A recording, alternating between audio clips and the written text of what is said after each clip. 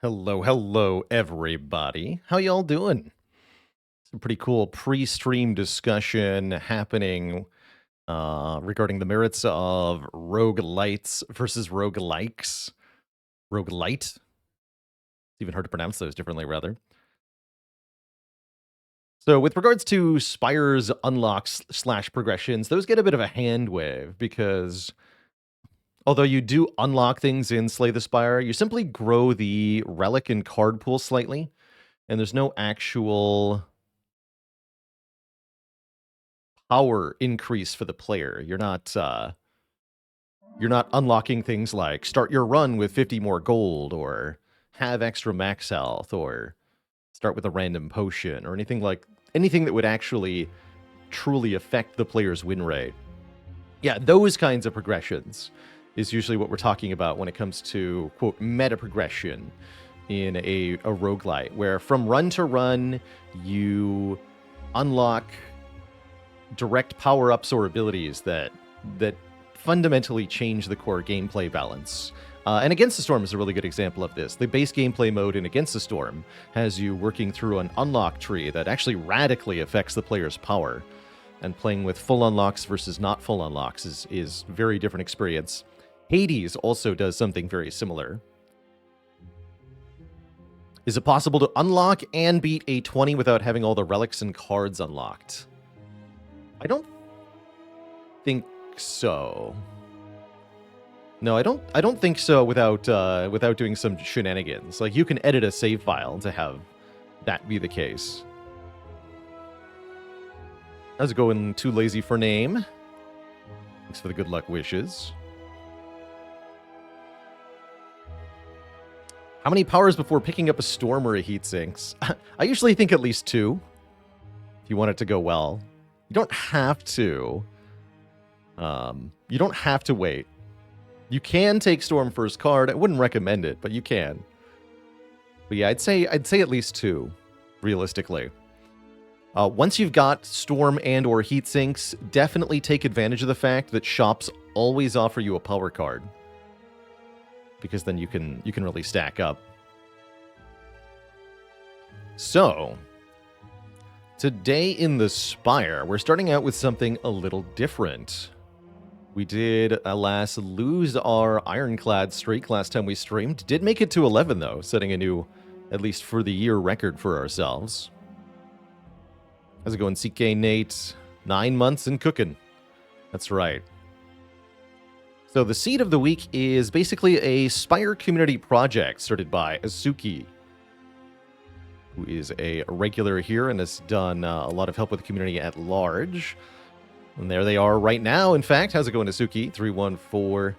Thank you for creating the seed of the week.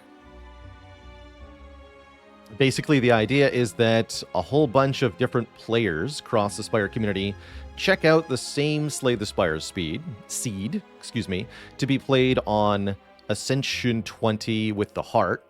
And basically, the idea is that we get a greater perspective on the Spire and the players thereof by just seeing how different people tackle the same Spire seed.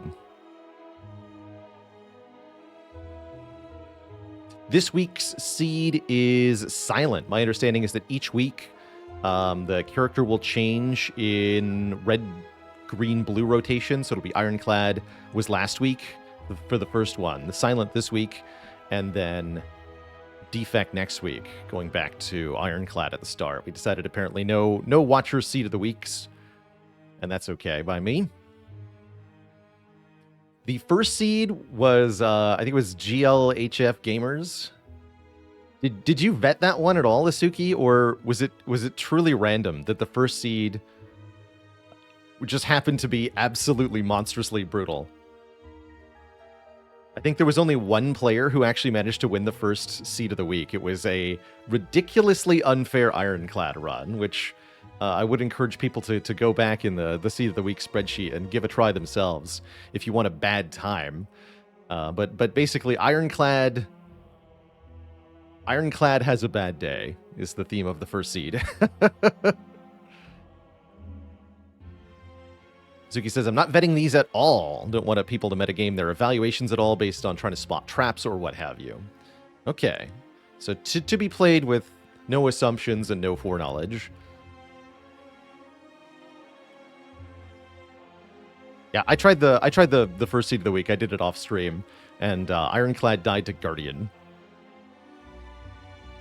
Let's have it. Can anyone try the seed? Yes, anyone can play. You can play through the seed and submit a run, even if you do not live stream it. You can contribute your experience and write down notes in the spreadsheet.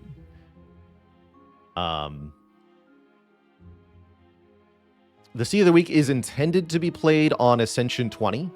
But you are still welcome to try it on a lower Ascension, although not Ascension 0, preferably, as that does change how the map generates. So you get a different map if you play the seed on A0.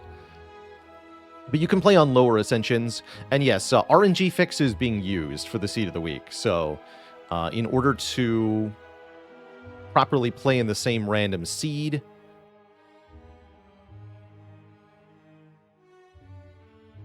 you'll need to use the RNG fix mod. Skeptic says, do seeds vary between modded Spire and vanilla Spire? With RNG fix, definitely. And yes, Switch is also going to be completely different seeds from PC, unfortunately. So you won't be able to, even comparing unmodded from Switch to PC, you can't run the same seed and compare them, unfortunately. Same goes for the mobile version of Slay the Spire. You'll have a different set of seeds. So if you're playing on Android, for example, you won't be able to play along either because you have a fundamentally different version of Slay the Spire. And so even with the same seed, even unmodded, you'll have different results. I think that's likely the case for the Mac version. I don't remember if the Mac and the Android versions share seeds or not. What's different about mobile and PC? It's a port, basically. It's a recreation of the game created by a third-party developer. And it has different core coding and even different bugs.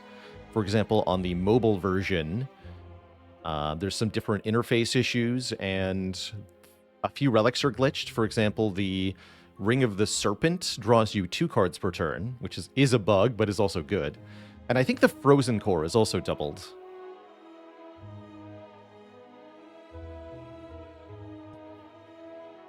Dollar Cave says, Mac counts as PC in this context, since it's a Java game. Okay, so you probably can participate from Mac.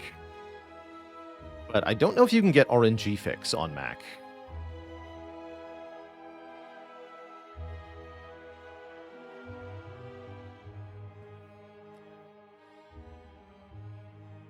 Would I consider it cheating to use the Ring of the Serpent on mobile? I don't think so.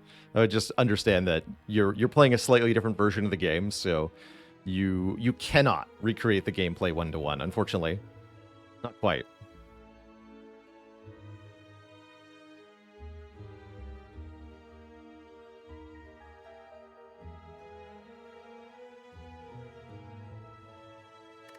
So, the seed of the week this week. It's a silent seed. Let's actually jump into the very beginning here. Asuki Y is the seed for week 2. So we're going to be playing Ascension 20 Silent. Asuki Y with 3 Ys, right? 2 Is, 3 Ys. AS, UK. Yeah, that's it. That should be it. This is also going to help me determine if any of my mods affect our random outcomes. I'm not actually 100% on this, but we should be able to get some detailed info by streaming this.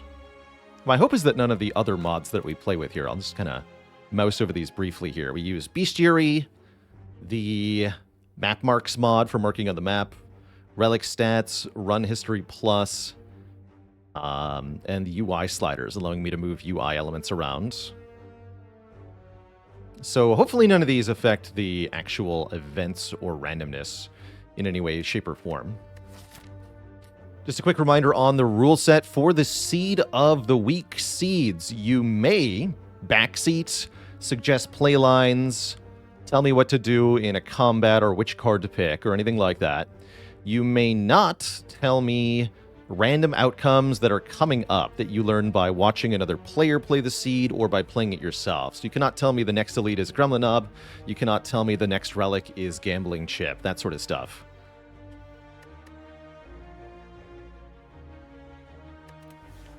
So, here are the starting options. Colorless card, 3 1-hit point elites, lose all gold for a random rare relic, or the boss swap.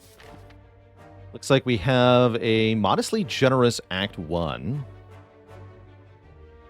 Oh yeah, you need to have base game fixes disabled as well through base mod for full competitiveness. I do believe I am playing with base game fixes disabled. Have we completely shifted to silent? Not yet, no. Although I do plan on doing that pretty soon, actually.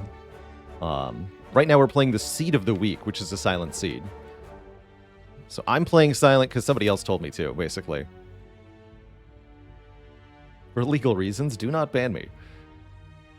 Okay, I definitely like any act in terms of pathing where you get 2 elites after the chest. The more fires beforehand, the better, and I love that there's a shop here.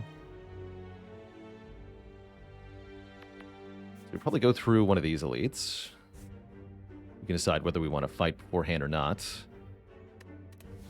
So, can I snipe an elite? Kind of. Yeah, kind of. I don't really like the elite snipe that much on Silent, as Silent already has very good easy pool fights.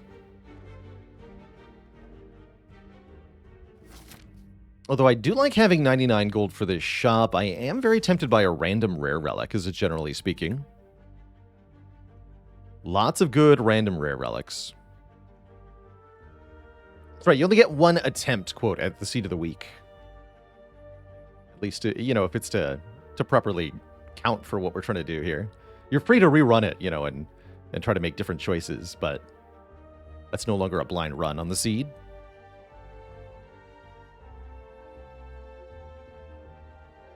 Okay. I could see taking a colorless card being okay here also.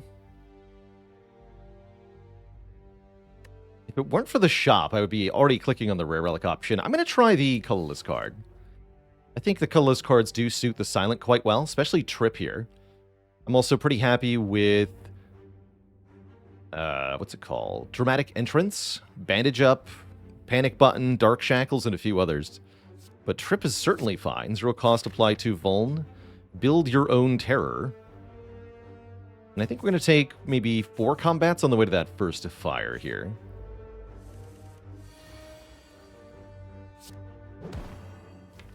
With Trip, I'm not too afraid of Jawworm. Wondering if I need to take 1 on this turn or not. I think I should. It's only 1. Jawworm is definitely a damage race for the silence. Gotta be aggro, or else this worm will slap you pretty hard after a strength buff. And indeed, if I hadn't played that extra strike on turn 1, this turn would be pretty bad. So I am very grateful that I made that choice.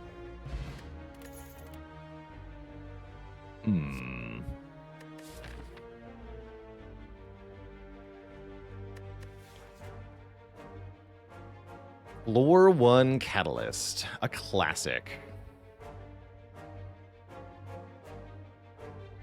Oh good, and the seated command actually does work on Bailerbot. Good stuff.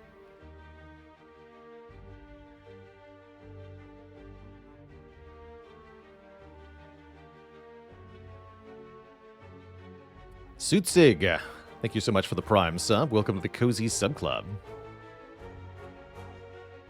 When I first played all 4 characters, who did I enjoy playing the most? Ironclad.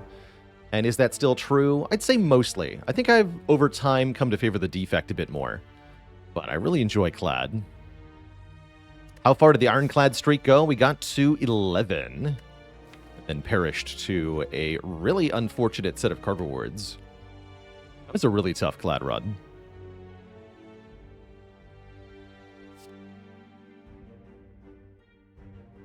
Sucker Punch is not even that good, though, right? I'm really tempted by this Catalyst. Slippy Toad, thanks for the Prime sub and the 27 months. You know what? I'm going to do it. Especially since we have that shop coming up. Although, with the early elite, maybe that wasn't too wise. Maybe I want to go to another shop? No, we're good. We are pretty good. I'll take the random 2 upgrades as well. We get 1 strike upgraded and 1 defend upgraded. And my hope is that those will save us health compared to what we paid for them.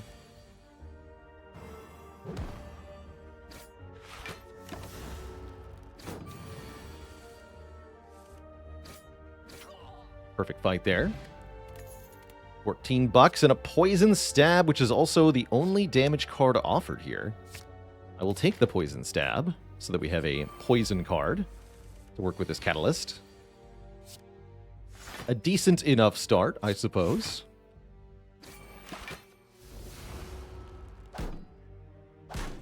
Oh, I like that as an abbreviation, Pele. SOTW.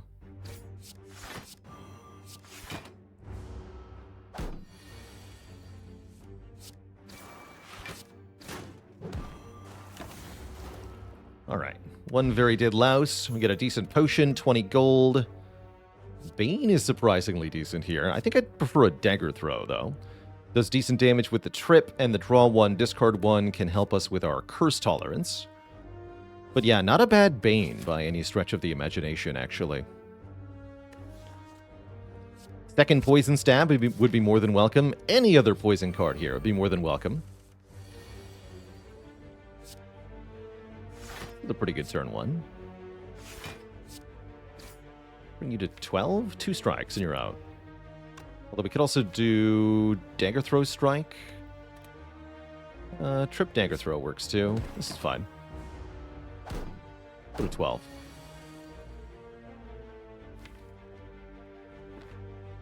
Okay, this one needs to die next turn. This one doesn't. This one will buff next turn, so we can trip this one now.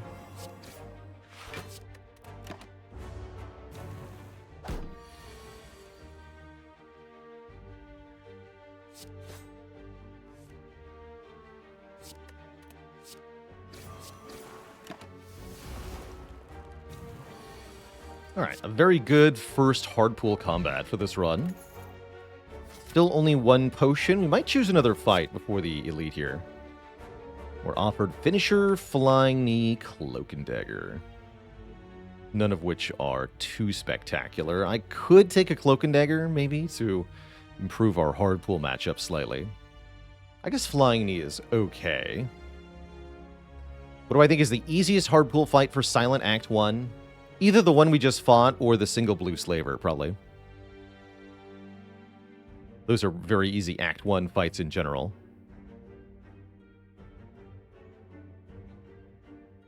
Or a really gentle 4 gremlins, like double Angry Gremlin, Sneaky Gremlin, Shield Gremlin. You just kill the Sneaky Gremlin turn 1 and then block. You always pick up Flying Knee on floor 1. Is this a mistake? I don't think so. I think the only card that's really not that good for Silent is Quick Slash. I feel like that one is just extremely underwhelming later in the run. But 1 energy is always useful. It does decent enough damage early on. I do think we need a bit of an edge in this elite fight, so I will take a Flying Knee here. And we're going to get to upgrade 1 card, which should probably be Poison Stab, to improve both the direct damage and the initial poison we're adding to make Catalyst a little bit stronger here. We could also upgrade Neutralize, maybe. Maybe.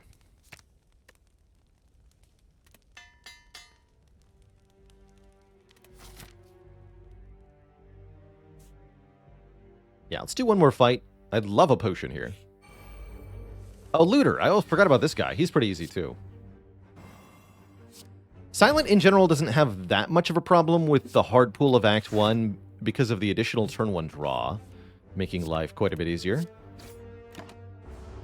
Look how thoroughly this fool gets donked by us. Easy fight. Very easy fight. In fact, the only damage we've taken this run is the 1 to Jawworm, plus the damage to the Burning Light event. We do not get a potion. We're now up to 70% potion chance, but we do get offered a die, doing lots of physical damage to every opponent. That's pretty good. Doubly so with Trip here, which can potentially make every opponent vulnerable.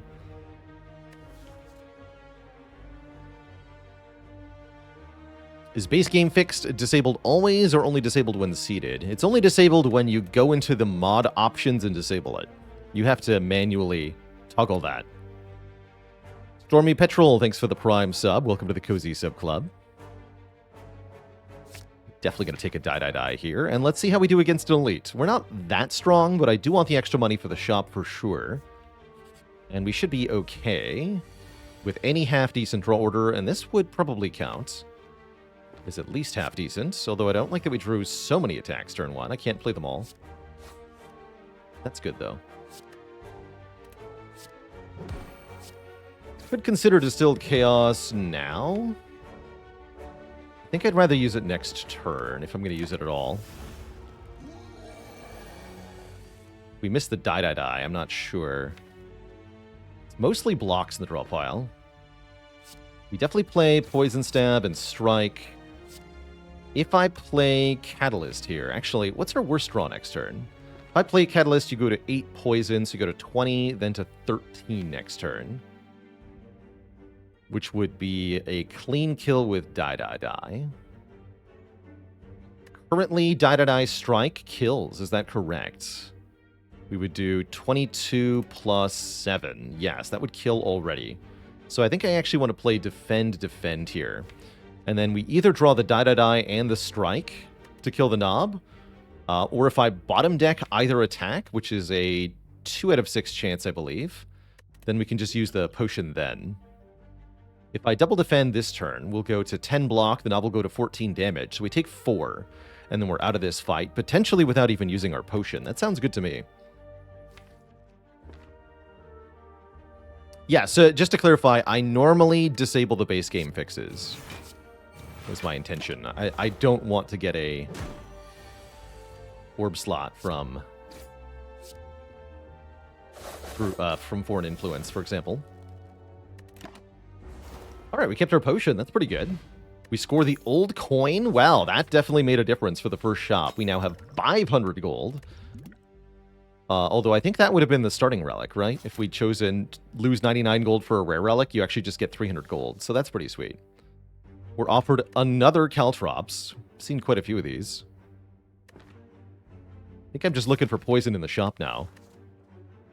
I'll skip all of these cards.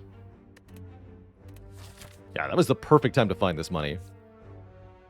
Caltrops could be okay, but I'm looking for more defensive options early on, I think. Now that we have the base offense of the deck early sorted. All right, we're offered second Catalyst. We've had first Catalyst, yes, but what about second Catalyst? Seems a bit iffy here. I do like the Frozen Eye quite a bit, letting us know the draw order.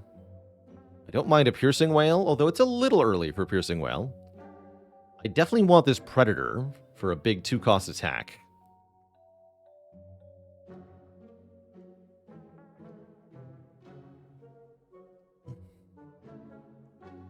How's it going, Klimbit?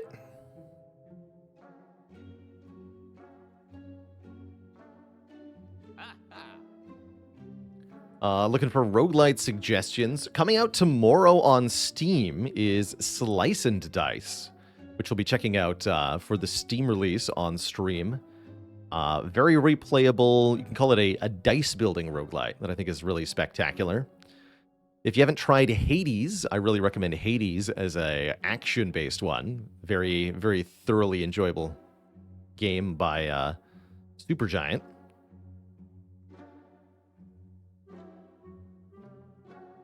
Binding of Isaac is definitely a game with a lot of replayability that many like.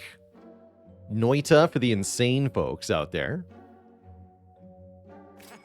You have to be a little crazy to play Noita.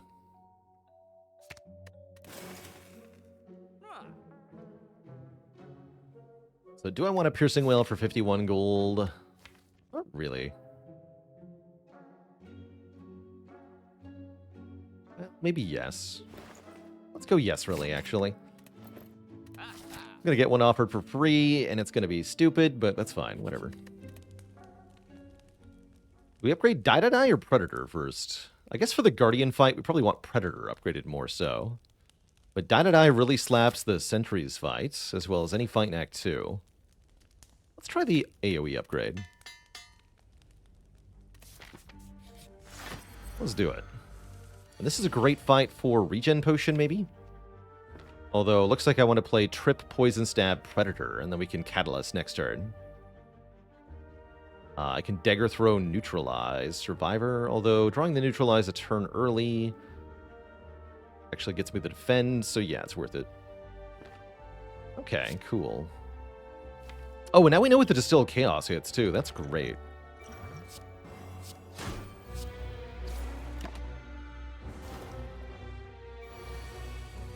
Excellent.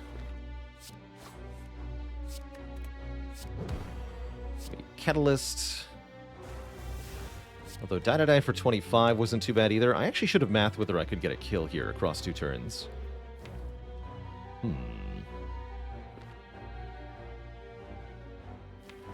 Didn't consider that option. Probably should have.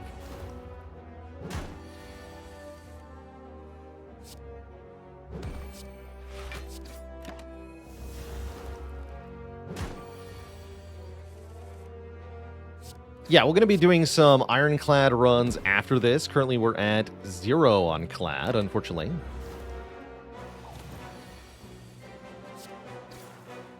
Just how it is.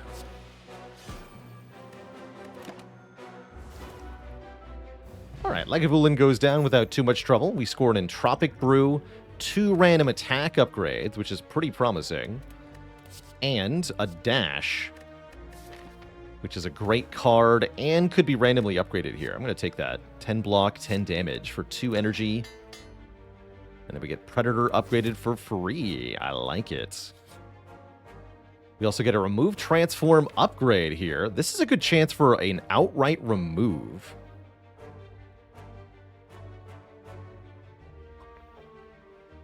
Although I also would not hate an upgrade here. We should be good against the upcoming elite. We should be good against the boss, and that means we can remove. Normally I say you need to transform if you can't beat the boss. You need to upgrade if you can't beat the upcoming elite. But we're going to cut a card here, lose another strike. So we're down 2 strikes. Before even leaving Act 1, we're still rich. We've got some pretty good relics. Well, maybe not that good. We have healing per fight. We can see our draw order, and we have a lot of upgraded attacks, which does go a long way. I really like knowing that Die is the top card. That is so huge. So I could Dagger Throw to Die right now. We could also Distilled Chaos, but I don't want to.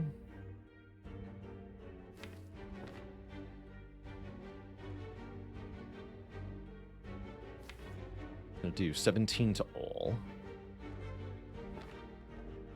So if I Dagger Throw and Predator... No, we don't Dagger Throw and Predator. We Survivor Predator, right? Bring it to 19. Next turn I can do Defend plus, Die, Flying Knee. And then the turn after that I can do... Dash, Poison Stab, Catalyst. So we're going to do 25 plus 20. We're going to do 45 damage to one of them. That's going to be the front one then. And I'm going to trip the one that I'm going to poison, which is going to be this one, I believe. Take 2 here. Take 2 again next turn. I don't think we're using a potion, though.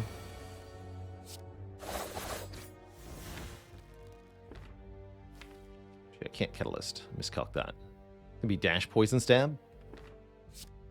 It's fine.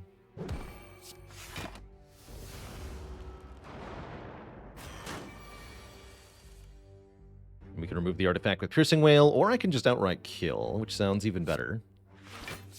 Kill this one. Full block this turn. Gee, we're already dead. We're fine.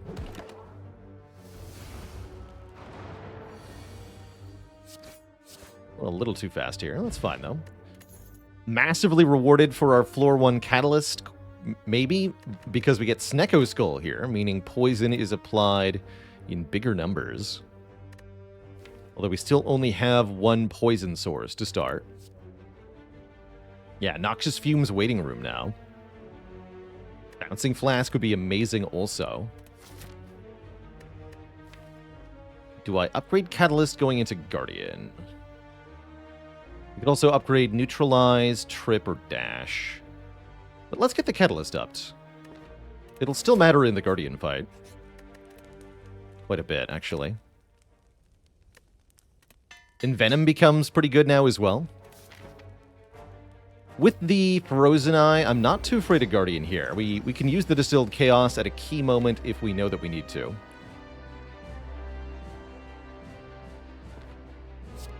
Let's just start by drawing more cards and having more energy next turn. Sounds perfect to me. As long as I Dagger Throw, we draw the Catalyst next turn. Since Poison Stab applies 5 poison, next turn it'll be 4. 4 goes to 12. That's still pretty good. That gives us a very solid leg up in this fight. We can do Poison Stab, Neutralize, bring the threshold to 1, and then hit it as hard as possible. Oh yeah, times 3 plus 1, so it goes to 13, excuse me. 13 poison. That's even better. Now have a trip.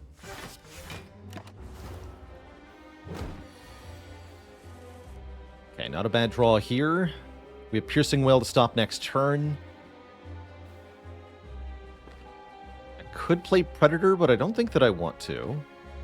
I should play Poison Stab. We want to keep stacking poison. So this is probably defend, Poison Stab. Take a bit more. Yeah, let's do that.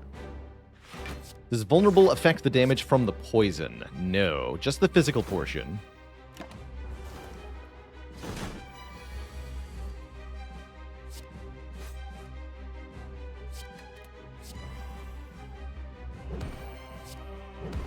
Caw.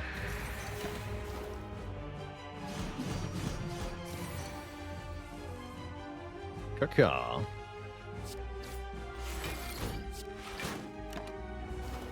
That poison will pretty quickly spell the end of the Guardian here.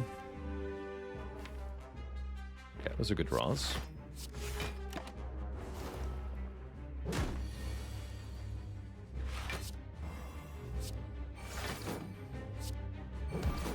Take a little bit, but not very much, and then we win next turn. GG. Very solid Act 1 for us. We picked up a powerful poison card, a relic to go with it, and a bunch of other stuff. We have lots of money still, despite spending a bunch. We have a bit of healing, and we have lots of upgraded cards in this deck, too. My question then is, do we take an after image for 1 block per card, or do we take a malaise to give strength down to foes? I'm definitely a fan of malaise, especially when combining with poison. Cards that slow down your enemies and basically you buy you additional turns are very valuable when you're dealing damage per turn. I'll take that malaise. Our boss relic options are Black Star, Wrist Blade, and Philosopher's Stone. Interesting. Black Star will give us extra relics from elites. If your deck is already good at elite hunting, this can be pretty good. I think we could do okay with the Black Star. The Malaise works pretty well to shut down the Book of Stabbing. And with the Frozen Eye and the Distilled Chaos, we could probably get through a tough elite fight. The Hateful Nate, thanks for 41 months. Wristblade makes our zero-cost attacks deal more damage. We don't have too many of those at the moment. Didn't take Blade Dance or anything. Or Cloak and Dagger. So with a different deck, Wristblade could be very good. As it is, I don't think so. Philosopher's Stone gives enemies additional strength, but gives us additional energy. More energy is very valuable here with an X-Cost card with lots of powerful attacks. Having more energy to spend goes a long way. Enemies gaining additional strength can hurt a bit, especially if those enemies are multi-attacking enemies, but we do have a couple of things that counteract multi-attacking enemies, the Piercing Wail, and then very notably the Malaise. With the Malaise, we can use the additional energy we have to take extra strength off of enemies. So I think the Philo Stone is a very good pick here, and is going to be my choice for our Silent going into Act 2. My choice is also going to be to go to a shop as soon as possible here, so that I can remove another strike, maybe buy something else. Looks like there's lots of elites this act, so Black Star pickers rejoice, as you will have quite a bit of stuff here to choose from. I'm not so eager to get into regular fights. I think we could struggle in some of these, but we could also thrash our opponents in some of these. For example, here I know my exact damage this turn and next. Let's see, we got 17 plus 8, 25. 28. Next turn we deal 15 plus 13. So 28 plus 15 plus 13. 56.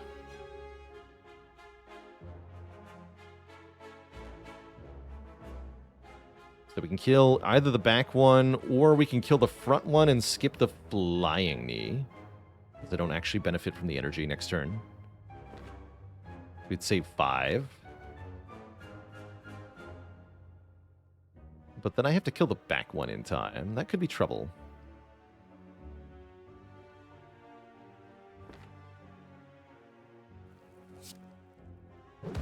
Target the front one here. Just double check. We do 15 plus 13, which is 28. Yes, 28. Take not too much here.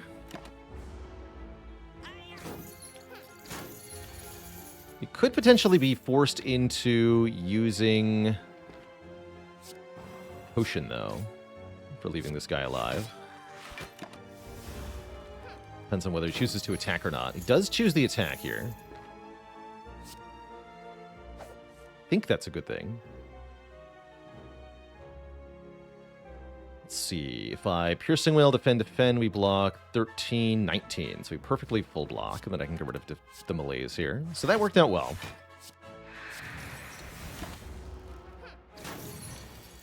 We just kill. Okay, that was good. Good use of the Frozen Eye there. Get another Distilled Chaos. I kind of like that. Dagger Spray Plus. I kind of like that too. Another AoE option with a free upgrade. Yoink. All right, Entropic Brew. What's inside you? Because I'm probably going to discard you for a second Distilled Chaos here. Yeah. With the Frozen Eye, these cards are way too strong. Or these potions, rather, are way too strong. So I'm going to go with double Distilled Chaos. Oh, holy crap. Give Enjoyers Rejoice. Dead Branch is here. Could transition this to a Dead Branch run. There's also +1 strength in the form of the Duvu doll, which ain't bad.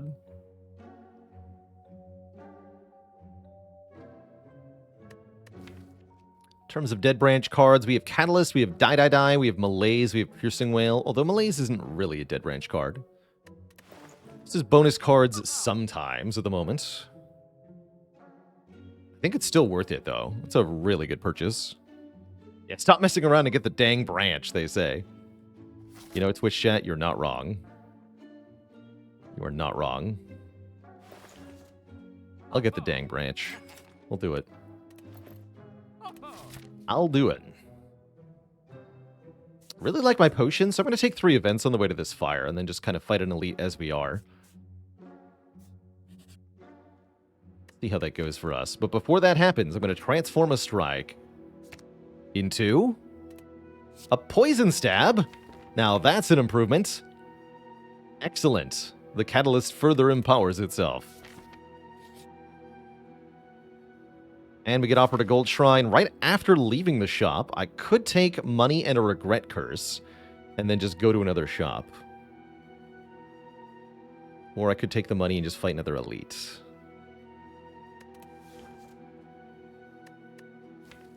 I think I'd rather take the money and fight an extra elite. We're pretty good at the moment.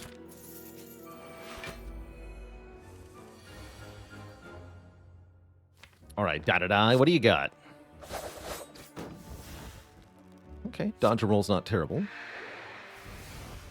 Accuracy is pretty bad. I don't see how that's going to help me, but I'll play it. Just to avoid drawing it again. Turn we can Predator, Flying Knee, Defend, maybe? Definitely Predator. Next turn we're being attacked for 11 by 2. I draw 7 cards. We can use the Malaise if I remove at least 1 artifact this turn, so that'd be a good reason to go Poison Stab. Alternately, can we kill it? Maybe I can kill it. If I play Poison Stab, Flying Knee.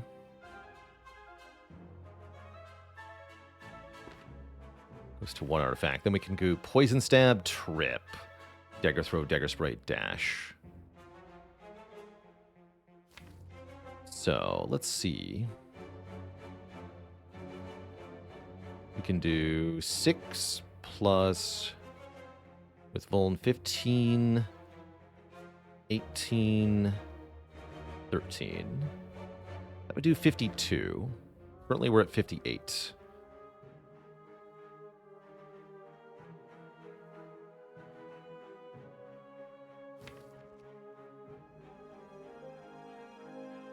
If I don't play the Flying Knee, I have to lose the Dagger Throw.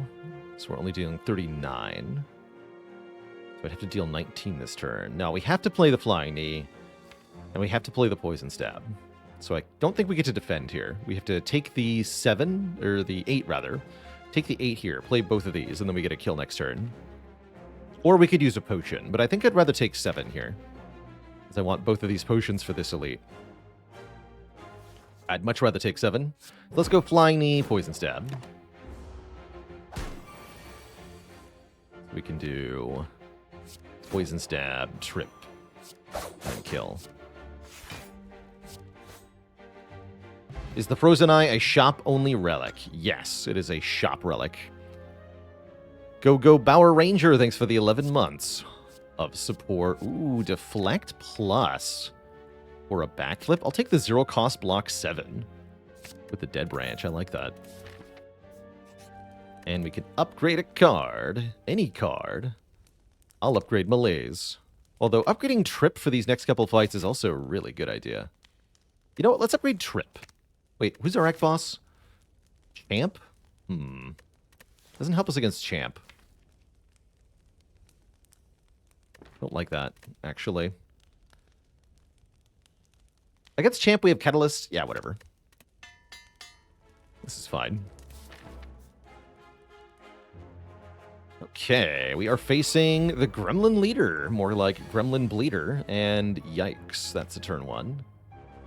Trip, Dagger Spray are the top 2 cards. Trip, Dagger Spray, Predator, actually.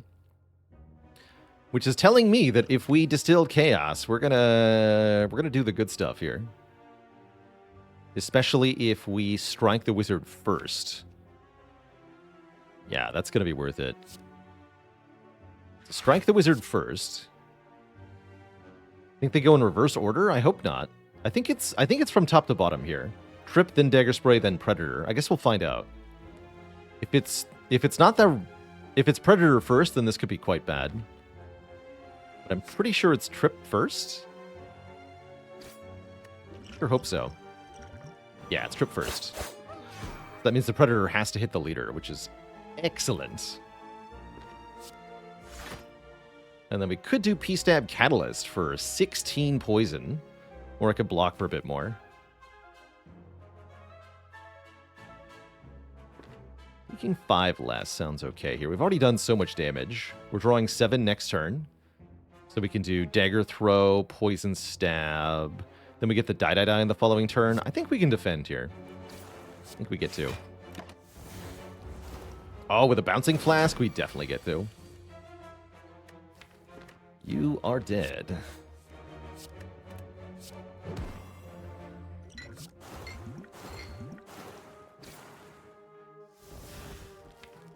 Take 20. Then we die. You do attack again, but we have a kill already. Good fight. Where's Nightmare? Where indeed? Where indeed? Bottled Lightning. Oh my. You can have any skill in the opening hand, including the Trip Plus. Or the Malaise. Bottled Malaise is pretty spicy. Take a backflip now.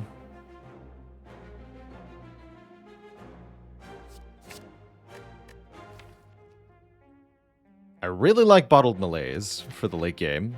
And for Champ, quite frankly. And if we find any turn 1 energy relics, it's pretty good too. Deflect on turn 1 could be okay. Bottling Malaise means we upgrade it. I already wanted to, so yeah, definitely. Okay, let's do that. Let's bottle the Malaise. Although Bottled Trip is not bad, as mentioned.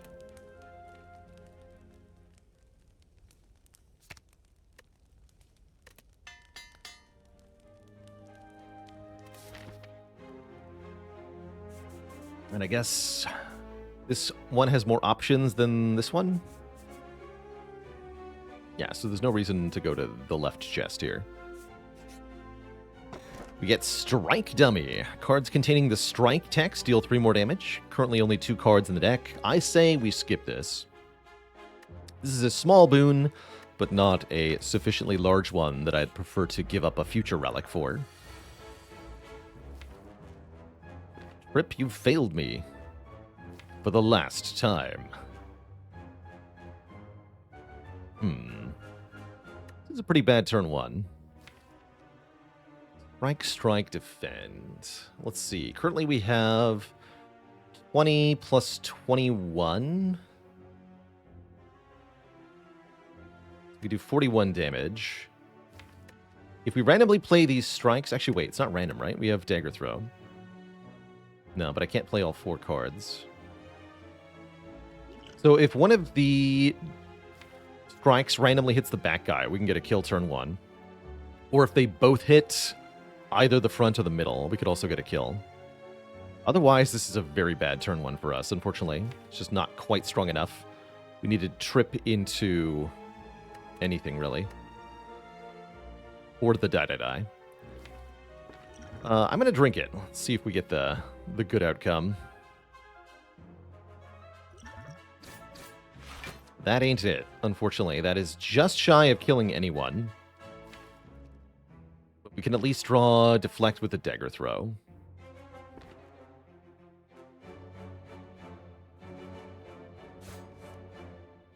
But yeah, I think that was the worst possible outcome for our attack, unfortunately. It's alright. Next turn is not so bad. Should have done that first, actually. Yeah. Actually, no, I can't do that first. It's an X cost. Never mind. We have 4 energy next turn and 4 good cards to draw, so I don't see any reason to mess with any of this. Let's just take our hits.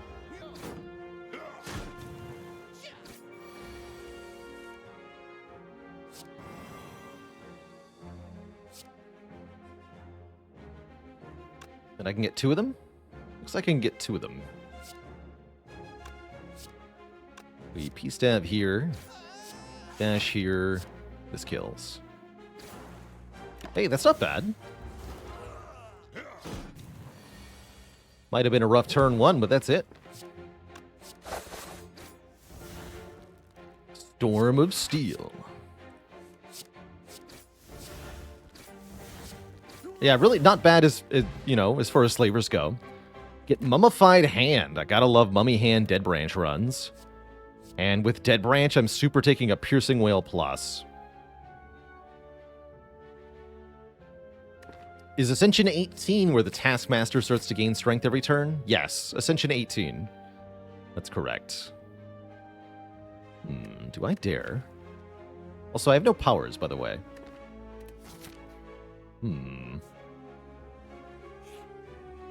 Oh! I was just thinking, fighting this elite with no potions is going to be tough, but with a smoke bomb and a distilled chaos, let's freaking do it. Excuse me. You're all being very rude right now. Caw. That's more like it. Oh. If I Poison Stab, Burst Catalyst, how much poison is that? You go to 5? 5 then triples to 15, goes to 16. 16 triples to 48, goes to 49. 49 poison if I do Poison Stab, Burst Catalyst here. That means not playing Die, but with 49 poison, this fight's over. And I can just Piercing Wail again next turn. Yeah, this fight's over.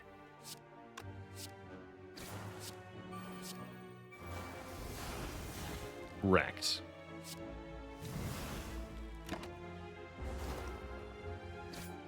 Yeah, so they can't attack me again on this turn, and then they die next turn. It's that easy. It is, in fact, just that easy.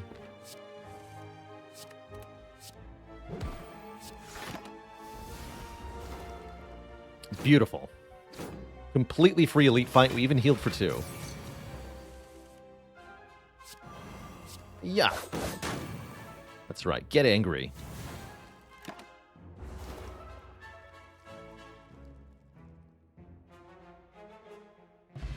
Get the Singing Bowl. We can now skip cards for 2 max health, but I'm not going to skip Well-Laid Plans. You crazy?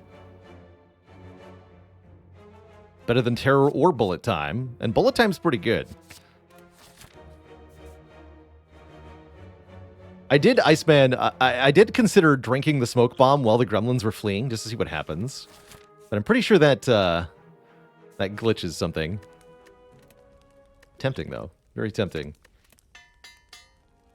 Yeah, you can't skip Well-Laid Plans when you have Mummy Hand and Catalyst. It's just foolish. You can't do it. Cannot do that.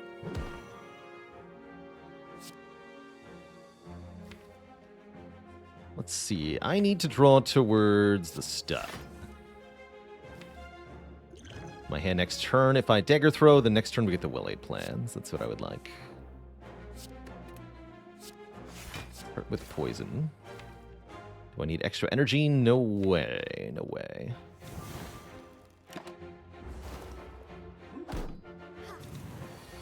Did go for another attack. How rude.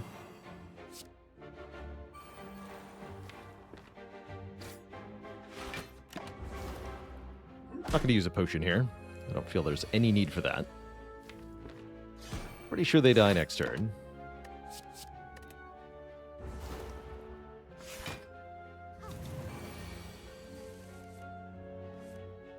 Super dead.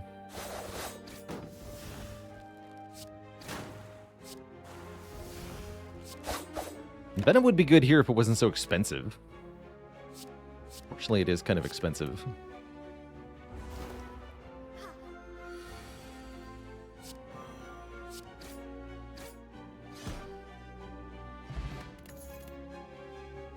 Another Deflect plus. How about an Escape Plan plus? 0 cost, draw a card. If it's a skill, get 5 block. And I know if it's a skill. So, yeah.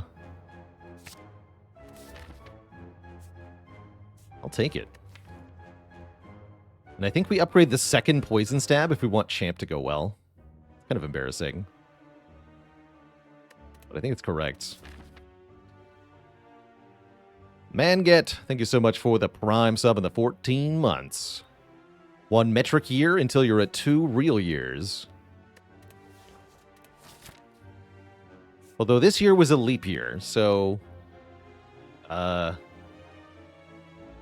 metric year minus 1 day, I guess.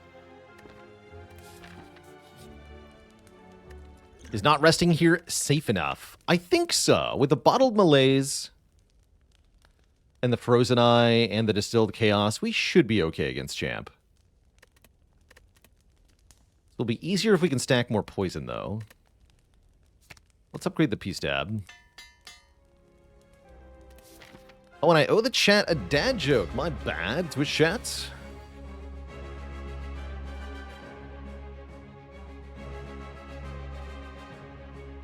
What kind of pet does the Silent have?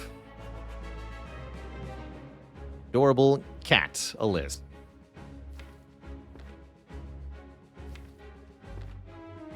Looks like turn 1 is going to be Backflip Survivor Malaise for 3. Bring champ to -2 here, and then we'll get the well-laid plans in play the turn after next. Not too bad. We get a new card off the Ascender's Bane. We'd ideally like to get a random poison card. Although Tools the Trade is arguably just as good here. When I get to play Predator for free. I like it. You're already weak? Still doing 18, huh? Ouch. And I'm frail. Ouch. Could be the time for Distilled Chaos. I think we just wait, though. There'll be other opportunities.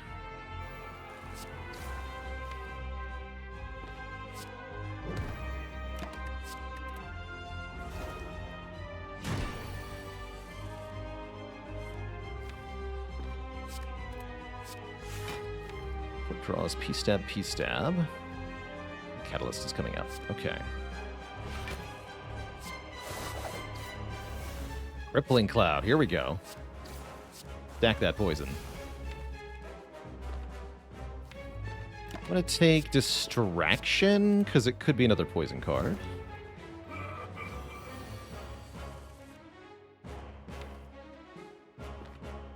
Currently, we get Catalyst next turn. Catalyst this turn. Catalyst next turn. We want to get Champ as close to half health, which is 220 hit points, as possible. And then poison him massively. The Champ will clear all debuffs, which is why we have to make the 2-turn impact of the poison as high as possible.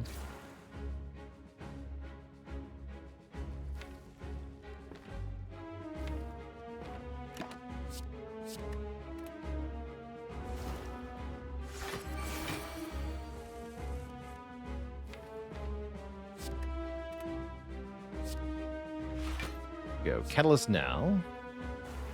64 poison.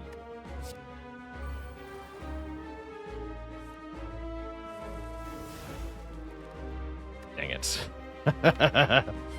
You're a little bit late, Nightmare. Although you could still potentially help me.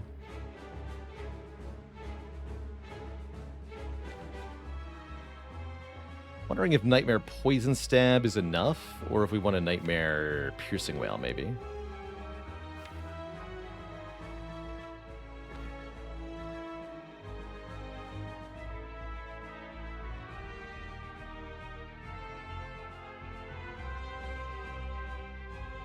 Nightmare Piercing Wail seems remarkably effective at stopping the first execute from hurting us.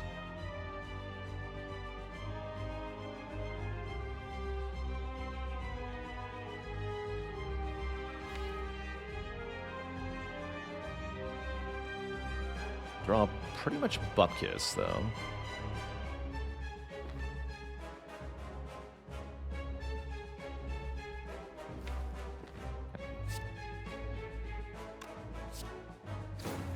Okay, you're already weak. This is fine, then.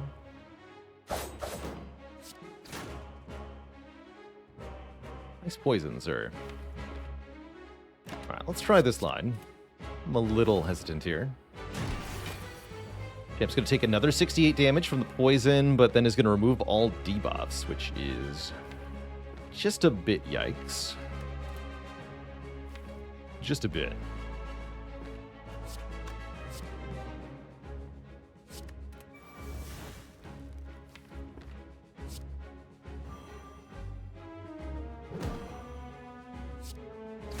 Keep the deflect. Only going to retain one here. Actually, no, we'll keep a Piercing Wail as well. Although, if I... No, we're going to draw 6. We need to... And get 3 more, so I can only have 1 card in hand. Yeah, just keep the 1 deflect. Alright, here it comes. 22 by 2. We could stop that. We can definitely stop that. Terror is nice. 10 by 2. Yeah, let's do outmaneuver, one more piercing round, 4x2. Keep Terror, Storm of Steel, Escape Plan.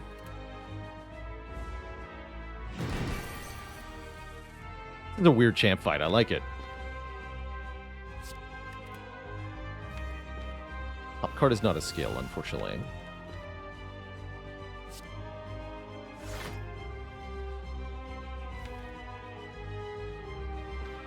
Okay. Going to be a little reliant on what Storm of Steel makes for us here. I might also play Predator for next turn.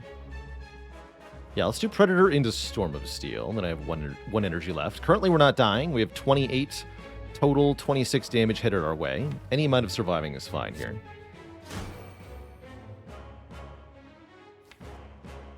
Although I could just hold on to the Storm of Steel for next turn and do something like dodge and roll, flying knee. I like that more. These 3 cards. Drop to 10. 45. That's a big freaking number, sir. Please don't kill me. Yeah, I'm not weak, so each shiv is 6 damage proper. I think we have a kill here. Although Distilled Chaos won't save me, huh? I'm pretty sure we just kill. Yeah, this is a kill. Okay. Hiya! Whew. Okay, that was a little tough, but not so bad. Phantasmal Killer is cute. How about our real tools to trade? Doppelganger not terrible with Frozen Eye either, but I like the tools with the Mummy Hand. Take the tools here. 2 very good potions. Again, both of these potions empowered by Frozen Eye.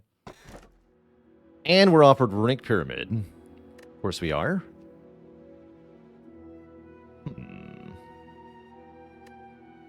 Or we could go 1 more energy per turn. Given that I already have a Will Aid Plans Plus and a Frozen Eye, do I need Runic Pyramid? Maybe not. I'm definitely down for a Curse Key here. We've even skipped a Relic, so we can get 5 energy. Yeah, I rather like the Curse Key here, Twishat.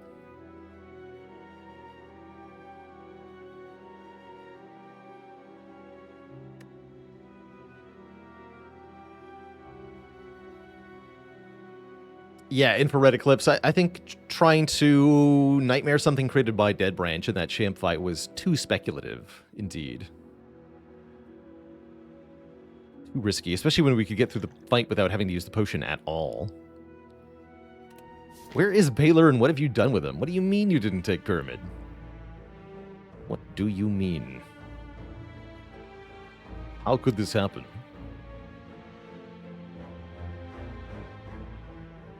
Don't even have to open the chest, that's right.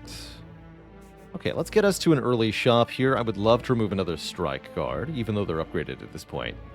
They can be gone. I'd also like to find a freaking poison card. Any kind of poison card would do, really. Any at all.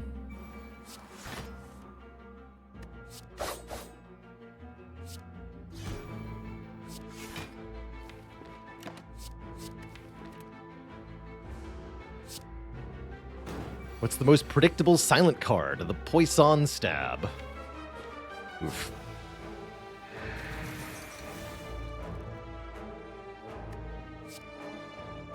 Oof, I say.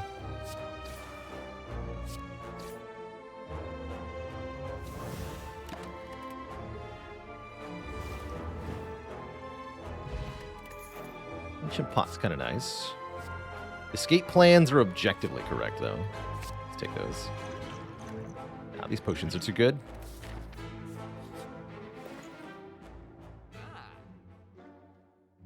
Ninja Scroll is here. Pretty underwhelming shop otherwise, unfortunately.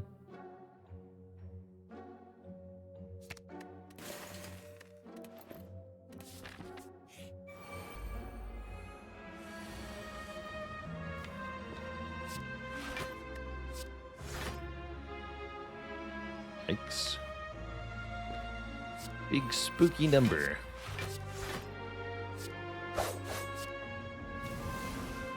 No. Terrible.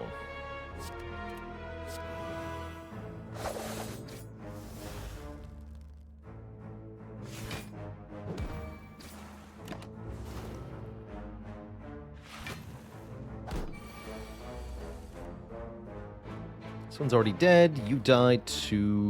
You don't die, actually. Interesting. Maybe if we get a random attack card.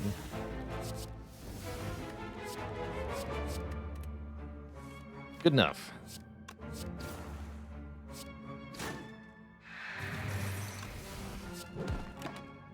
Be gone. Blade Dance is here. For dead branch things. Not gonna fall for it, though. What I am gonna do is fight a boss. Although this is not a terrible upgrade all, actually. Not at all. I'm gonna fight a boss.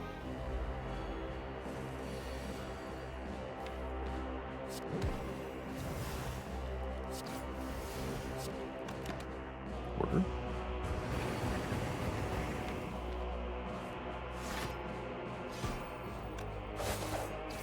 This ghost is toast.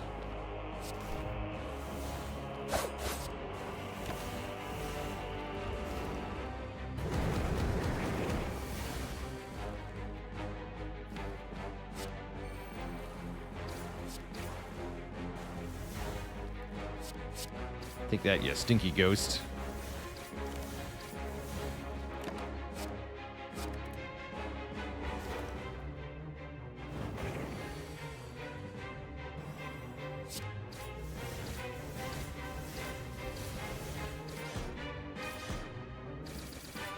The power.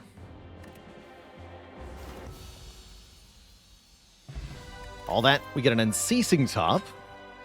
If we have no cards in our hand, we'll draw more. That's kind of, whatever. I'll take another Piercing Whale. They're very good for the late game, and even more so with the Dead Branch. Actually, not the world's worst Caltrops.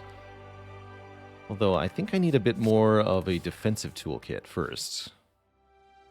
Now we begin to fall. Lose the other strike plus. Cool. This deck has no strikes. And that's just how I like it. Upgrade a card. Tools upgrade is okay. Might consider upgrading Survivor or something. Let's fight the Elite first then. Don't have a very good upgrade. How did I like the Biomes and Chimera mods together? I liked them a lot. We're going to be back to the combination of Biomes Chimera in the future, for sure. Yeah, I really liked it.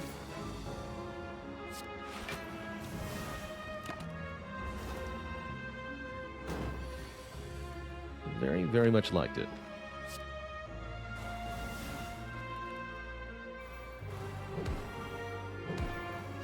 Wait, Unceasing Top. Draw me a card. Oh. At least we know what the top's going to draw. That's kind of good. More than kind of good.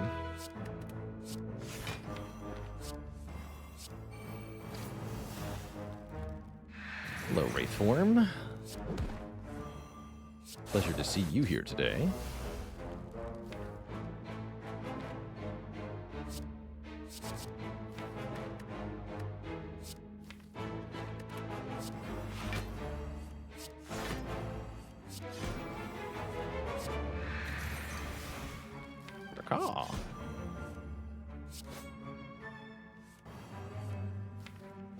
Trip.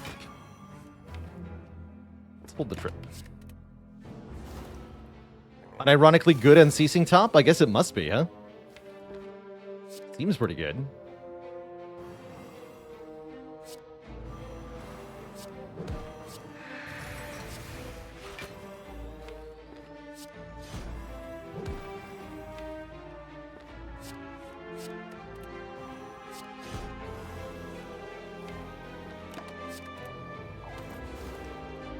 Looks like we have the fight well in hand, even though our poison damage is not where it needs to be.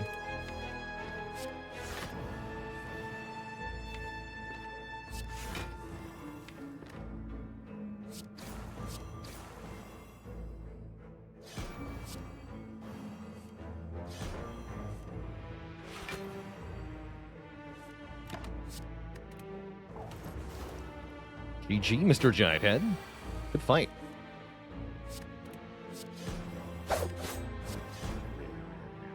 Very good fight. We get a Ghost in a Jar and a Question card and a Wraith form. Okay. Seems good to me. Footwork's pretty good too, but is it as good as Wraith form? I really doubt it. Take the Wraith form. Now I have a card to upgrade. How convenient. How convenient.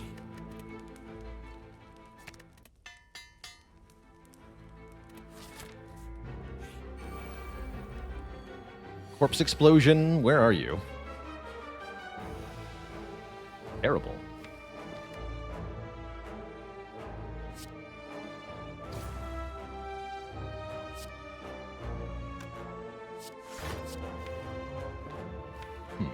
Let's play Wraith form. Okay. All is well then.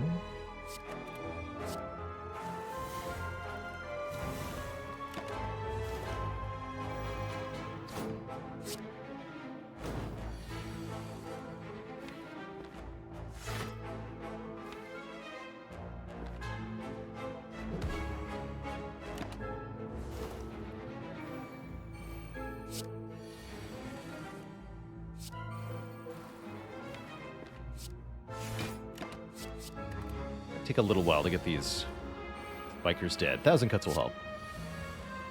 1,000 cuts will help quite a bit.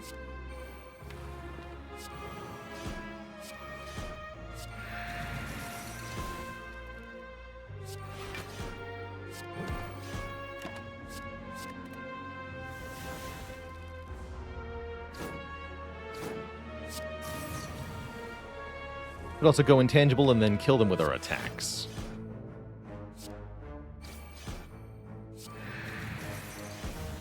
You don't take extra damage while you're intangible from the thorns.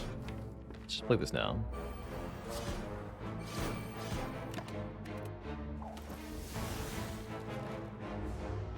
Here's Envenom.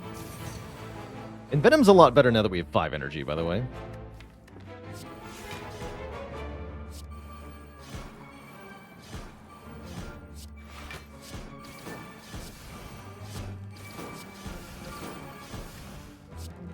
Go.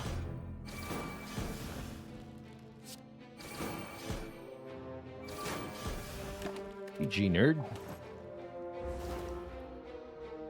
Another great fight. Another catalyst. Okay, with 2 catalysts, I think we have all the things we are looking for here. Random BS, go. Don't open that treasure chest. We'll get a curse that we don't want.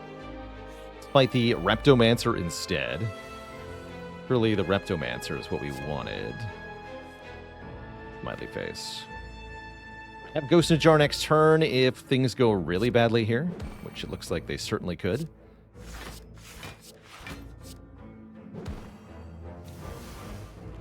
Luck to us. Crippling Cloud helps a little bit. But overall, it's a really big attack turn, and I don't have a lot of defense here.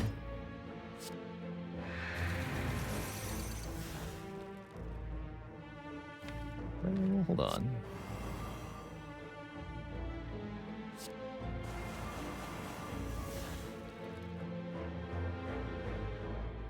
Okay, we can keep the Ghost in Jar now. You died at this, you died at this.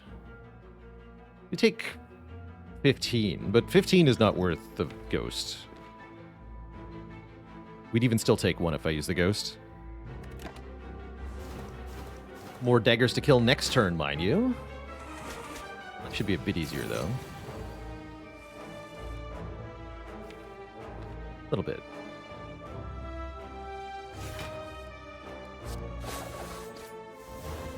Cool. Okay, we can go deflect. Lands. Dagger throw.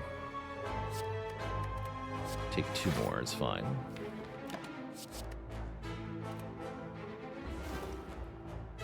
Yeah, this is fine.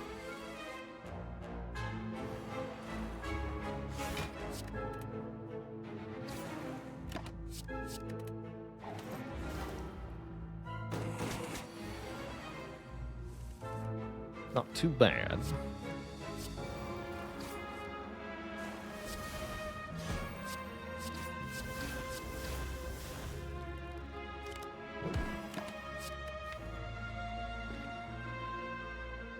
Okay, Catalyst mostly solves this next turn, too. Mostly. There we are. Alright, Potions preserved. Not too bad a fight. We score a Toxic Egg, meaning this third Catalyst says plus on it, or we can take the Noxious Fumes, which might actually be better here. The Noxious Fumes effectively also say plus on them because of the Echo Skull. Seems to mean we need more poison starters, so I'm going to take the Fumes over the Catalyst. We have to go to the Burning Elite here. Let's go through another couple events here. Designer Inspire. Upgrade a card, transform 2 cards, or remove a card and upgrade one at random. I'm going to choose the targeted upgrade here, so that we can upgrade our Catalyst before the Boss Gauntlet. Vertex Shell, thanks for the 18 months of support. It's always good to have ya. Whoops. What I get for going to events, I suppose. We'll rematch Giant Head. This time, though, there's 2 Catalysts, so I think this is going to go quite a bit better for us.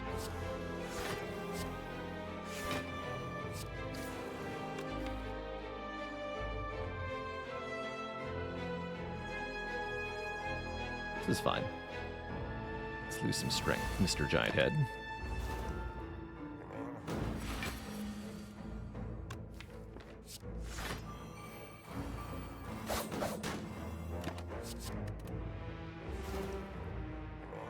Yeah, this really shouldn't be a troubling fight at all, by my count.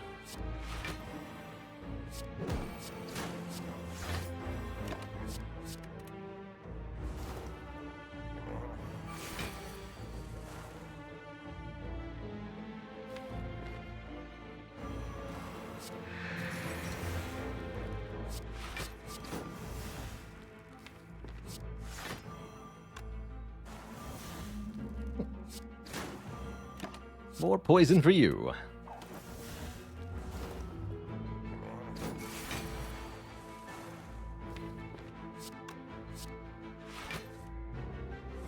Just looking for the other Catalyst. Unfortunately, it's pretty far down.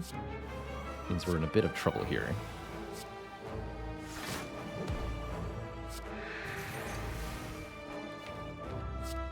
We can use Expertise to draw a bunch, though. Let's do that.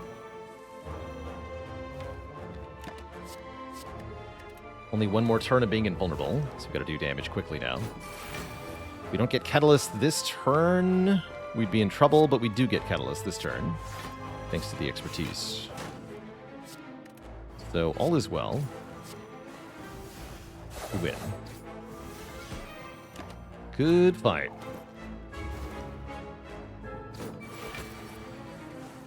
How's it going, Shoe Snorter? Did I pick Colorless card or Rare Relic? We took Colorless card on this run and started with Trip. Worked out okay.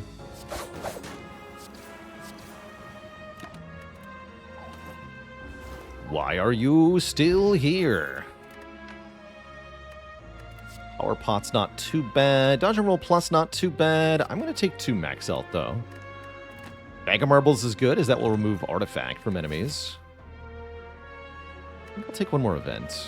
We have 2 good potions. We have all the cards we need. I think we're fine.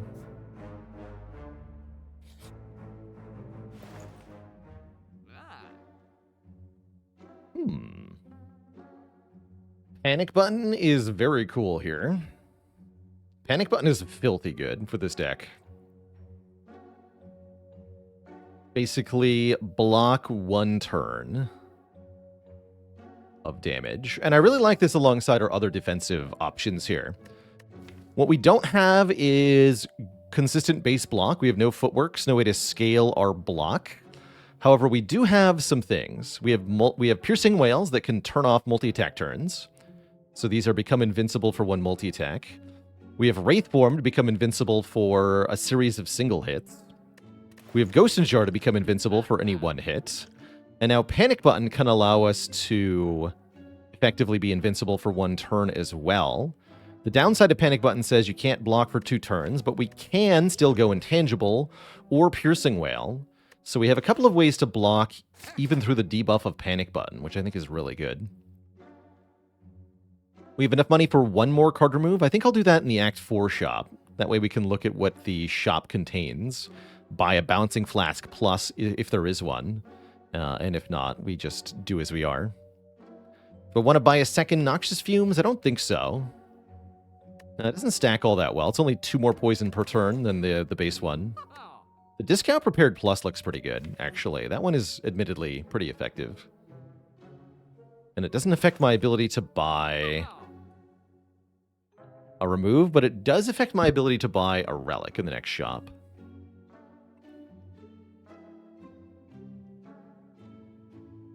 I think it's still worth it, though. I'll take this.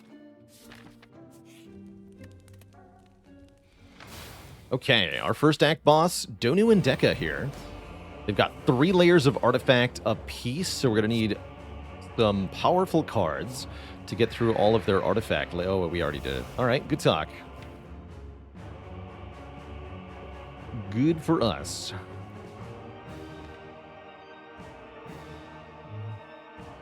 Let's play Predator here. I don't think... I'd rather Malaise for more. It's going to be tough, though. Going to be a little bit slow out of the gate here.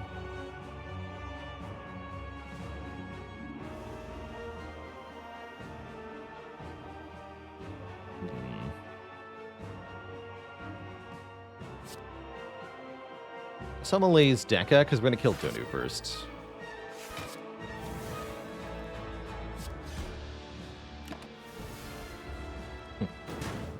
Don't think I play that, unless Mummy Hand hits it. Do I just discard it? Or Panic Buttoning this turn? Discard the defense then.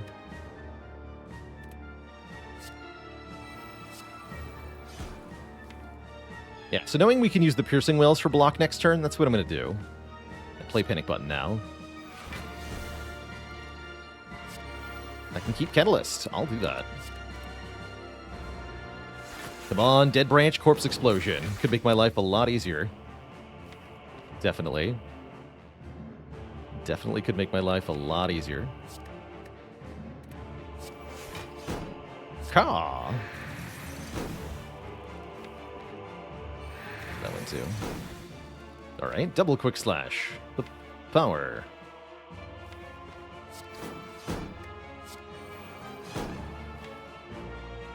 We got Retain 1 for now. That's fine.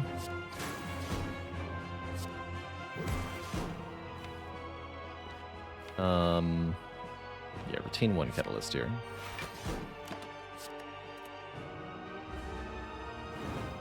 I think we have to play Wraithform on this turn.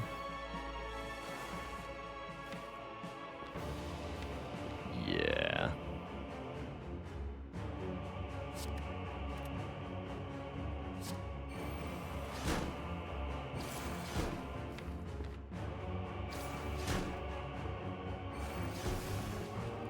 Convenient.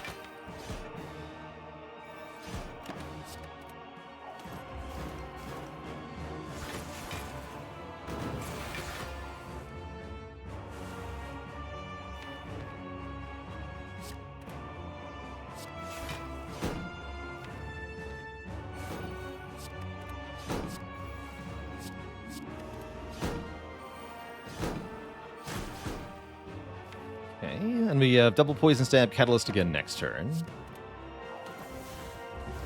Which I think needs to go on Deka. Donu's already dying pretty quick here. Donu doesn't attack us next turn. Next turn we're very vulnerable, in fact. boy. Do I have to use my Ghost and Jar next turn? With this draw, I might have to. Deck it takes 44, 43, 42 before they attack us again. More than that, actually, because of fumes. Let's assume 45 by 3, which is 135. That'll kill them. Is it Unceasing Top Time? Ooh, it might be. Yeah, we're going to put all the poison on Deca this turn. I can draw the Predator, but I can't play it, unfortunately. Also, I get a new card here. Okay, actually, I can still draw the Predator.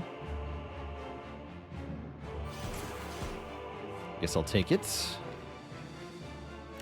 Can we do enough damage next turn? I don't think so, unfortunately.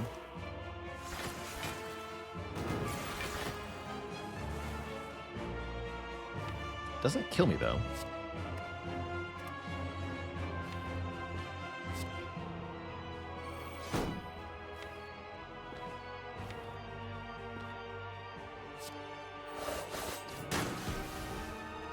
Okay, hold on.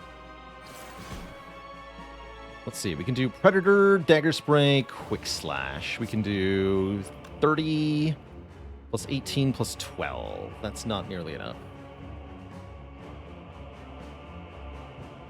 Well, shoot. That sure looks like I gotta use the Ghost then.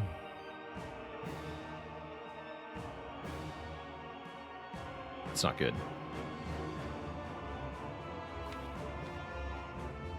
Could try to use the Gambler's Brew instead, but with -3 dexterity, it's not like I can generate any real block here. And we have another boss fight, so I really do need the health. Yeah, we could be at 1. Yeah, we could be at 1, but, you know, fighting Time Eater on 1 health, I don't love that idea. I really don't love that idea. So I'm going to use it.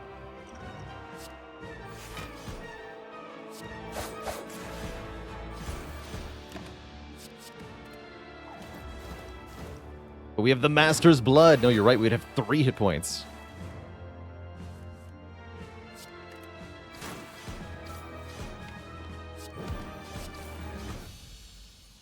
Okay. I don't love that we used our potion. But I do love that we have health. I do love that we're fighting the Awakened one. I'm pretty sure this is a good fight for us. Have to not use Wraith form too early here. Discard Catalyst for now, actually. Fair enough. Fair enough, I suppose.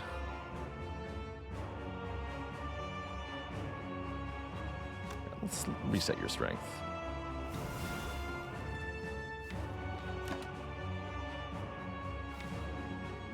And Eviscerate for next turn actually sounds pretty alright.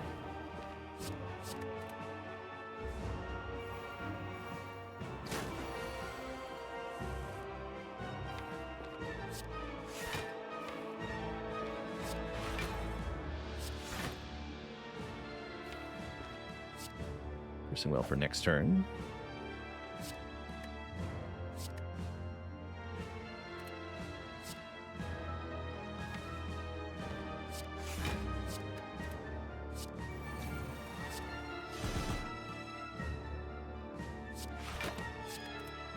Okay. We have our fumes down too. We need the fumes to actually do damage, I'm pretty sure, so. Oh well. Oh, well, that makes life a lot easier. Okay, we have Nightmare. Nightmare definitely simplifies things. Very substantially so. Now we can simply Nightmare Catalyst, and I think this fight's over. Or we could Nightmare the Wraith form. That also works pretty well.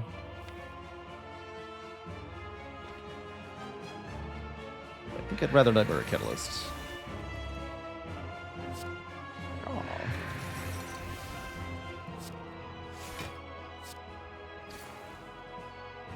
You're dead next turn, so hit you now. Keep both of these. Concentrate's good. Another multi-hit next turn. Also, I have no block this turn. Spooky.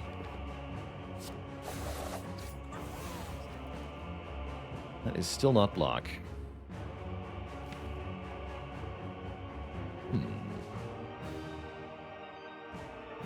Maybe it is Nightmare Wraithform, actually.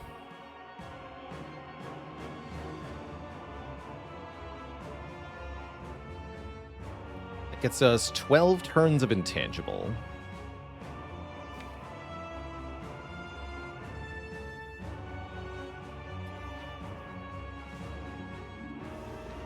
Not 100% on that.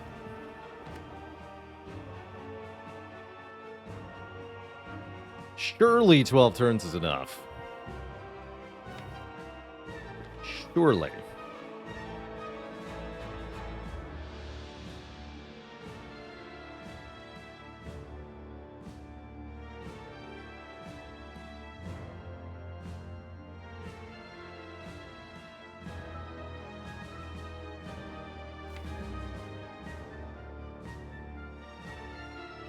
All right, I'll play your game.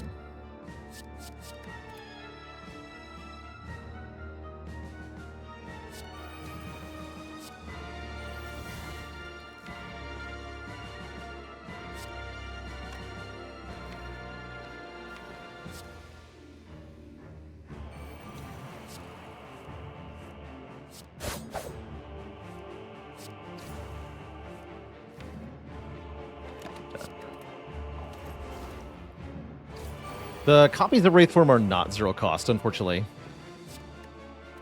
Is not how it works.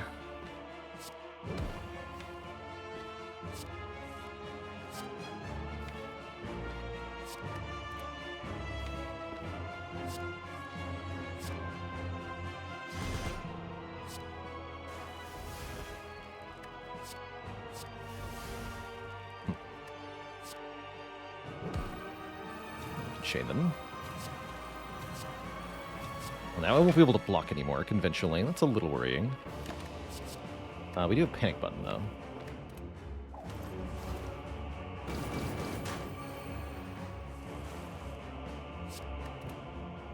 But yeah, this is the last turn where I can even block at all, which is a bit bad.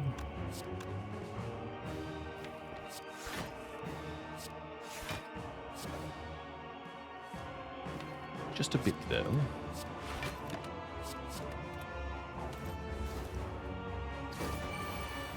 They'll get to be intangible for a very long time. This part's nice.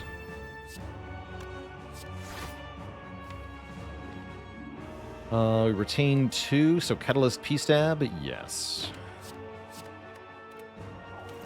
And yeah, we have lots of turns to win phase 2 here. This shouldn't be a problem. Should not be a problem.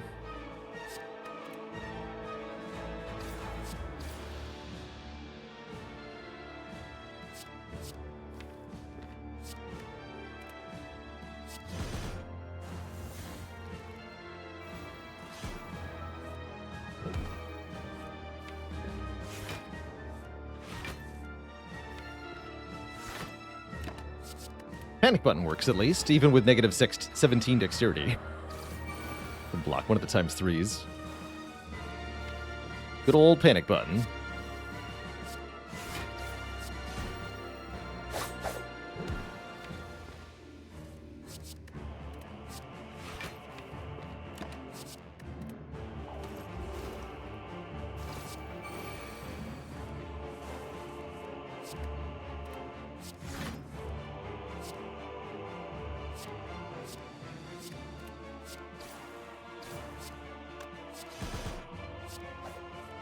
Pow. GG, okay. That fight wasn't too bad, and yes, the Nightmare Wraithform was safer than I expected. It really didn't take that many turns to kill. Cool, that's encouraging. 2 thump, 2 thump, 2 thump, a deep pulsing dread can be felt throughout the room. Is this the heart of the Spire, the source of the seed of the weak? You prepare your daggers, dealing $20.99. With just 3 easy payments, you too can own your own Spire.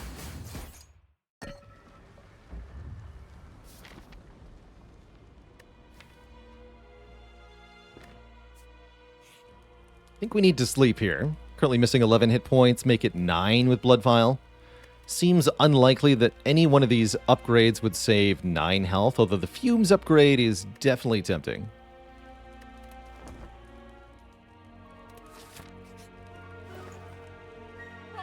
Venom's a bit late. On sale, Phantasmal Killer Plus is kind of huge. I think we just want to buy a potion, though. Liquid Memories, for sure. To get any card from the discard pile. Allowing us to replay a poison card or fetch Wraith Form that we couldn't retain or something else. Whatever it might be, Liquid Memories will surely be good. Bean is pretty decent damage for the energy cost, but we already have plenty of ways to deal damage here. So many rare cards in this shop. A loaded shop.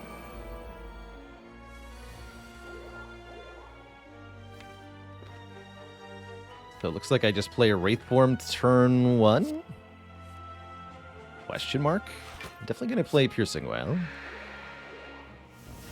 Alright, who needs to be poisoned to death first?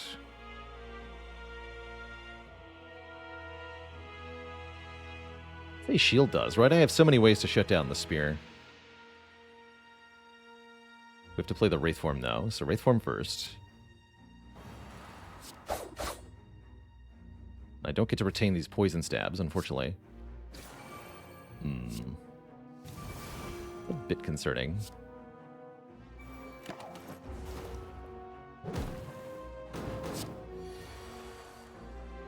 More than a bit, in fact. Take a little bit next turn. Keep panic button.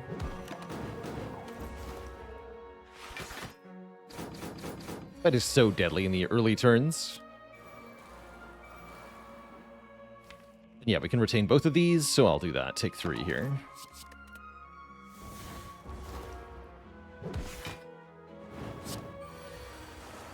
Okay, comparatively minor attack turn. You get catalysted now.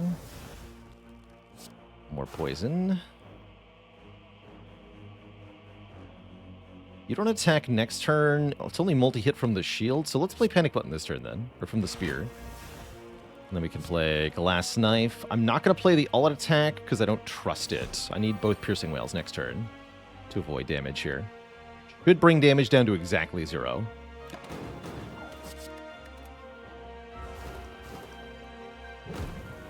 Is it usually better to go for shield first? No, there's no hard and fast rules in this fight. It's a unique decision every time, unfortunately.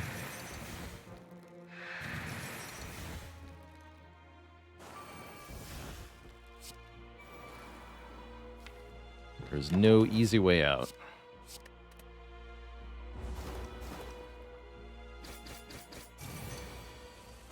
In this case, because of all the Piercing Wails, I decided to go for the shield first, since I could deal with the spear on my own pretty well, even with negative dexterity.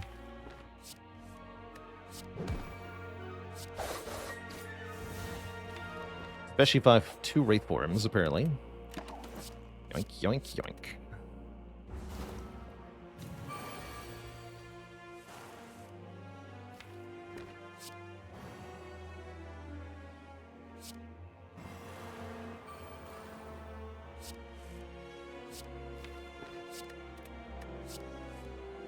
But maybe could have blocked this hit by retaining the leg sweep. Oh well. You're dead, kid.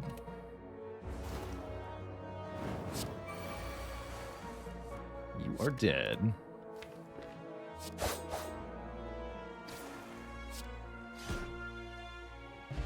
Get a Gremlin Horn from these two. Classic. How about an Acrobatics Plus for some serious card draw? I like that. Especially with my Frozen Eye. And as we go into the heart fight, really all we have to do is land some half-decent poison here. Surely it won't be that hard, right? Unfortunately, Noxious Fumes is the bottom card, which is definitely not desirable. We're going to want to malaise for -2 at least here.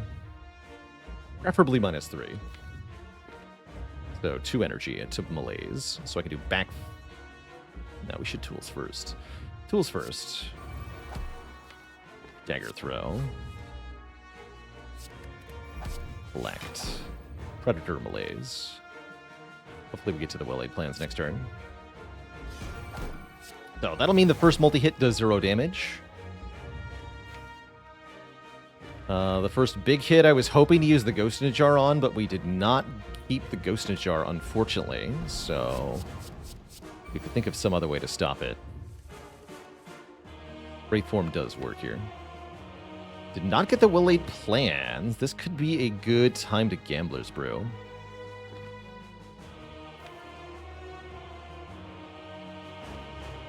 Liquid Memories on the panic button works okay for next turn. We also can just take the hit, right? It's not going to be fatal. It does make me want to gamble all of these cards.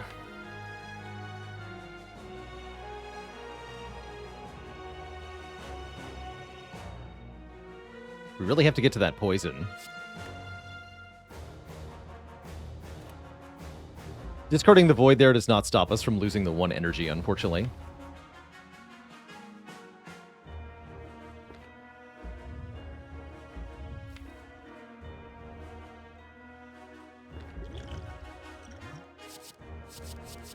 Discard these 6. Keep Void so I don't have to draw it again. I'm going to lose all the exhausting stuff here. Go defend well-laid plans. 3 new cards. Ooh. Interesting.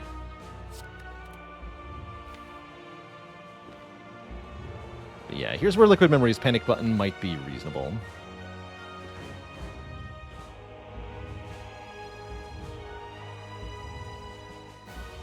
Gonna be a lot of Beat of Death damage this turn otherwise. Already weak. But with well-laid plans.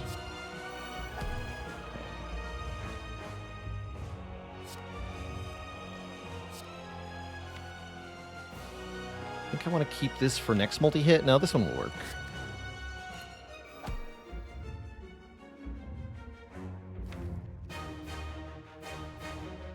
Then we acro, discard, defend.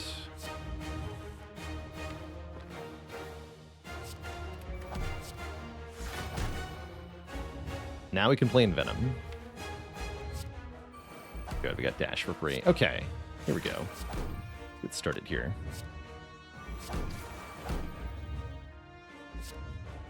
Yeah, I'm going to Liquid Memories the Panic Button, I think. That seems smart. But also Liquid Memories the Wraith Form. This time. Although that'll get us kind of slaughtered by the Beat of Death, unfortunately. Only kind of. I think I'd rather Liquid Memories the Panic Button, keep the Wraith Form for next time. Although, how do I stop the next multi-hit? Or the next big hit, rather, if it's 2 turns from now. I'm not guaranteed to get back to my Wraith Form in time.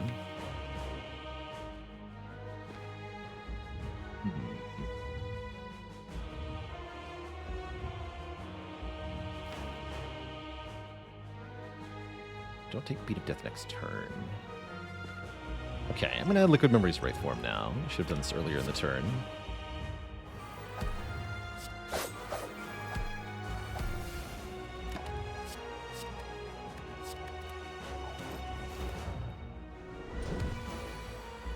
Hopefully we get the big hit first, but if not, we're still probably fine. Yeah, we get Panic Button next turn. Okay, all is well then. All is well.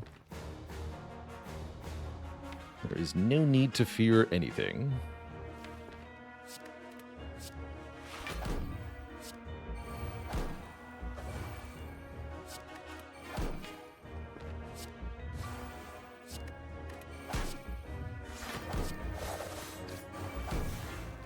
Good. That Envenom is really putting in work, actually. Am I sure that's not too early? Oh yeah, I'm quite sure. And yes, we blocked the big hit, so this really worked out. Big time.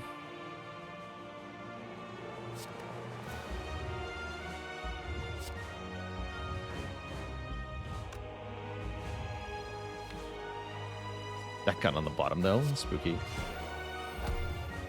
Very spooky.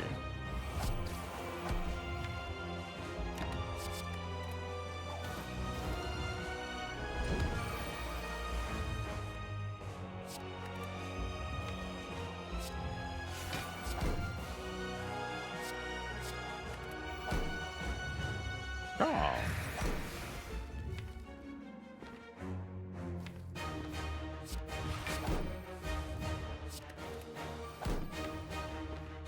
Way to get to Catalyst this turn, so just hit it hard.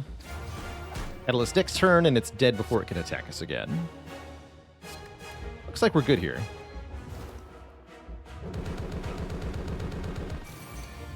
Yeah, we do have Retain 3, that's right. Doesn't matter, though. GG. 543 poison for you, Mr. Hart. GG.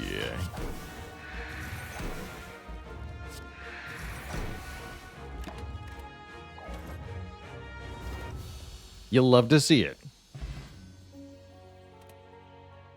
GG. Jimmy Henrik, thanks for the Prime sub and the 27 months of support. Excellent.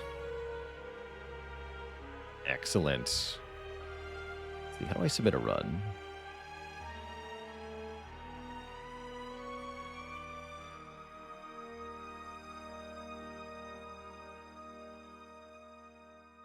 Click here.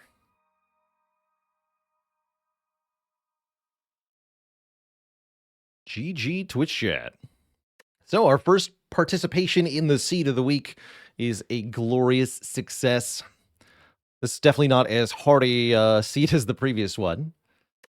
Entirely chosen at random, of course, both of these. This one with the dead branch available in the shop and the early old coin definitely seems like one of the easier options. Not too bad. How far did we get in the first seed? Just to the Act 1 boss. Ended up losing to Guardian there. It's tough. Very tough. So, Asuki Y. Let's get that submitted. Yes. VOD link. Do that now.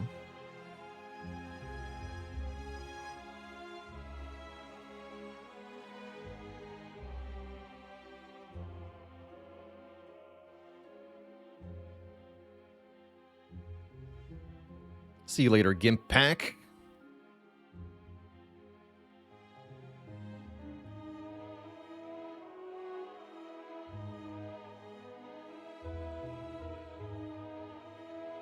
Have a good one.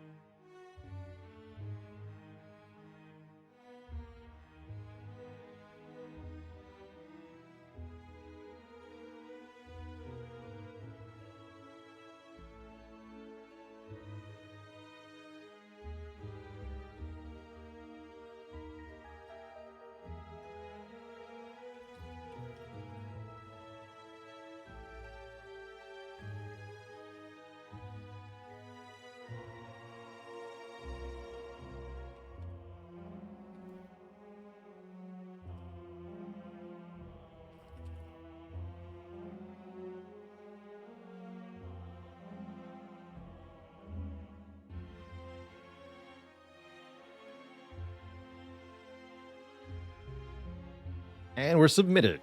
Perfect. All right.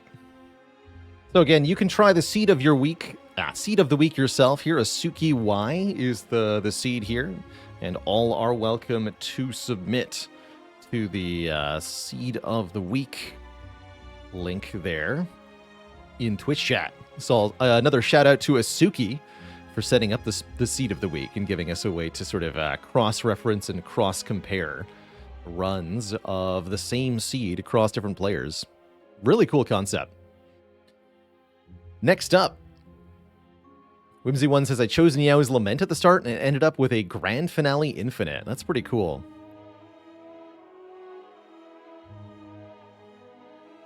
I think you need to be on A20 to submit your run, Pliskin Posse, or Pliskin Pose, but you can still play the seed on a lower difficulty level.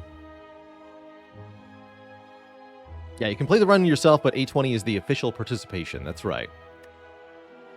That's right. I like that a lot. Grand Finale Infinite does sound like a fun way to do this.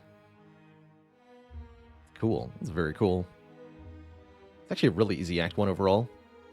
Hardest thing was Lagavulin, I guess, in Act 1. Pretty cool we only took 4 damage to Gremlin Knob. Frozen Eye worked out really well this run. Alright, Twitch chat. Next up, we are going to play some more Slay the Spire. We're going to go back to our Ironclad quest, which I'm not quite ready to put down. I do want to move to Silent actually pretty soon.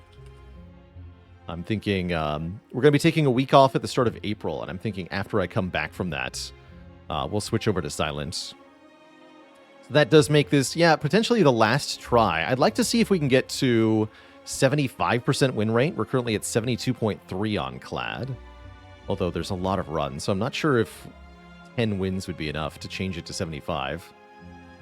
But that's my hope. I would feel very happy if we leave this, or if we set down Ironclad temporarily, just to be clear.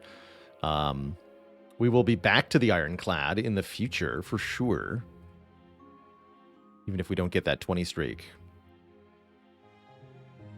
Iskut says, I still haven't beaten Heart with Defect. Any specific tips for that character? You really have to find a way to get past the Shield and Spear, the turn 2, in the Elite fight before the Heart. Very, very tough for Defect. But relics like Centennial Puzzle and Bagger Prep can help a lot. An Incense Burner set up correctly can really help. Set it to 4 before the Elites. And good use of potions in the late game can really help. The last Ironclad run ever. Yeah, Incense Burner is huge for Defect, for sure. If I don't make the 20 streak, will I be disappointed? A little bit. But very proud of getting Ironclad's win rate substantially improved. Last time we played a lot of Ironclad in our 400 heart kills challenge here. We only did about 60% on Clad. So to be substantially above that is quite telling that we're still improving.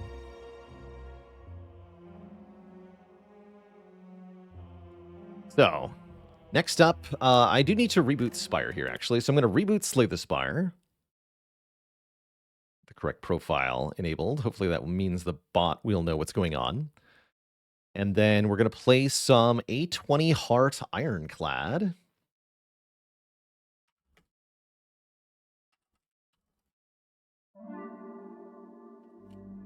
Then later in the stream, after we're done with Spire for the day, I'd like to revisit some Goblin Stone and play some more of our goblin-y adventure. What's the best way to scale strength with Ironclad? Spot weakness is one of the most reliable ways. Well, it's not really that reliable, I guess. Inflame plus Limit Break works pretty well.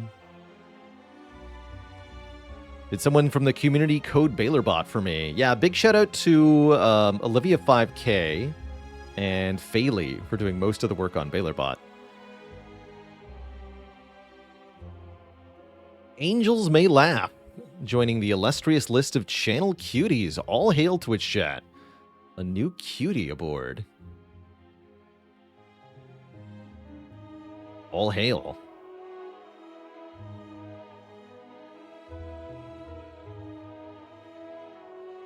Is there a source code for BaylorBot? Yes.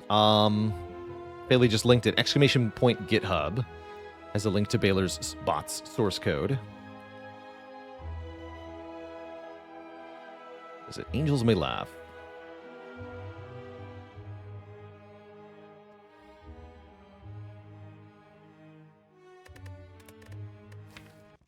So our last Ironclad run unfortunately did end to Time Eater after we just could not find a way to make the sundial do what we wanted. After thinking a little bit about this run, I'm thinking the only way we maybe could have made this run work. Actually, I skipped Sever Soul. I should have taken Sever Soul. I should have definitely taken Sever Soul. But I don't know that Sever Soul alone would have been enough. Havoc would have been another important piece here. I should not have ignored Sever Soul and Havoc on this run. Still, those are pretty questionable cards, generally speaking. So I don't blame myself for skipping them. That's too early. Was there a later Havoc? Yeah, I should have taken this Havoc. Over Pommel? Ugh. What a mess. What a mess of a run. So Zoo was up against Calling Bell Snecko Eye. Snecko Eye maybe could have changed things for us. Although I was trying to do a Sundial Infinite. That's why I avoided the Snecko. Do I ever replay Seeds? I don't. Alright, Twitch chat. I'll be back in a few minutes. When I return, we're going to play some Clad. As I go, though, I got to thank Necrothal TV for 15 months and Pen for 40 months. 4 metric years. That's as many as 4 tens. And that's awesome. Alright, back in a few, Twitch chat.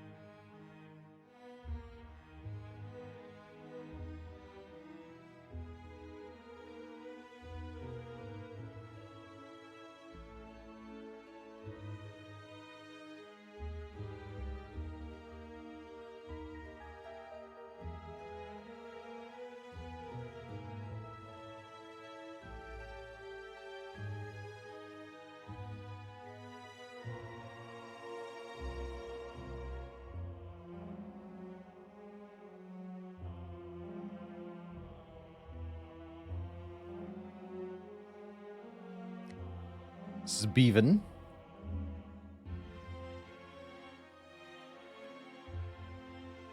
Oh, Stardew 1.6 came out today. That's pretty hype.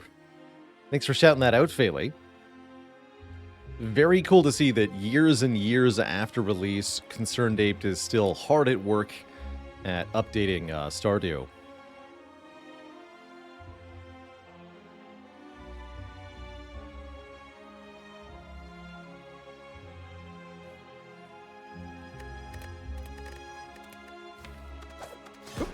We're playing Clad. That's right. Red guy. I remember him. Terra21, thanks for 60 months. 5 entire years. Holy moly. Look at that juicy Frozen Core chat badge. Thank you for all the incredible support and many great memories.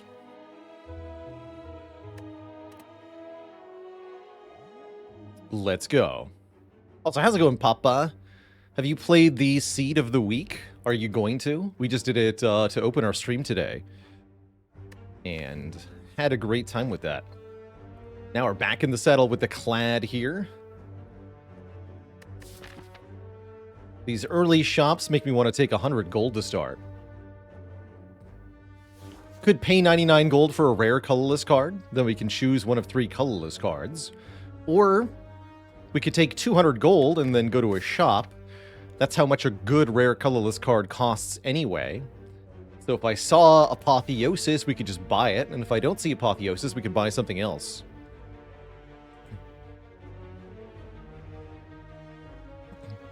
And Xander with the Prime sub in the 7 months. Let's go streaking.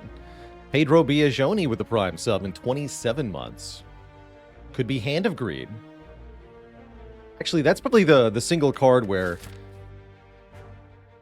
having it on floor 1 is going to make a much more of a difference.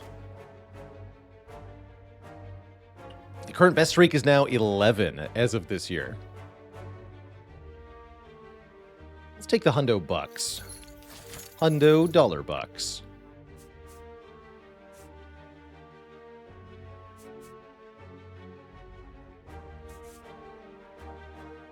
Maybe. We could also go for the Burning Elite and such. That would require visiting this shop. I guess we'll see what the first couple of fights give. 13 health. Bummer.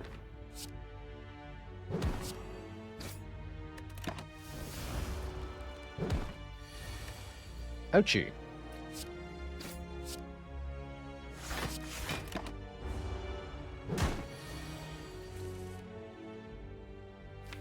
Please stop.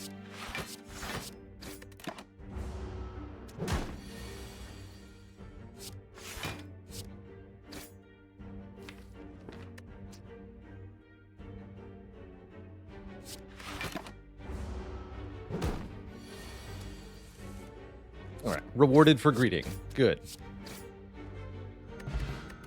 Get a first potion. And Anger is a perfectly fine first card. Especially going into Hexagos here.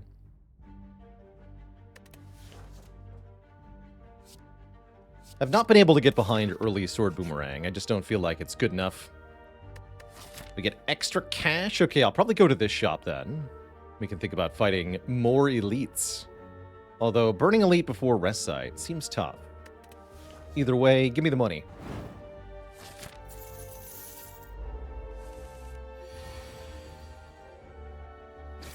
Poultice should be easy with the Anger.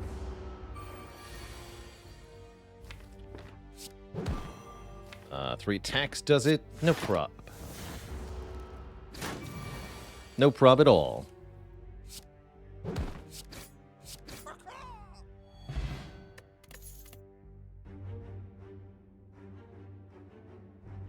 Not usually the cards I want to see early. I suppose Iron Wave is good enough.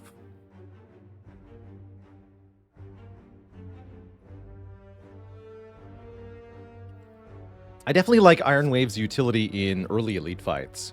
Good against Nob, good against Sentries. Not so good against Lagavulin, but it's fine. Wild Strike is much higher single target damage, but the downside of an added wound can be crippling. Truly crippling. So I'd rather take the Iron Wave. Iron Dave. Like it. And let's see if there's anything good enough in this shop to maybe allow for some early elite fighting. There's a Dark Embrace and an early Waffle. That is not elite fighting, but that is good. I am definitely a believer in the early Dark Embrace, especially on sale here.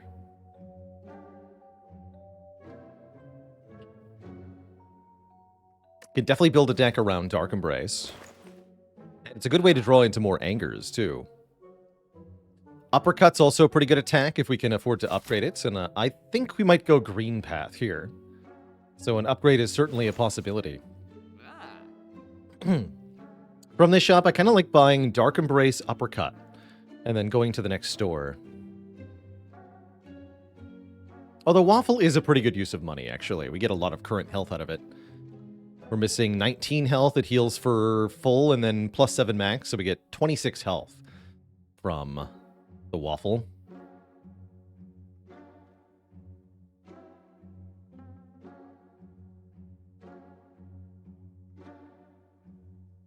But yeah, I'm definitely buying Dark Embrace. I think Uppercut's a good idea, too. Leaves us with 179.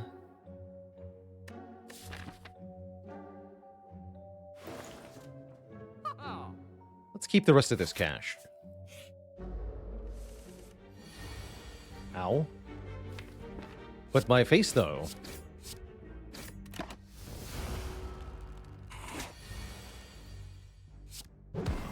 And your face, too. Alright, there's our potion. We can take a Flex or a Brutality. I really don't mind an early Brutality for another source of card draw. With the Anger, I think that's actually quite good.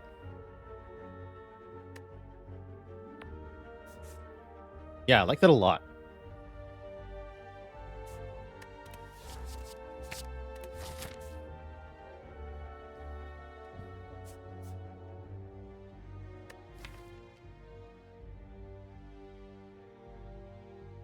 With these potions, we could potentially consider the Burning Elite, actually. I think we could do it.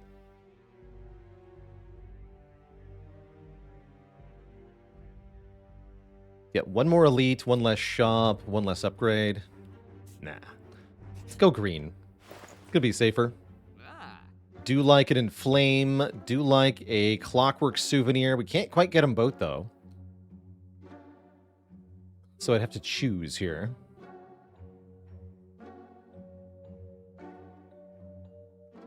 Inflame on sale is pretty powerful.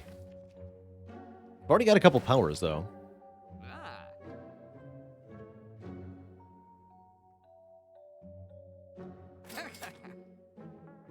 I'm going to go with the Souvenir.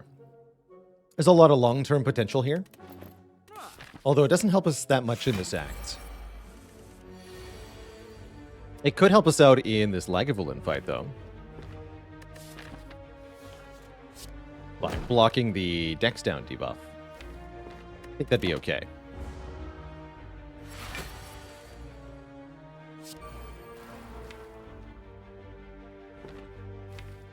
And then we draw all of these next turn, so I can do... Probably want to dupe pot the Uppercut, I think.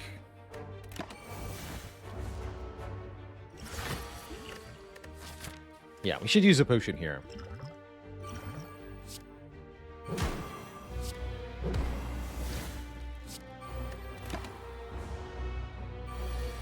And then ideally we redraw the Uppercut. Yeah, we do. Good. Very good. Let's block. Should be able to kill in 3 here.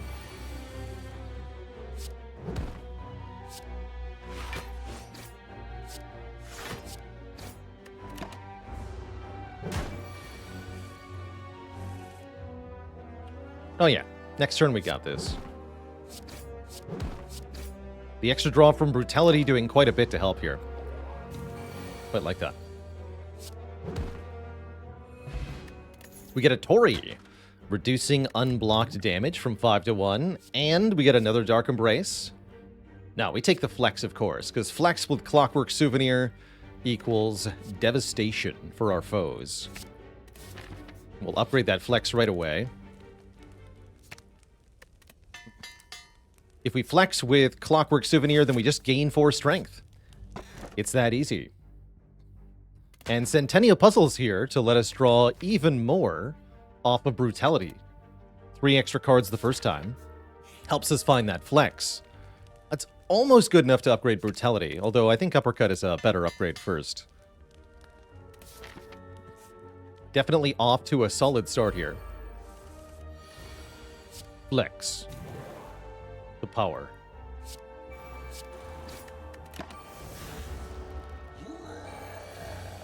The flexing power. Alright, get dead, Mr. Knob. I'll take 1.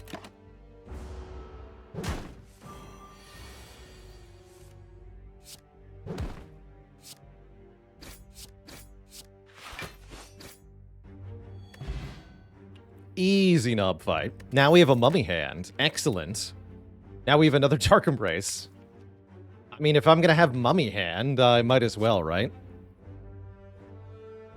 It's the dual wield's okay, too. I'll just take 2 Dark Embraces.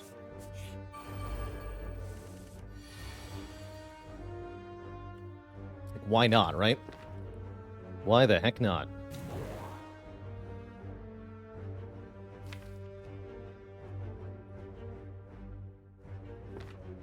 I don't think I actually want to play Brutality in this fight, since we're already drawing 1 off the... or taking 1 and drawing from the puzzle. With the strength, we should probably have it kill next turn anyway. Yeah. So we save 1 by not playing that, which is... it matters. Or it can matter anyway.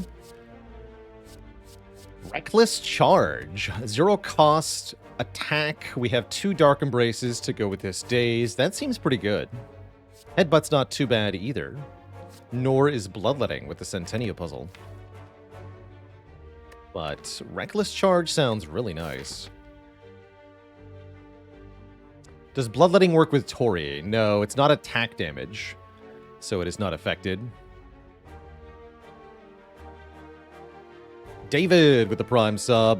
The 10+ streak, alas, did come to an end. It's true.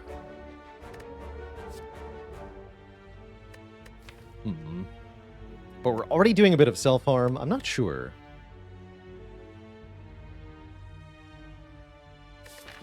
I'm taking Reckless Charge here. Dead Teddy with the Prime sub in 35 months. Thank you, thank you.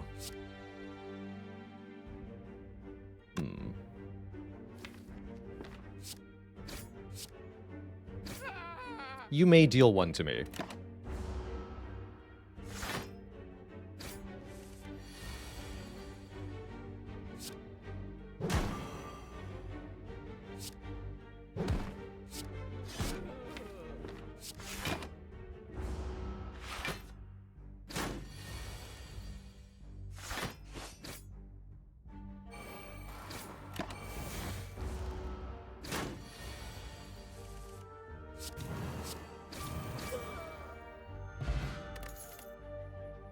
Deck is good.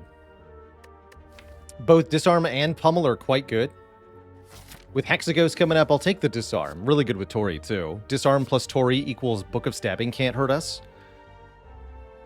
Astrionic, thanks for the Prime sub. Welcome to the Cozy Sub Club. But if we see another Pummel, I'll take that, too. I think it's pretty spectacular.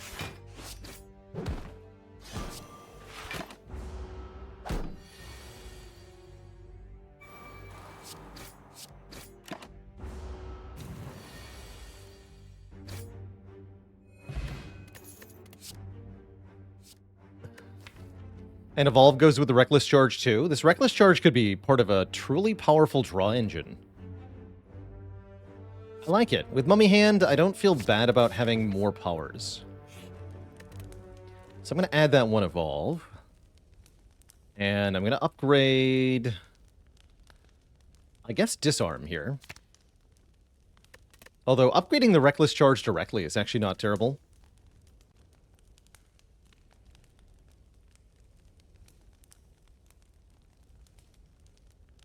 Now we just need a medical kit.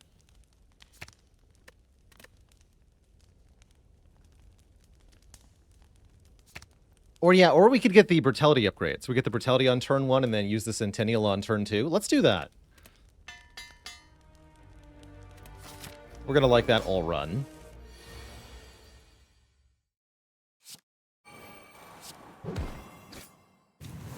Yeah.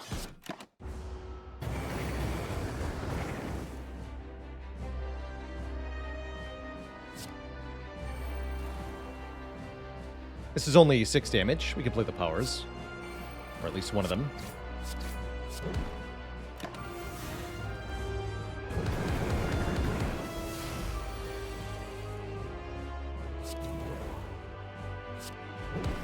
And likewise, we don't need to block here, because it's only 1 damage. Didn't draw Iron Wave.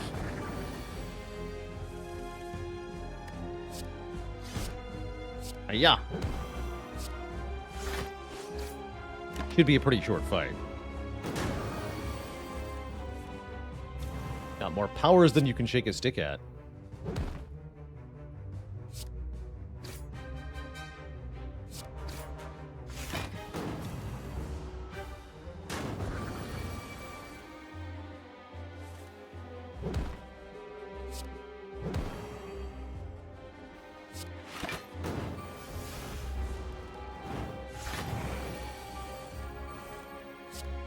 GG.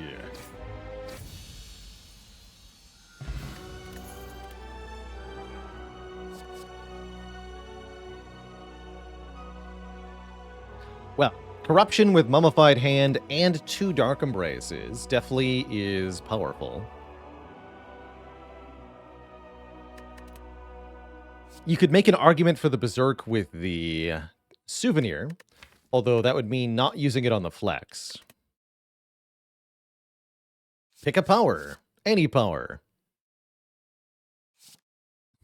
Am I standing the whole time that I'm streaming? No, just part-time. I've got a standing desk, so I move up and down as I see fit, as I am comfortable, which is actually quite easy.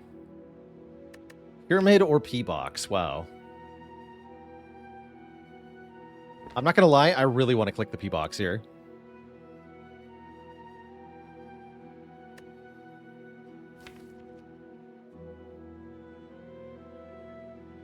We've got Corruption, so any skills we get are going to be free.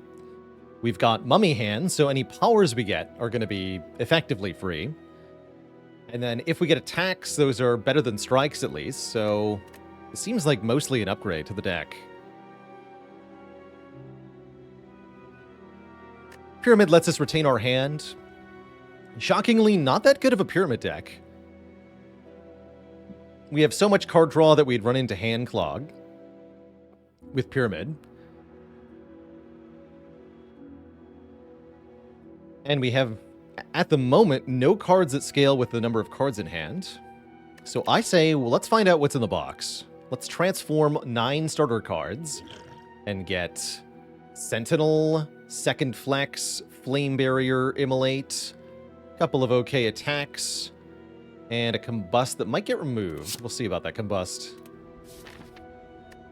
Bit of a mixed bag. I don't like the Combust. I don't like the Searing Blow. Pretty happy overall, though. The Sentinel is a good find. Sentinel in this deck is very good.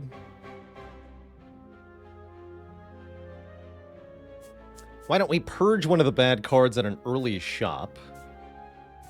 And then we can upgrade a couple of things from there. Oops. Something like this.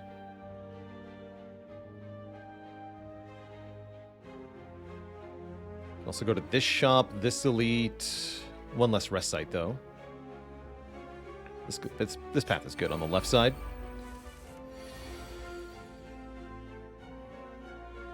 All good.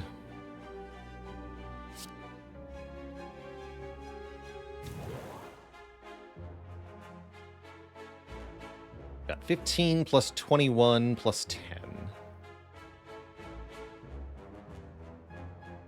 Maybe with Liquid Memories on something.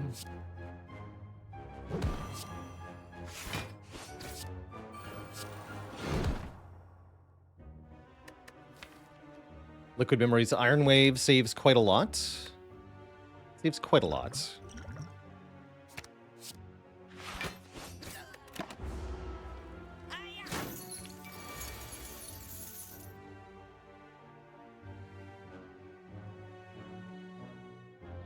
Would it be more excited by Rupture or Tungsten Rod in this position? I think Tungsten Rod here. This deck does not need to take damage. Arguably doesn't want to take damage.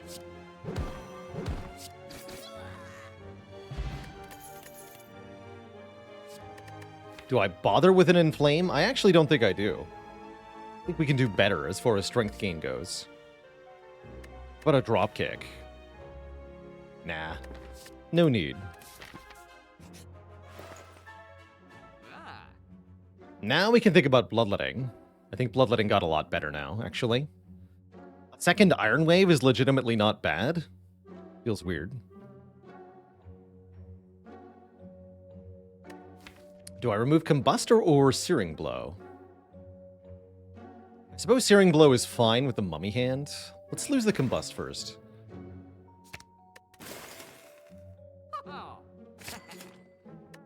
Let's try that. Could buy a potion as well. I think we're good.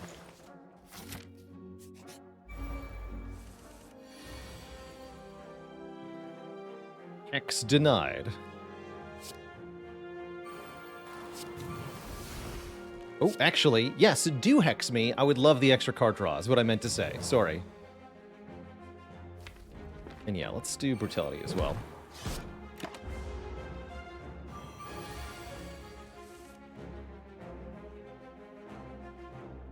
Flex denied.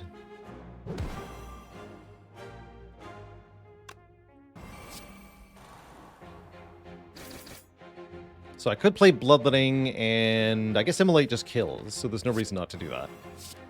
It's objectively correct. Ooh.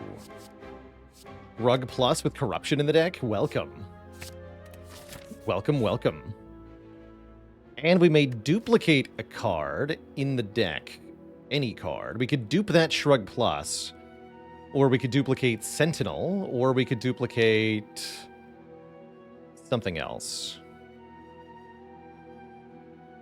Searing Blow. I like the double Shrug, I'm going to be honest. Definitely don't want to dupe Brutality. Double Flex could be okay. Second Disarm is okay. But yeah, I'm just going to dupe the Shrug. Or Flame Barrier, that's a good dupe too.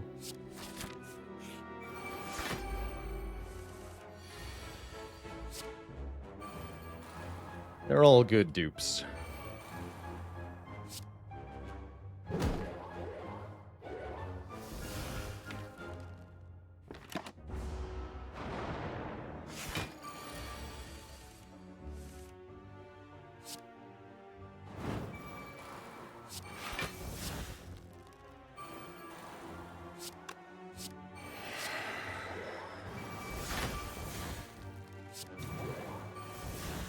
Get punched.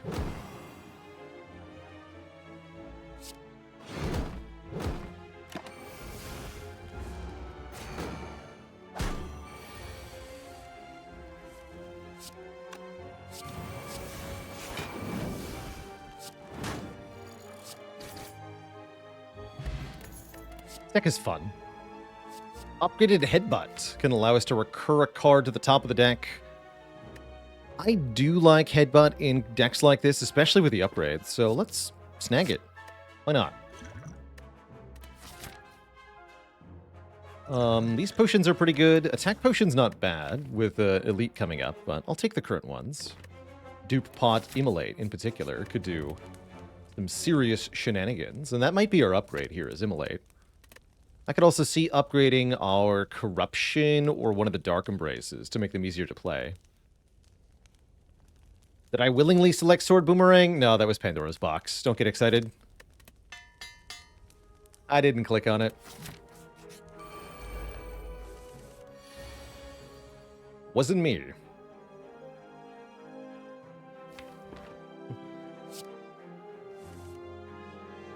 yeah. Get bibbity bopped. Stinky gremlin nerds. Right.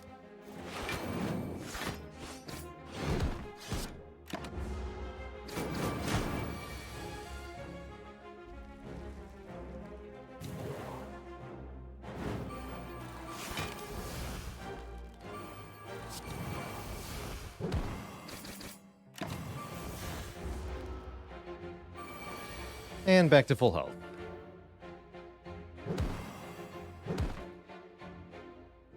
Good stuff. Get a molten egg. Any future attacks will be upgraded. And one in particular looks really good here. Body Slam Plus can really slap in a deck with 2 Dark Embraces and a Corruption. We can play all of the block cards in one turn, and then maybe play the Body Slam more than once. Definitely going to take that. Although it might result in some awkward early draws. I'm okay with that as well.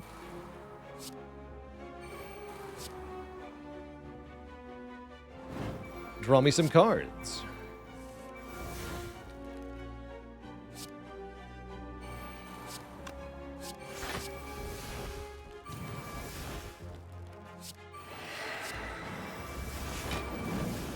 You ever seen this fight go so well? I don't even have a dead branch.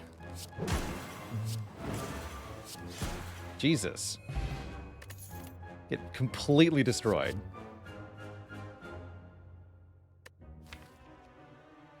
It almost wants second bloodletting. Maybe it does. That's kind of good. Yeah, just a little bit.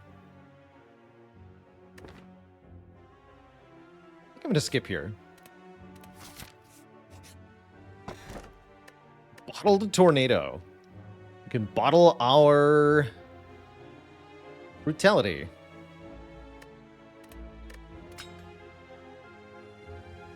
Whoops, clicked under Dark Embrace by accident. So close there. So close.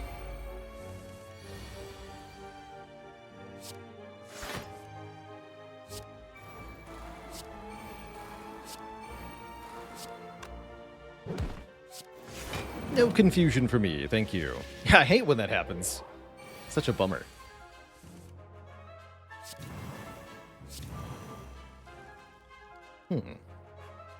Not a whole lot of block here, huh? Guess I could disarm to draw 1. Seems whatever. Why don't I just hurt you, Mr. Snack?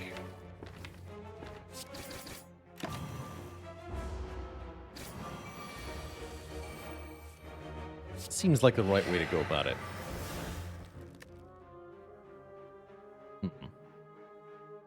Corruption does nothing in this hand.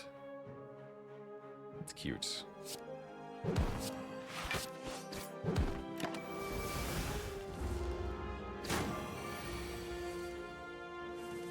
If you have both Clockwork and Snecko-Eye, do you still get confused? Yes.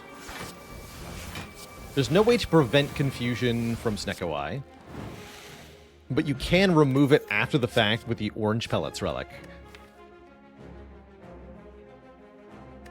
Card draw? Let's take card draw.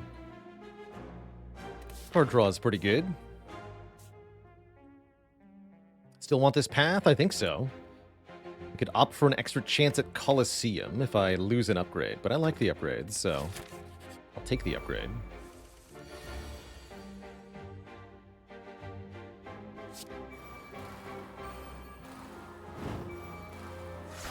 Definitely loving this mummy hand.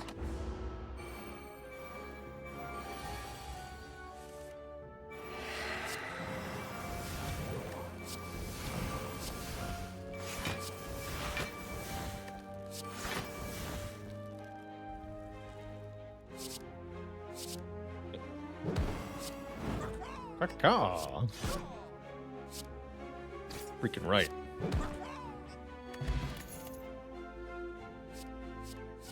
Second wind over Pommel? I think so. We don't have a way to get rid of statuses yet. Second wind could result in lots of block. Lots and lots and lots of block.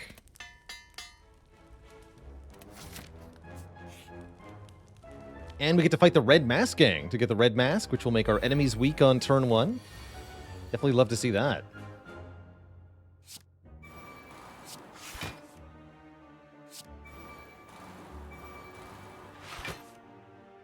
All right. Pointy no. Actually, no, hit Romeo first. That's fine. Pointy, yes.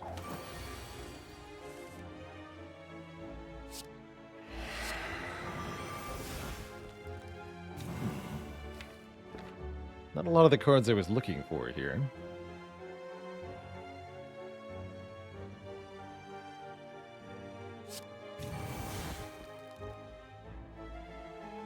It's even worse.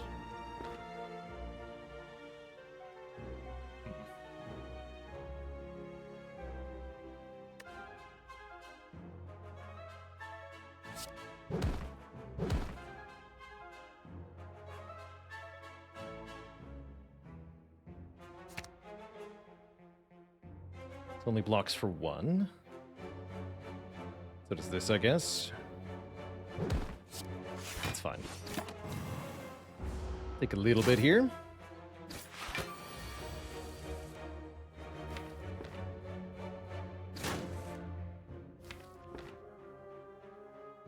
And then corruption doesn't do anything here either. Interesting.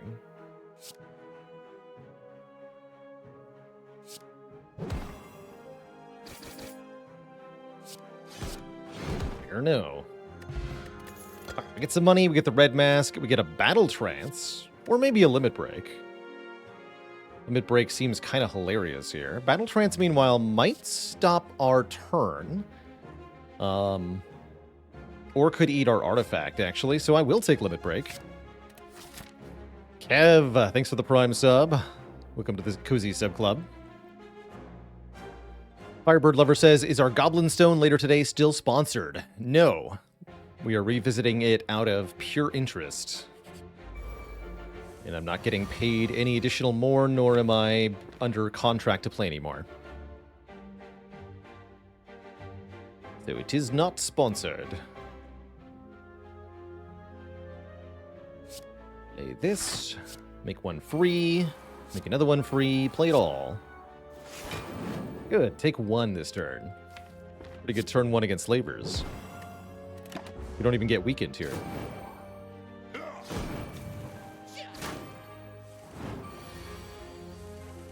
Don't even get weakened.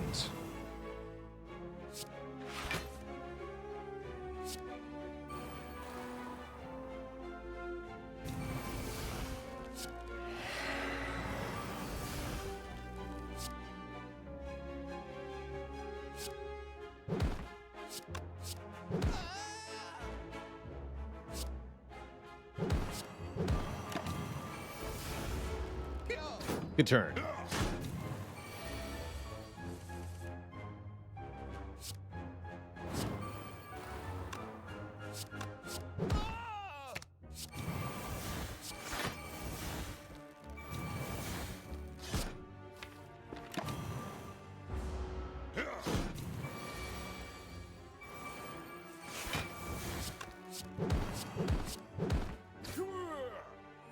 Beautiful. We have a boat thingy for block on turn 1. Goes great with the Red Mask. Sentinel Plus with our Corruption and Dark Embraces is very good. Draws 2, gives us 3 energy, and blocks for 8. Hard to say no to that. Don't think I need another pummel, at least not yet. Feel No Pain would be good here, that's for sure. Although we don't necessarily need it. Especially not now that I have Limit Break. With the Limit Break, I'll upgrade this Flex.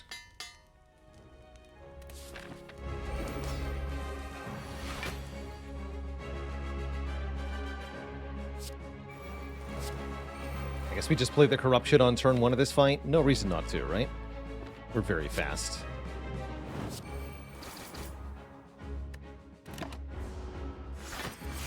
No reason not to.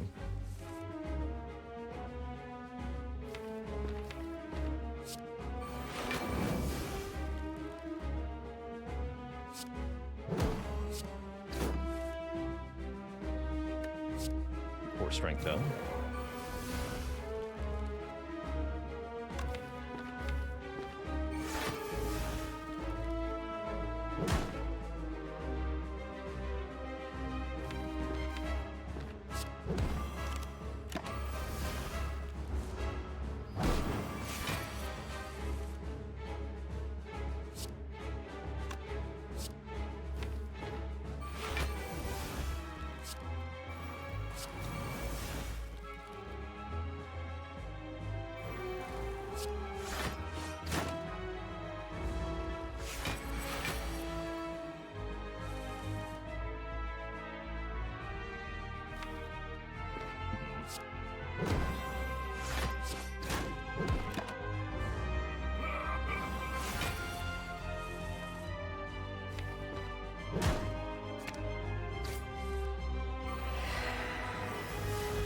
Yep.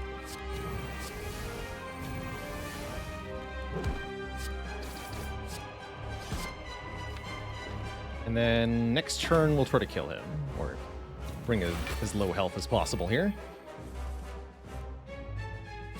Do the most damage with Body Slam now that we're no longer frail.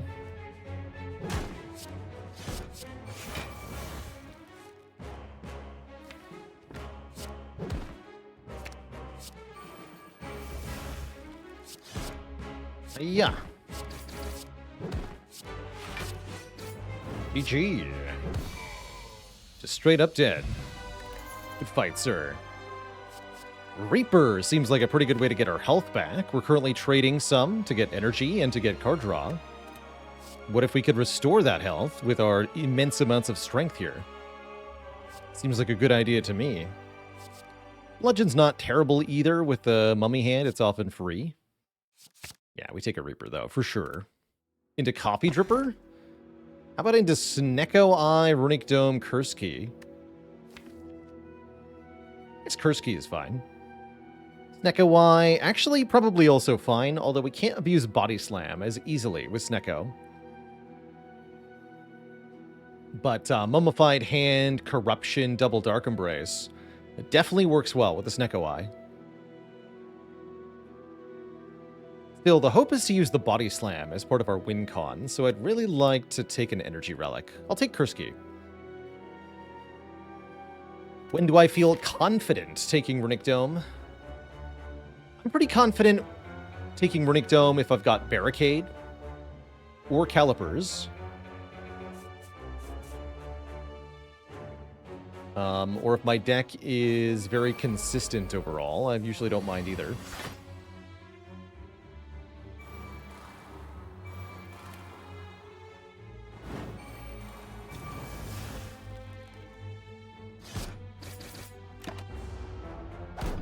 Thank you, Tori.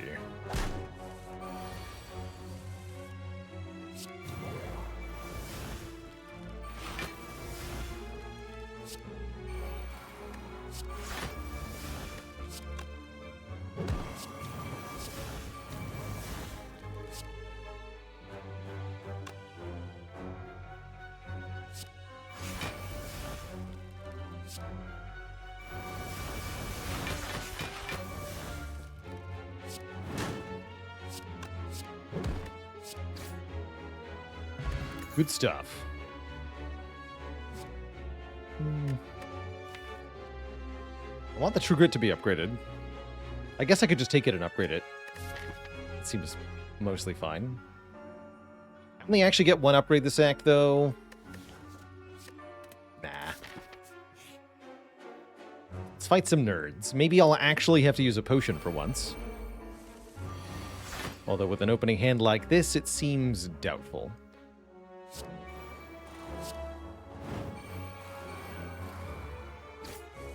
Yeah, seems doubtful.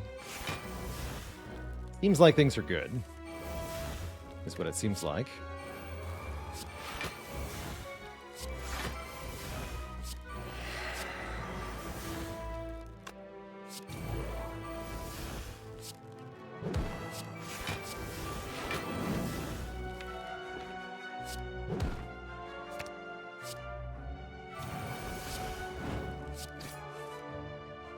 Bonk.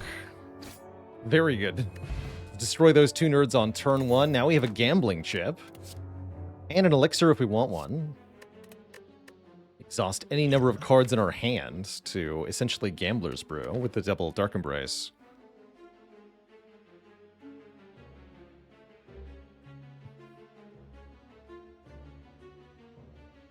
Brendan M says, chat, what happened in the game where I lost the streak?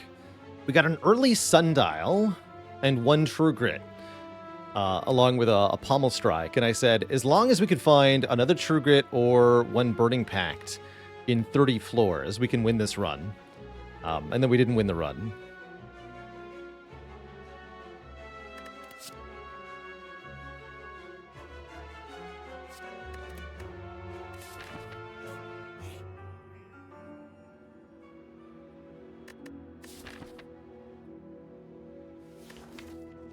And I just slowly fell behind, and eventually, as many Ironclad runs do, lost to the Act 3 boss gauntlet, which is, in my eyes, a surefire sign that your Ironclad has failed to thrive. No, literally, we just didn't find any exhaust of targeted cards. Our best bet was apparently a Sever's Soul and a Havoc for exhaust. But we found no exhaust cards, pretty much, whatever we were looking for. Did not appear. Was a sad day. Truly a sad day.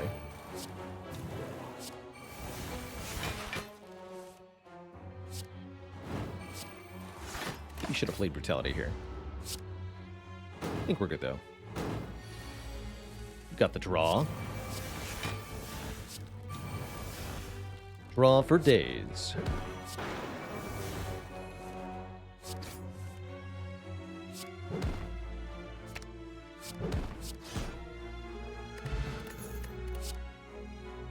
One more Sentinel. Means we can play even more cards in one turn. I like it.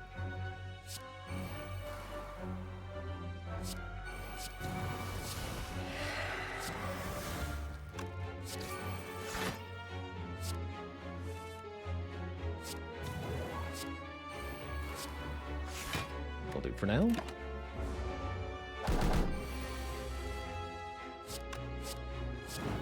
Now we should win.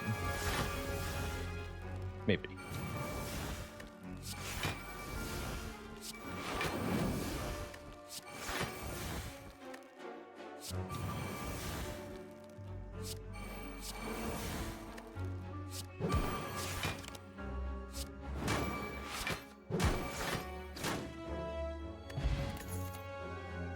Not bad. Not bad.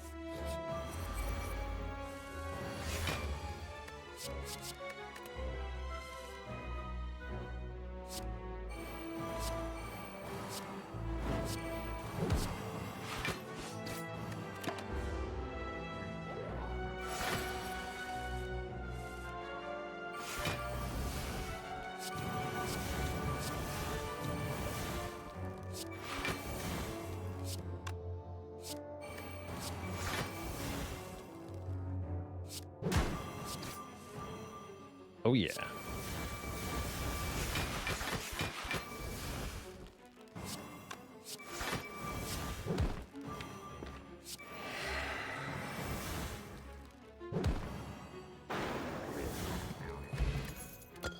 Energy on turn one. You love to see it.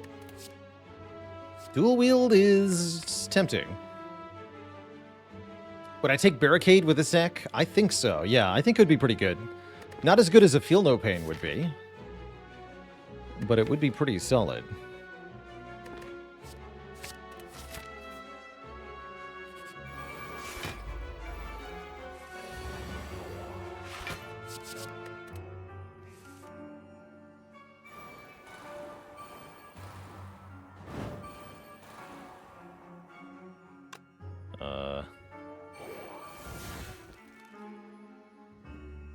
I'll play.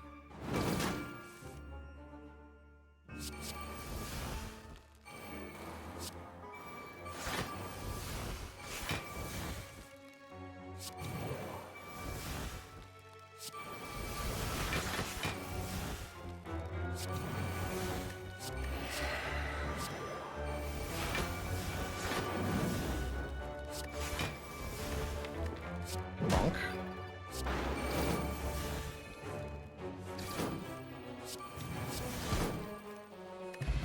Well, those fools are toast. Take another Flame Barrier. It's a pretty good block card. And with Corruption, it's totally free. There's very little reason not to. We do, unfortunately for us, have to open this chest and take the blue key. Which means getting a curse that curses regret. That's not too bad. Somehow I also have 500 gold. I'm not sure what happened.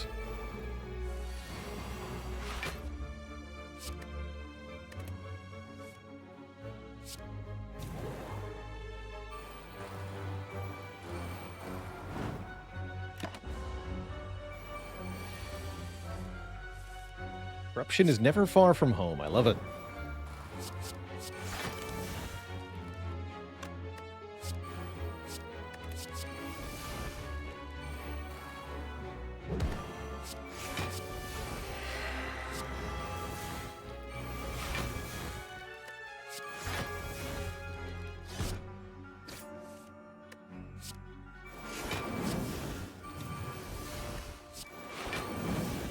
Bonk. Even more turn 1 energy. How about an Exhume? Get back any card from the exhaust pile. Return it to our hand. Since basically the whole deck says exhaust, that means we can return any card in existence. Straight back to our hand. Not too shabby.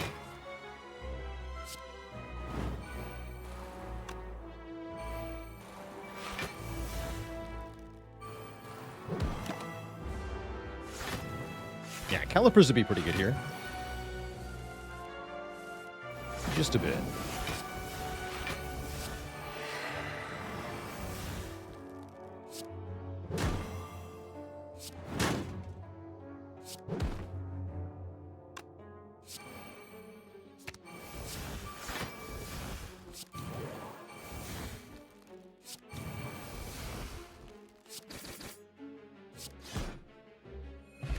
Delightful.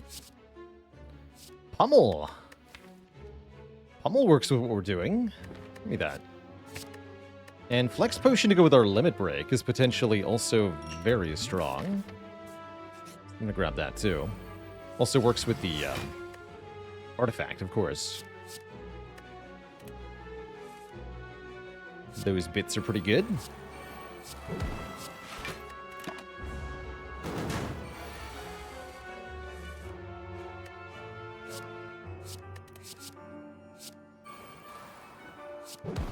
And Stavon.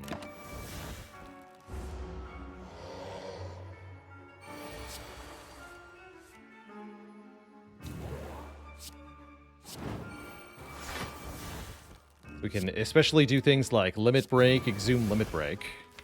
It's very strong.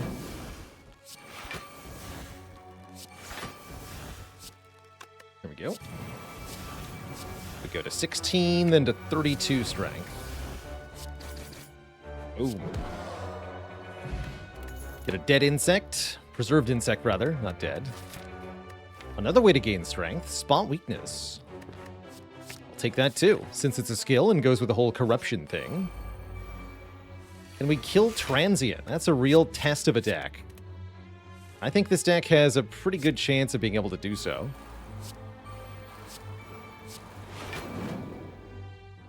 Although, we do take some damage on turn 1 here.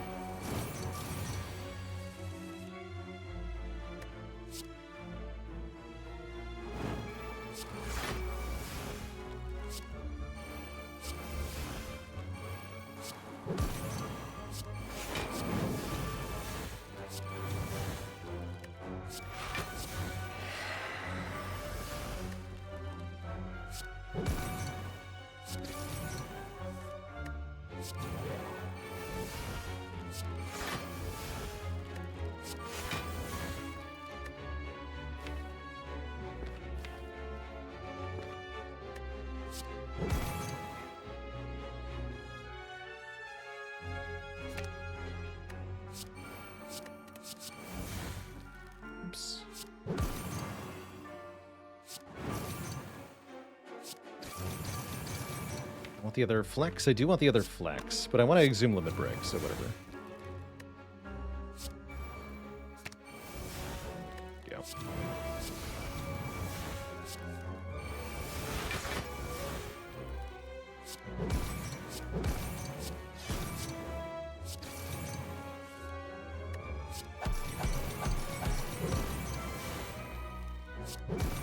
Okay, so not only did we kill Transient, but we did it on turn 2. That's a pretty good sign. Good stuff. You're right. Get wrecked. Not too bad. One more Stinky Shapes fight to get through. I feel like I've had so many of these.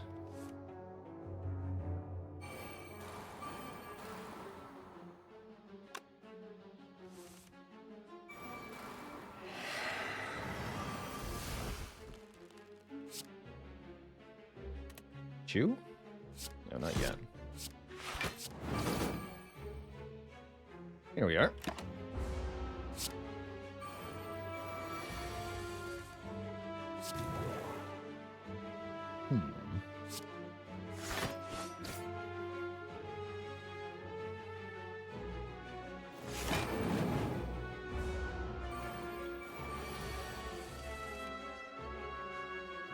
Corruption, hello. You're late.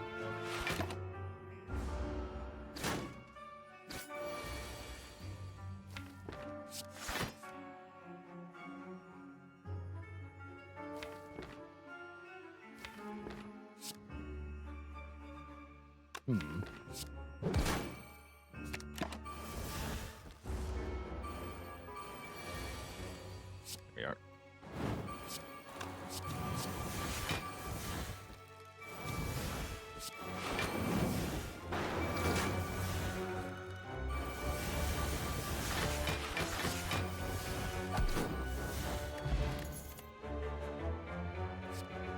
$15 block plus 2 wounds in my hand. I say yes to power through. We have an evolve. We have a second wind. These are good reasons to take a power through. How's it going, Ravishanga? Welcome, welcome. Keanu Reeves says, when you shuffle a card into your deck, does the draw order change? Or is the new card added and that's it? It is actually a misleading terminology. Any effect that says shuffle something into your draw pile actually means add this card into your draw pile in a random location, but don't change the other cards. Do not change the order of the others. And with Frozen Eye, you can see this in action. So the game does use the term shuffle, but it's definitely misleading, as there is no shuffling occurring.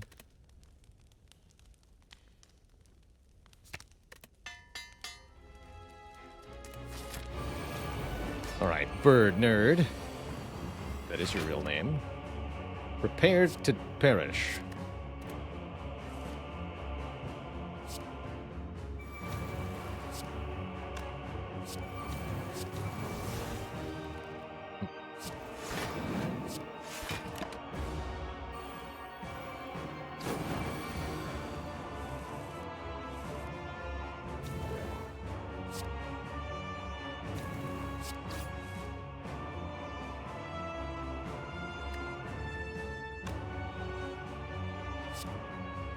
Now?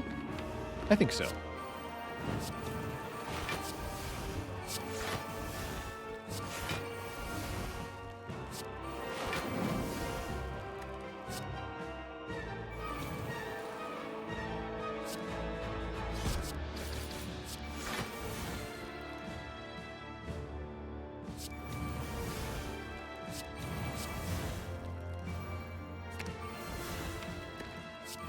That should be enough for a pretty quick kill here. Yep.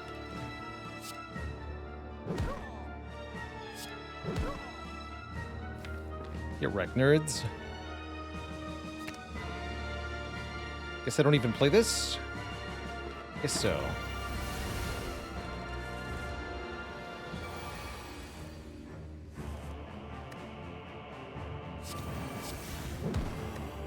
Yeah, we just kill it now.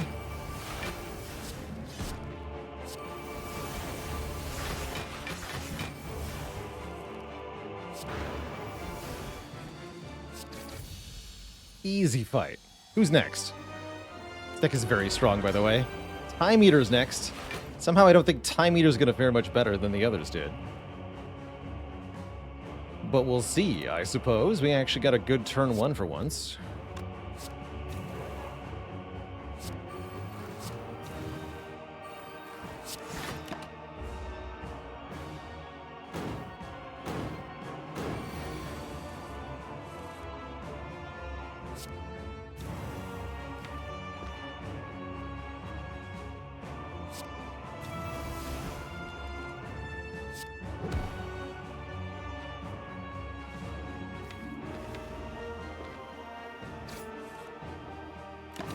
Okay, 3 cards next turn. This could hurt a bit. This is going to hurt a bit. For sure, Z's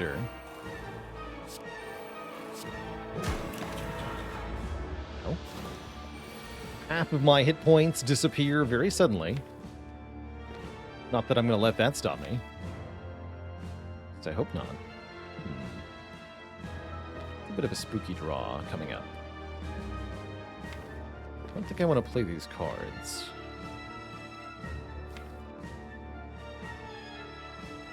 Maybe we should?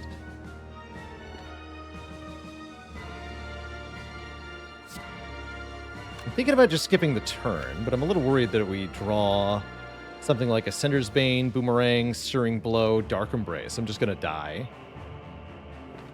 I don't really like that. I don't really like that. Let's not just die. Let's make sure Time Eater doesn't attack us next turn. Sounds better. Yeah, that's much better. Okay. If I really want to get rid of Regret, I can Exhume Second Wind. That feels like overkill, though.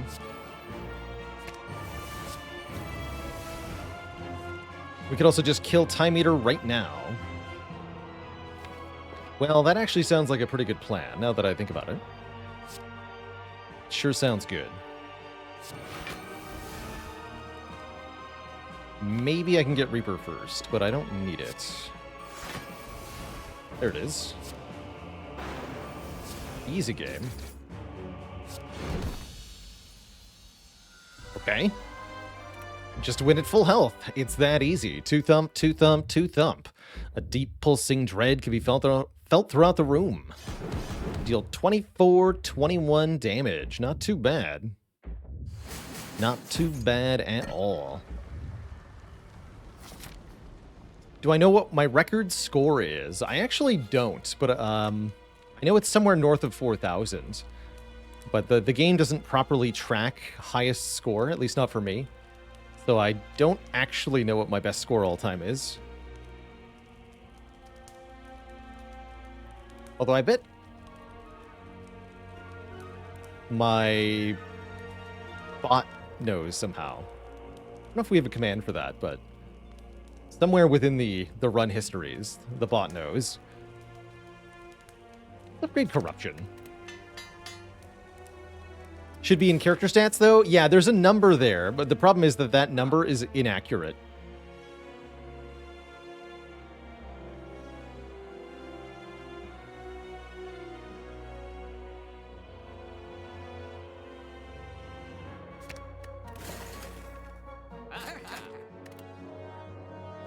Wow.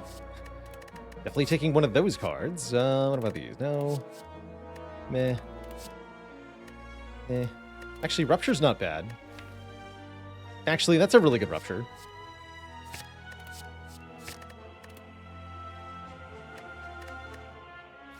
Panacea is pretty good, too. Go Offering over Disarm here. I'll take one more Shrug, sure. What's the worst that could happen? How about Secret Technique? Fetch any skill from the draw pile? I like that, too. And surely if one Shrug was good, two Shrugs is better. We have 45 cards as we go into the final fights of the act. How will this turn out? Is the question. And yes is the answer.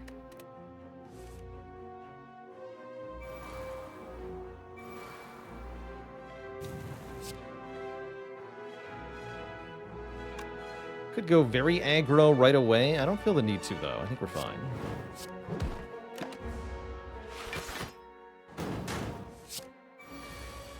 Yeah, all is well.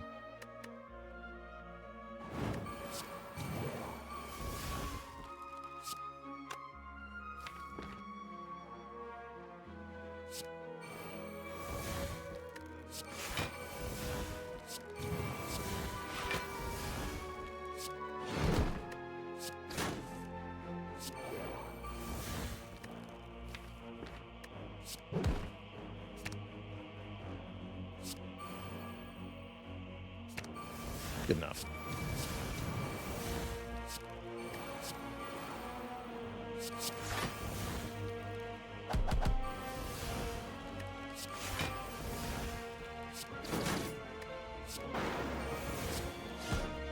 Okay, well those two weren't much of a problem. Let's take a Power Through Plus, because we can. And now for the heart. Oh dear. Oh, this poor heart. Excellent.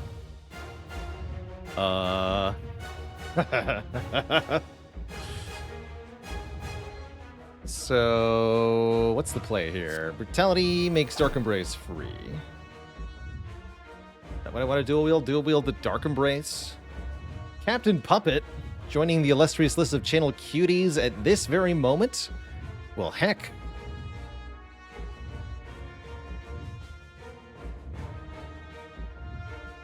Well, heck.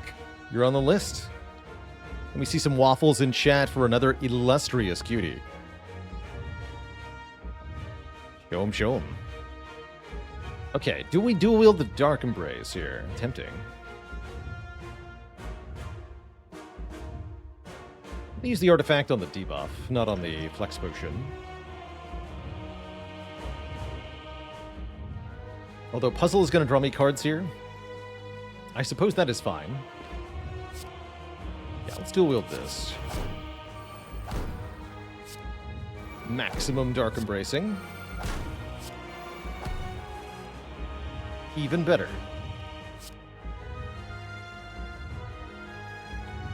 Can wait till next turn.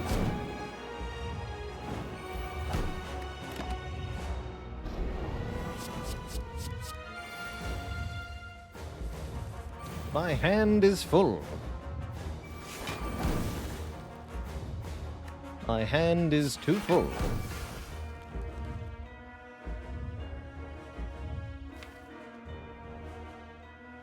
Technique I want.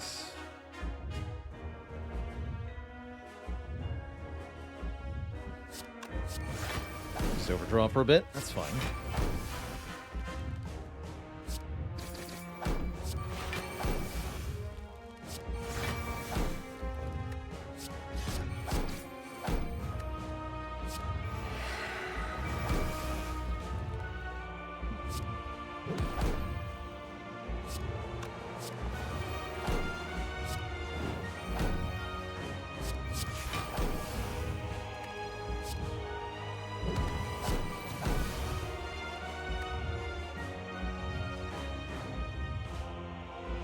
Currently have 5 strength.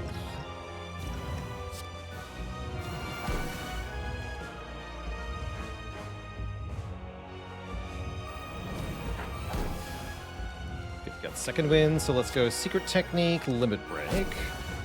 Limit Break, Exhume... Oh, wait, Exhume Limit Break.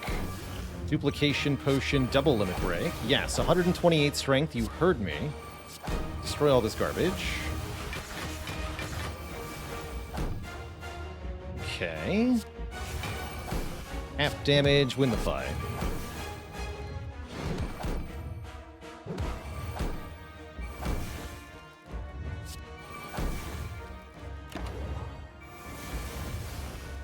Good turn.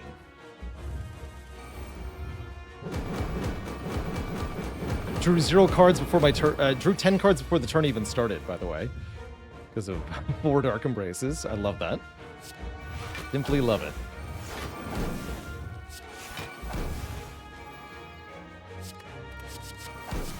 Reaper for 300 damage. Okay.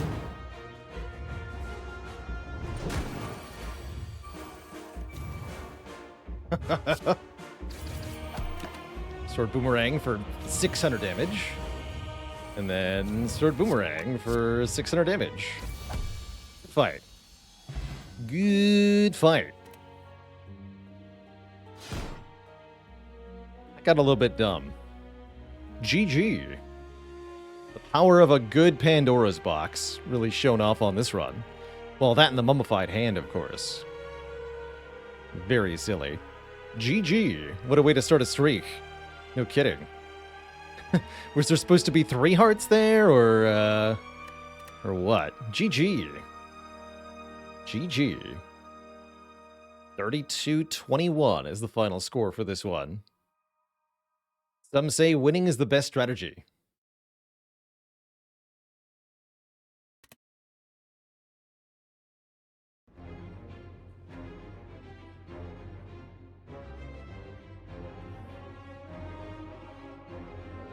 Now, what Twitch chat has it been done? Spire sleepeth, and so shall I. GG. Mark a W for the Clad. What a silly, silly run. Just a little bit too good, in fact. Gotta love any time you have more than 40 cards at the end of a run. It's a good sign. 5 shrugs. Easy peasy.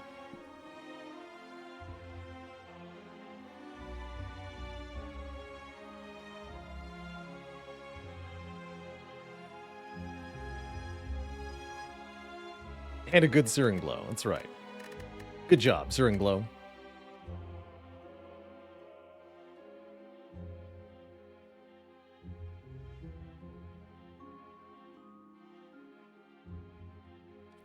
What is actually getting cut in half in this art? It's kind of hard to see. Almost looks like maybe the Spheric Guardian, but I can't really tell. Got a top chunk and a bottom chunk. Oh, yeah, it's a Sentry. Yes, you can see the little bit of the triangular bottom here. It's the blue core of a Sentry, and then this is the top bit. Yes, it's definitely a Sentry. Huh. Blue Pineapple. 128 strength. Who needs upgraded cards? Not us. Haley says, can you help me? I'm trying to eat some delicious bread, but it started belting Celtic at you.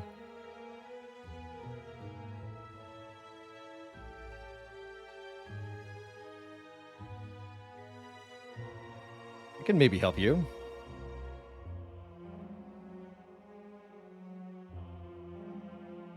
Suspicious. It's Gaelic bread. For shame. It's Gaelic bread. Of course it is. Kev says, at this stage, do you find A20 too easy? Some A20 runs are easy. Quote unquote easy. You know, if you get some really good relics or cards at the start of a run, and you can snowball really well, then you can have a very easy run. But outside of those circumstances, I would never call A20 too easy. It's still very challenging, even with now more than 7,000 hours of experience in this game. It's a very merciless, very challenging mode. I think if you were to add even more difficulty on top of A20, then your runs would be very RNG dependent. If you didn't get at least some good things going for you early, you would be kind of forced into a loss, which I don't like that much. I actually quite like where the player win rates are at for Ascension 20 Heart. Although, don't trust my Silent and Defect win rates for this year. We've just been playing mostly Ironclad. That's right, if you want the game to be a lot harder, you can revert back to Spire 1.0 through Steam and play A20 on that, which is a brutal experience. What would I make Ascension 21? I think I would make it you lose 1 energy on turn 1 of each combat. Although that'd be really brutal for Silence. Spire 1.0 had A20? Yes, it did. Yeah, when it left early access, we had Silent, Defect, Ironclad, and the Hearts, and Ascension 20. So Spire 1.0 also had the Heart. Note that you can't go back to the original early access release of Slay the Spire. 1.0 is the earliest version that Steam allows you to get. Although I think there are saved versions from earlier than that somebody has. Kuryuyap says, during the 1.0 stream, you had to dip back to A15 to get a win? Definitely. Yeah, I think that original version of Spire was much better balanced around Ascension 15.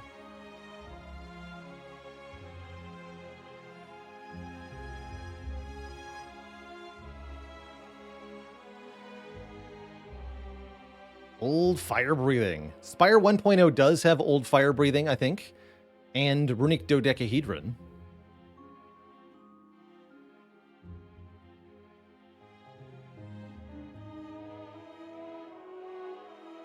Tech says, started playing recently and I'm loving the game. Also really enjoying the vibe in videos and streams. What's the Spire accomplishment that I'm most proud of? Definitely proud of our rotating record streak, the 20 streak, that still stands to this day. But I think my proudest Spire achievement is the original ladder streak challenge,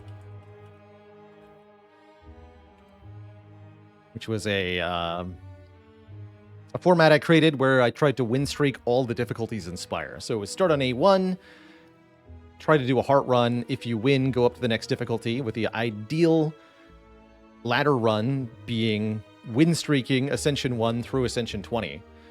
And it took many months of trying that challenge before I succeeded for the first time. But we did eventually get there and then succeed at it many times after that. To this day, still one of the only people to complete the ladder streak challenge. What do I think was the biggest throw I ever did on stream? This one. Blasphemy Vault. That's an easy one to answer. Just spell that right. Blasphemy Vault. Yeah, this one right here. I guess I'll just have to die next turn, is what I said. And then I did, because I threw it. I got too fancy. I tried to do something I shouldn't have. And I died. Merely a learning experience for all of us. Yeah, exclamation point empty was a good one, too. That's a good one, too. Were you surprised by how strong Mark of the Bloom is every time you take it? I don't take it very often, but when I do, it's really good. Upgrading all your cards is a big deal. How did I improve the game until the point I'm at now? Experience is a lot of it. Just hours played. I wouldn't say that I've done a tremendous amount of like super deep, in-depth statistical or mathematical analysis to get to this point.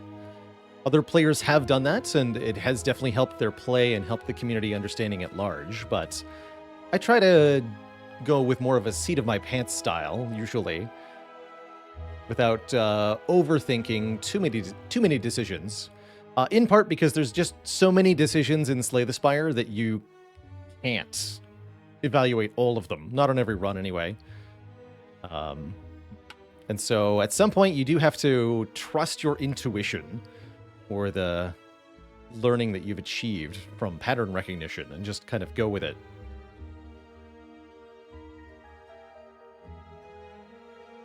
This game is too complicated for there to be what we might describe as an optimal way to play. Given the natural variance in the game, how do we know if we're getting better or getting lucky? We can trust the law of large numbers. If we play a lot of runs and we see our win rate improve across many runs, that should be an indication that we're getting stronger as a player. And I think, generally speaking, we have seen my win rate grow over time through years and years of play.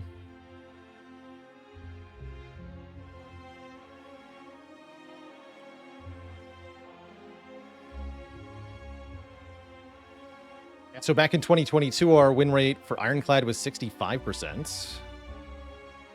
We were doing something a little bit different in 2023. So I think we probably lost a little bit. Overall, 60.1. Yeah, we lost a lot more in 2023 than we did in 2022.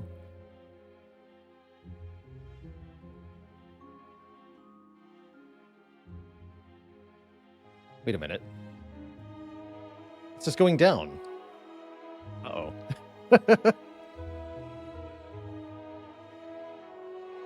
Am I getting better? Maybe I'm not.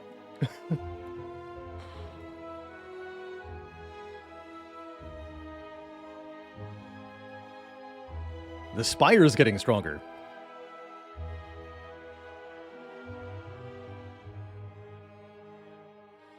That's funny.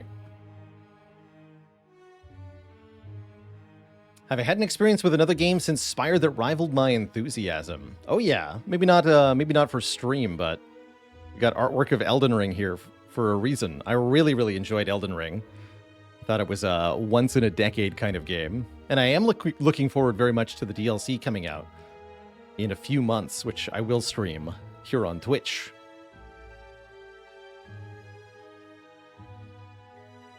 Dark Souls 2, 2. Dark Souls 4? Am I an invader in Elden Ring? I'm not. I was in Dark Souls 1, though. Fireworks says, for me, BG3 was the once-in-a-decade other game. Yeah, I also consider Baldur's Gate 3 to be a once-in-a-decade game. It was very cool to see Elden Ring and Baldur's Gate 3 come out within a couple of years of each other.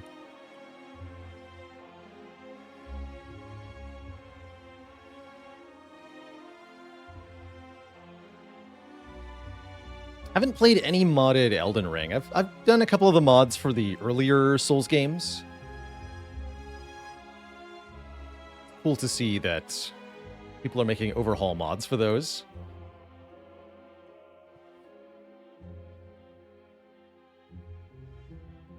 Have I seen the seamless co-op mod for Elden Ring? I have not. It does look like that does sound like something that'd be pretty cool. Am I going to play Dragon's Dogma 2? I'm not sure. I'm going to tentatively look at it. Dragon's Dogma was the first one this is a game that seemed like it was right up my alley, and I wanted to like. But I couldn't get over the pawns system. I was not willing to tolerate idiotic companions that never shut up alongside my adventure. So I didn't maintain any interest in the game. And so for me, Dragon's Dogma 2 is really going to depend on how the pawns are handled.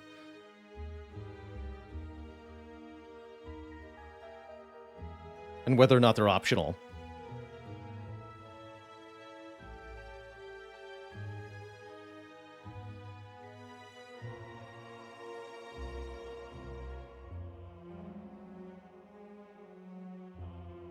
What do you call an old crown? Elden Bling. I like that.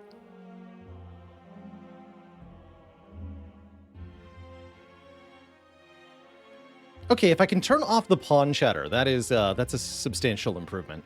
If I can at least make them silent, I'd be more inclined to play. I am working through Final Fantasy VII Remake currently, Magic Banjo. Although my progress is kind of stalled.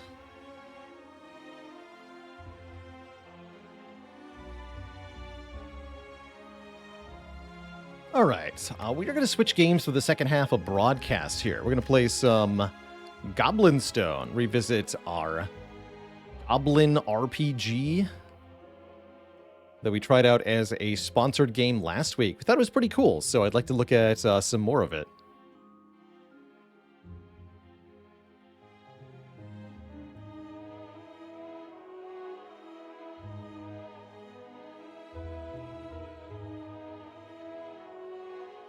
Elden Sing. Oh dear. All right, so I'm going to be back in a few minutes, Twitch chat. When I return, we're going to be playing Goblin Stone. Don't go nowhere. I will be right back.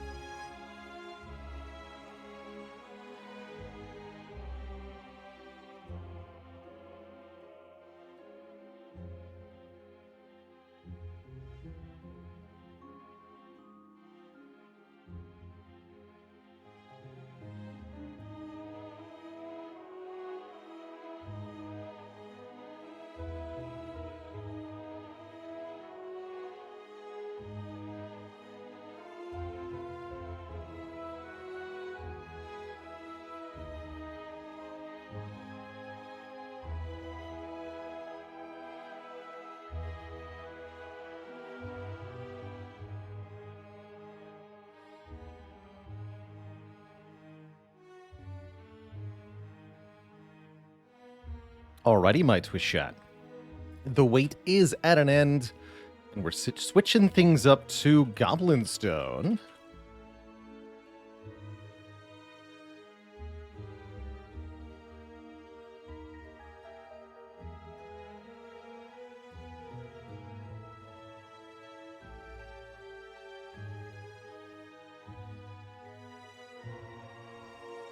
Brothelstalker, thanks for 15 months. How does the Ironclad steal someone's weapon? With disarm. Not that arm. Dis one. Duke of Lameness says, I put 3 feet of water in the lobby at my doctor's office. Now it's a waiting room. Oof.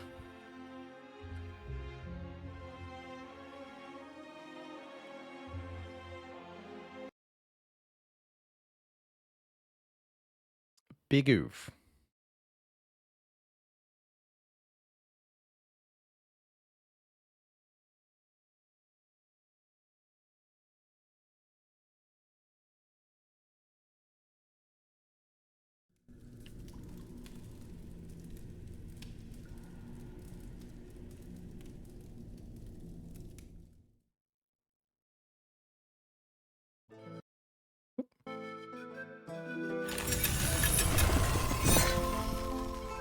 Welcome back. Welcome back, one and all, to Goblin Stone.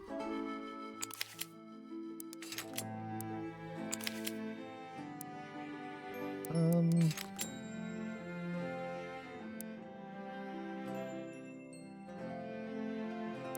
gonna try one thing.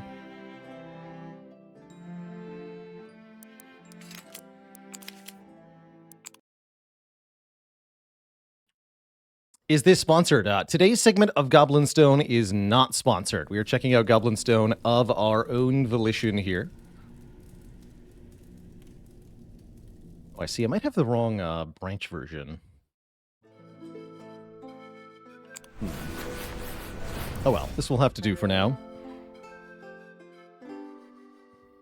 Nain Barbu, thanks for the 38 months of support. So if you've not seen it before, Goblin Stone is a narrated story RPG with some rogue-ish mechanics and turn-based combat. In it, we play a party of goblin adventurers who are who discovered the Goblin Stone artifact and are trying to protect their forest, I believe, from human invaders. There is also, as you can see, a sort of base building or dungeon creating layer to it. Darkest Dungeon with goblins. It definitely has some Darkest Dungeon vibes. But then there's also, like I said, the base building, and you can breed new goblins with genetics. It's a bit odd. Let's see if we can see our roster here. At the armory, we can see. Now, is there a full listing of everyone somewhere? Barracks, yeah. A proper barracks can fuel a strong legion for many generations. That's right. XCOM on the back end, Darkest Dungeons on the front end, like a goblin mullet. Yeah, it's got some cool little mechanics going on. So currently we've got Soul Raider, Wizbo, Burned, Nibble, and Salt Hopper. I think a couple of these people are unnamed. To open up naming for goblins in a little bit. But here we can see everybody's stats. Not exactly. Shows me their active stats, but not their base stats. Yes, body, mind, and spirit are the 3 stats. That's right. So every goblin has base stats, which then result in some derived stats.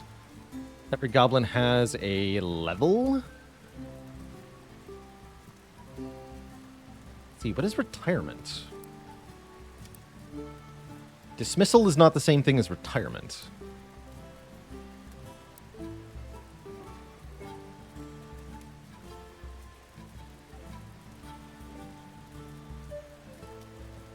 Let's deactivate Flabby and activate Alert.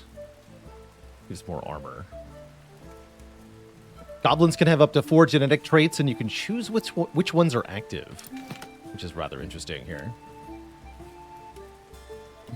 Oh yeah, we can sort by their status, although not by experience, huh? Glorious. And you've only got the 1 trait. I see.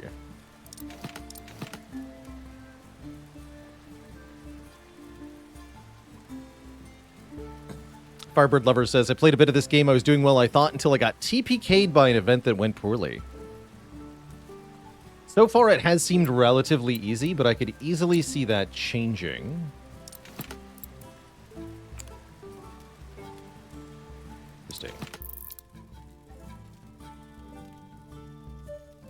That's right. We can periodically breed new goblins. That's right. We got Bone Juper and Toad Hugger.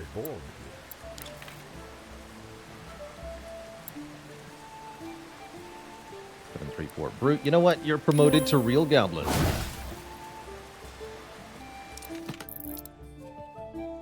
Alright, how many unnamed goblins do I have? I believe Soul Raider, Mush Seeker, Haze Mouser, Bone Juper. Those are the only ones I'm confident aren't named by a viewer. I know Arpad is a viewer name, Adonis is a viewer name. Not sure about Burned. But let's give out 4 names here to start.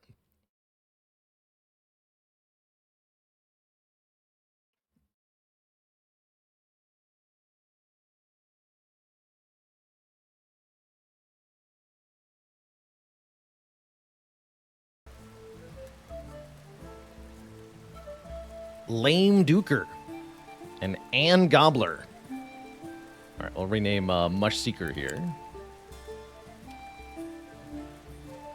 Chimichanga.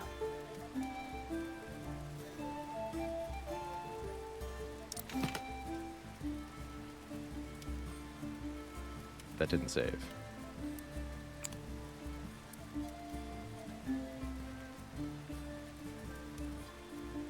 There we go. Wait.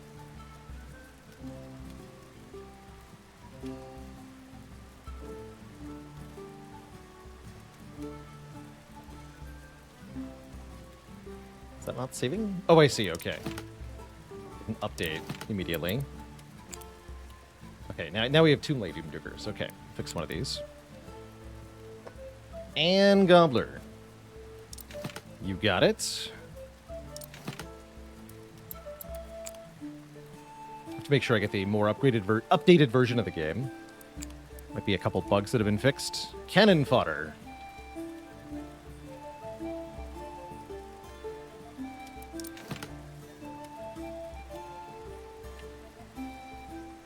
And Haze Macer will be Chimichanga.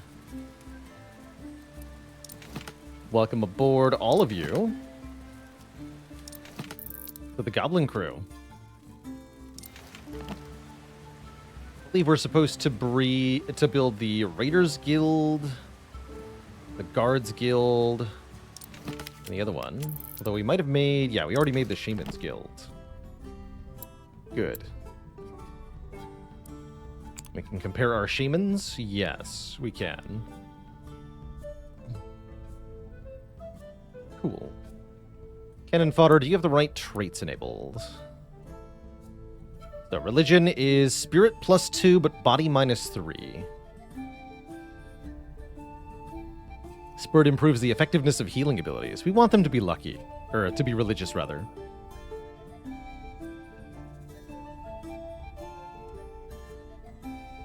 That means a lot less body, very low life, unfortunately. No, we want to be a religious brute, I guess. Cool.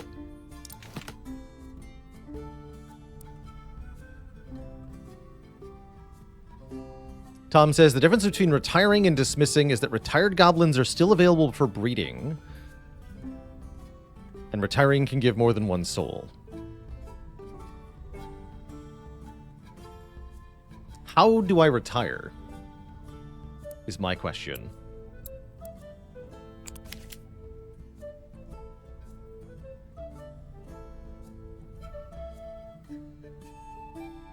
I see we can get some new abilities with souls. Been wondering that for years. Can only retire veterans, and we need a quarters. I see. Okay. Appreciate the assist, everybody. That means we should probably go on another mission.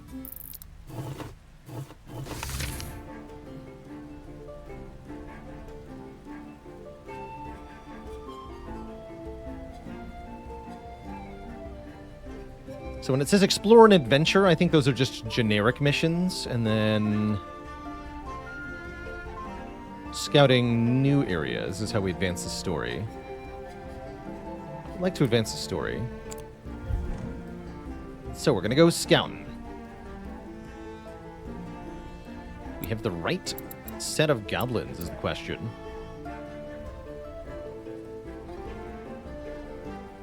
Let's see, Chimichanga does not have a real weapon. Let's get Ann Gobbler in here. Get promoted from Peon, maybe. Let's get Soul Raider in here. I think we'll put the guard maybe third. This feels vaguely correct. Let's see how this goes. Grinding makes the game a bit too easy. Well, yeah, that's kind of what grinding does for any game, really. If you can grind and you choose to do so, you should become overpowered. Otherwise, you're not done grinding. You just grind until you are overpowered. And then your Blastoise can solo Misty's gym, finally.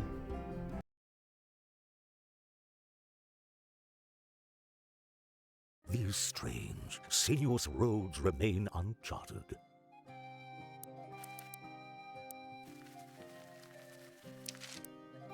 What do we have for updates here?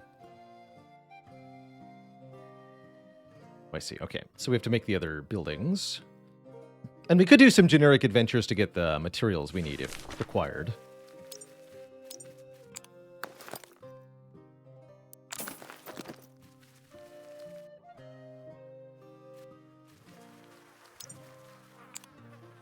Ah, fresh meat. Wait. Leather. It's not meat at all. Is bitter, but its fruit is sweet. We have Guru versus Unknown. Take the Unknown.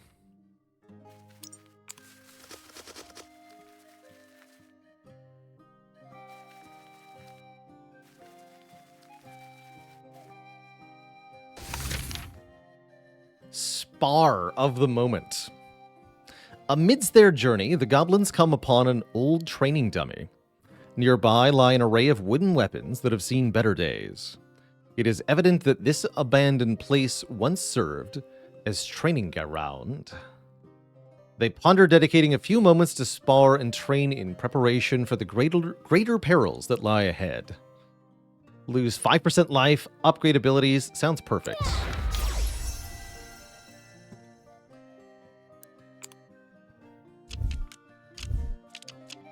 So we could choose one of these. Wakey Wakey upgrade's good. What about Soul Gale? More damage and more chance to knock back, huh? That's kind of cool. Let's upgrade Soul Gale. Learn and improve. Bonus points if we can do that twice.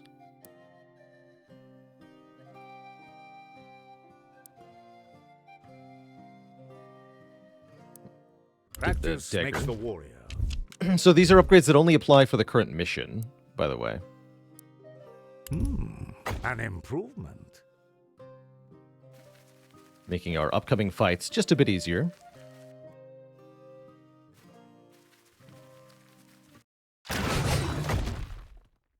Ambush.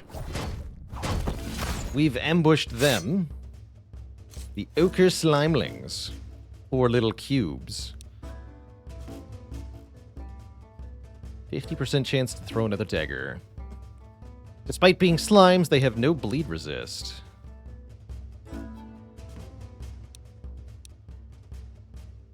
Alright, let's throw daggers at them.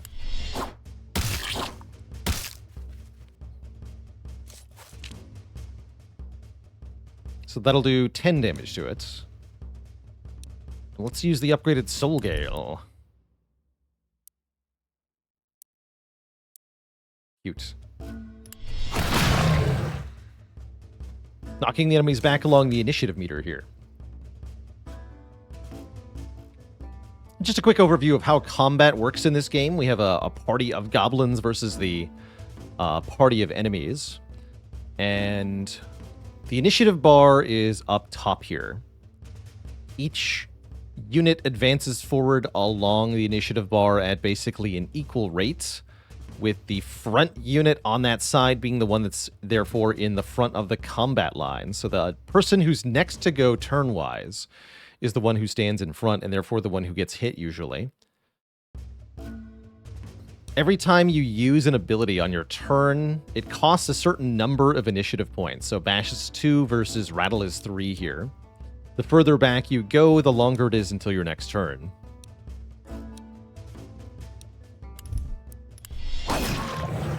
Get bonked.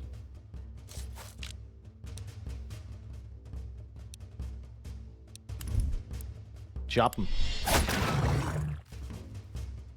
Pork chop him.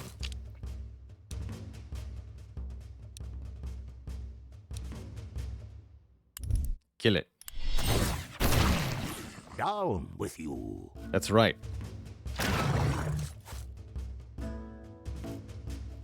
Okay, so our pad will be in front. That's good for the slimes attacking. These guys inflict poison, huh?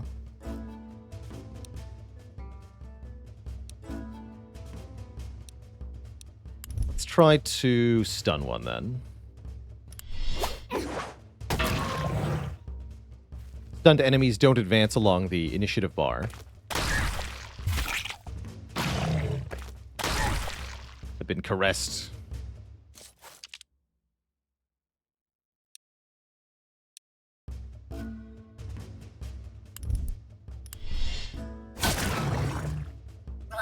Didn't get stunned.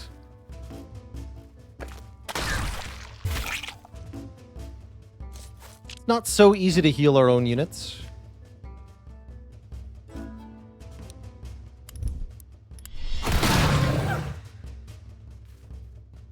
Though we do have ways.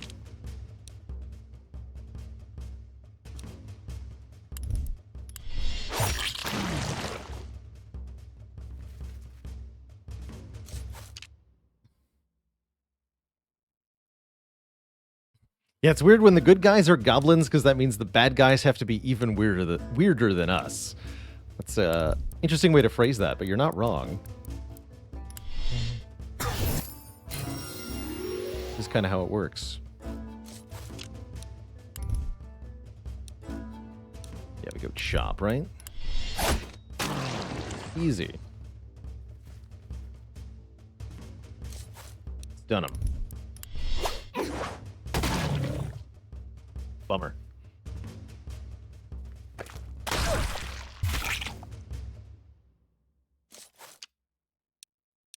Exterminate. Vital blow. With each victory, they advance their cause. Fatality. Alright, we get a little bit of money.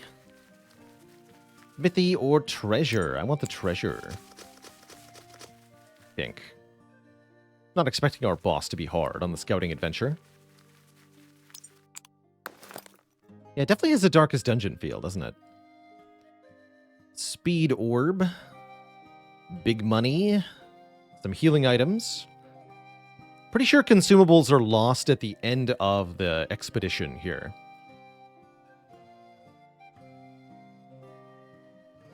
And a chiseled stick. Fine baubles. Who wants a chiseled stick?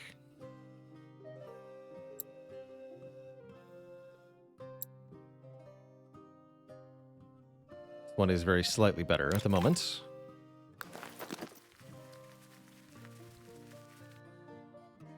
We can dismantle them for 5 gold apiece beforehand if we want to. Okay. Or we can just go ahead and use them.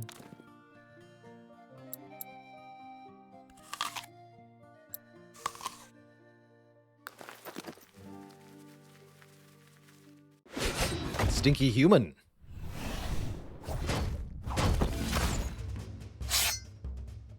3 ragged adventures. Okay. Manfolk.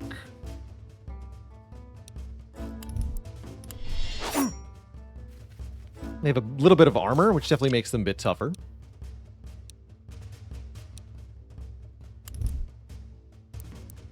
Just slow the one in back here.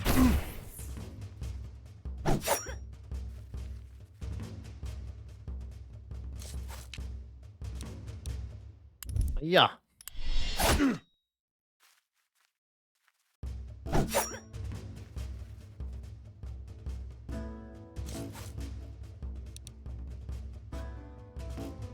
Got 20 stun resist.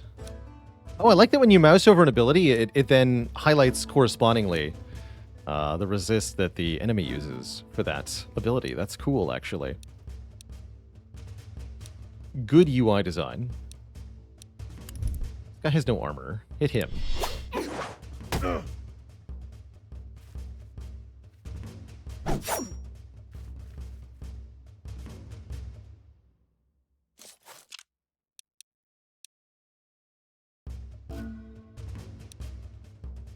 %, resist buff. Slowing them down seems like a good idea. I'm also not opposed to the idea of healing our pad here. Try to slow them. Okay, that worked. So they'll advance on the initiative bar more slowly.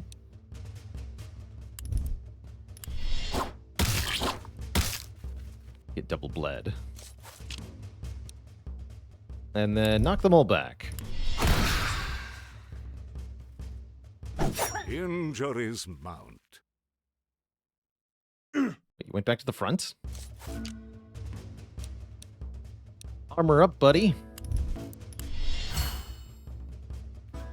Okay,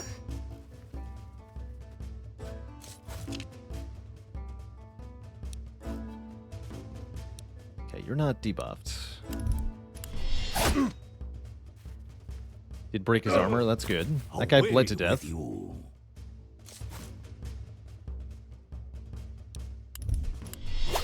Victory is but a stone's throw away.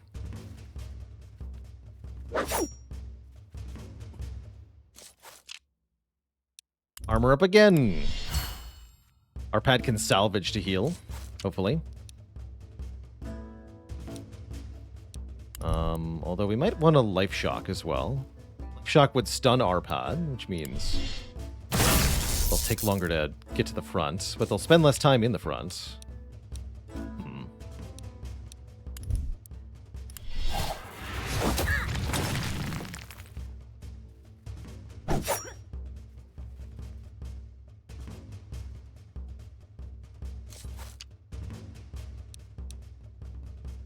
Okay, now we can finish this guy with Hex.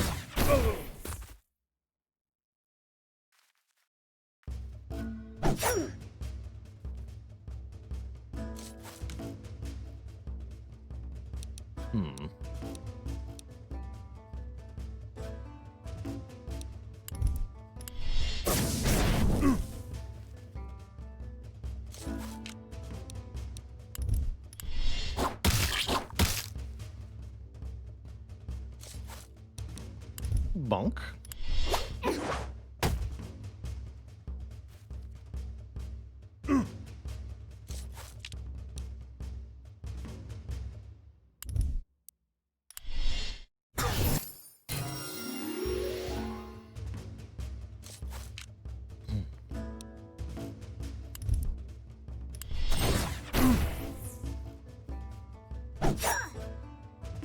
Spicy. Salvage.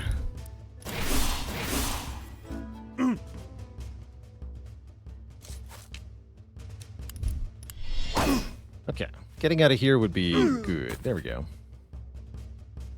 Summoning their fortitude. Definitely not an easy fight, that one. It's some large adventure stuff.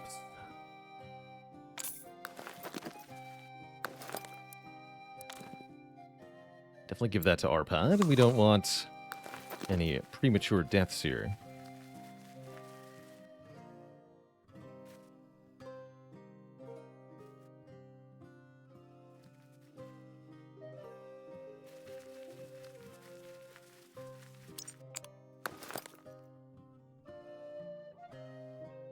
An Orb of Harvest. 20 life per kill. Ready for the taking. Except I can't use it before we get into the fight here. 2 ragged adventurers and 1 shifty adventurer who's weaker. So this is an easier fight than the last one. Prudence dictates caution.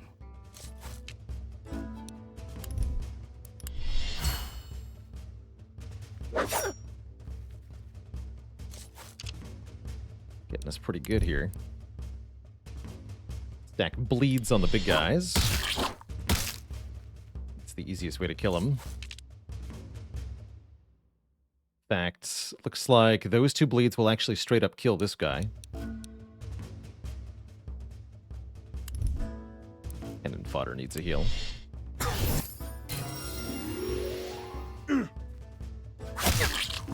Ow! That really hurt, man. That was rude.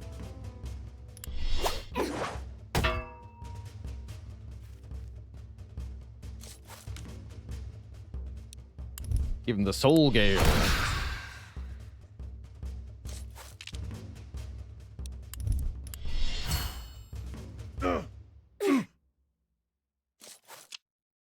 It's got 2 turns in a row with Arpad here. Shame you can't skip your turn in any way. You have to use one of the abilities before you. Oh well.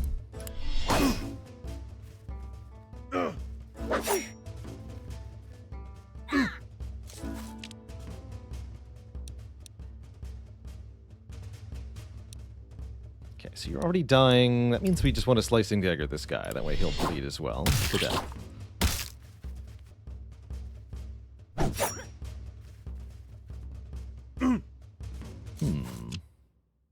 As it turns out, humans actually do hurt quite a bit. Definitely true.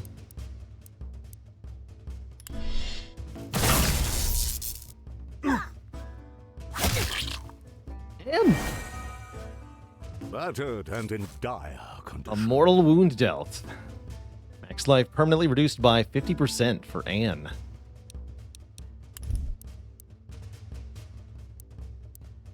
Forgot this guy did 12. What a jerk.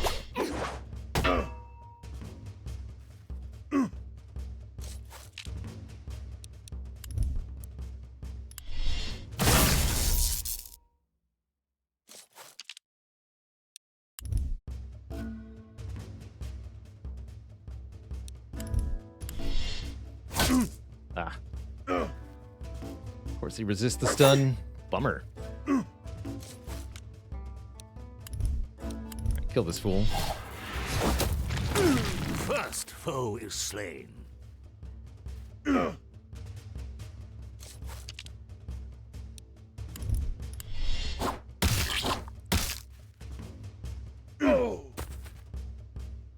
Dude.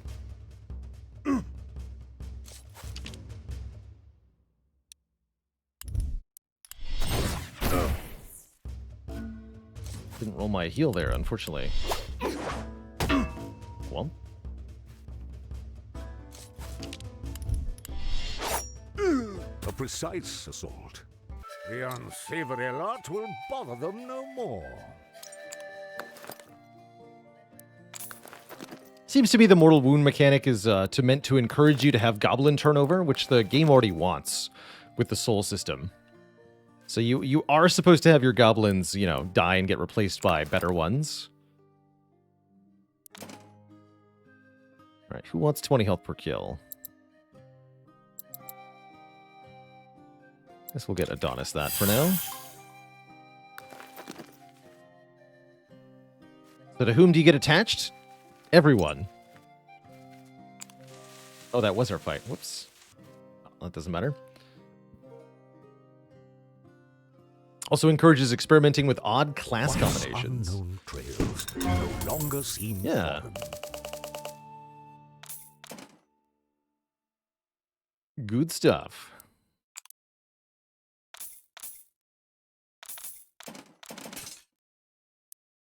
Excellent. Ren says you straight up can't progress past a certain point without swapping out your goblins, as you won't have the stats. I believe it, yeah. Definitely believe it. Okay, so we want the quarters. Let's build the quarters. Definitely build the quarters.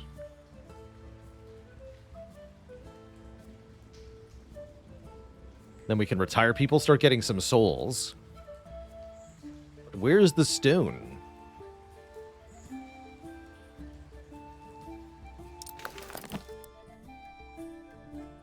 I don't think goblins have armor slots.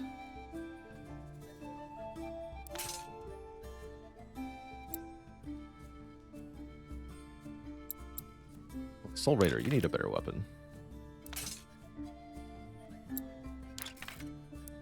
There we go. You can change the class of any goblin that hasn't adventured yet, either. The armor is the goblin in front of you, of course. Of course.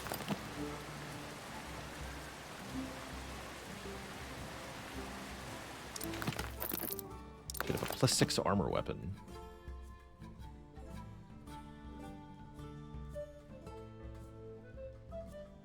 Maybe not yet. The wooden stool doesn't give any armor. Be nice if it did.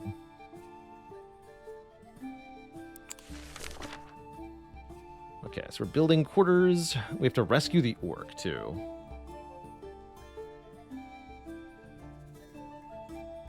Ambush the halflings and free our friends.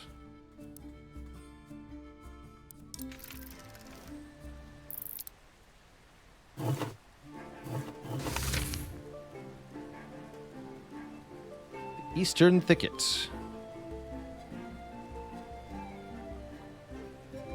Gonna have new enemies here. Wolves.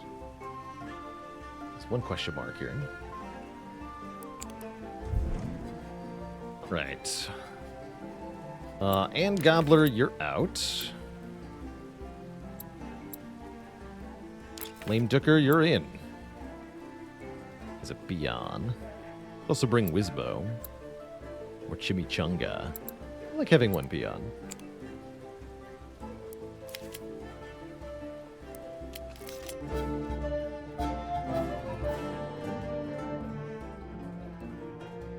Very cute.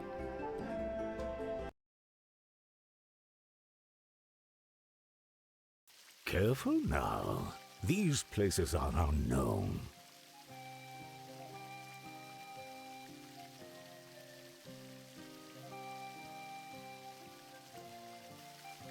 Permanent orbs. How do you get those?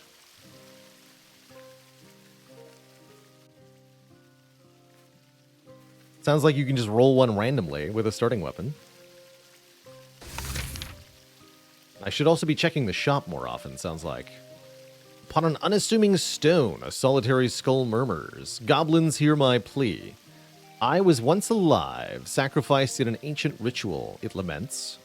The purpose of that rite is lost to oblivion. And now I linger a useless, forgotten relic. Eventime itself abandons my memory. There we go. Might you offer comfort?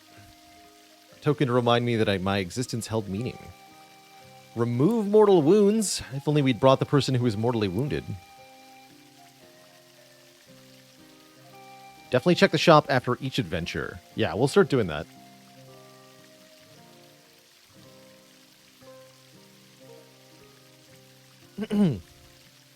We'll start doing that. With regret, the goblins acknowledge their inability to offer anything of value.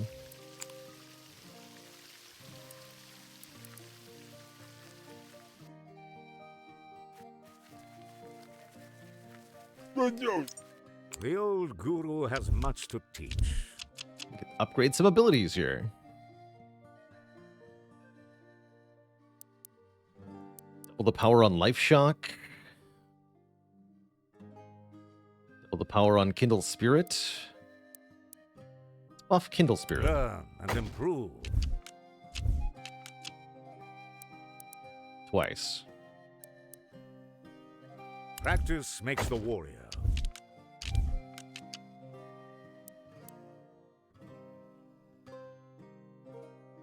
Upgraded Sticky Hoodoo is a small amount of damage. Interesting.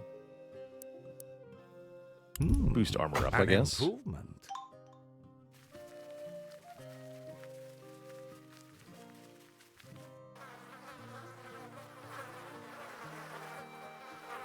Oh, wait. Padoru, are you maybe thinking of Star Renegades?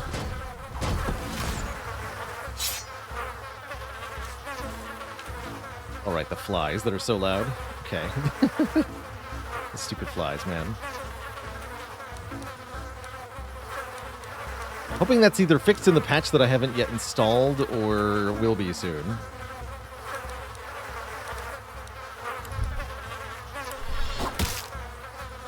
Could also be that the sound effect is playing 4 times. I'm not sure.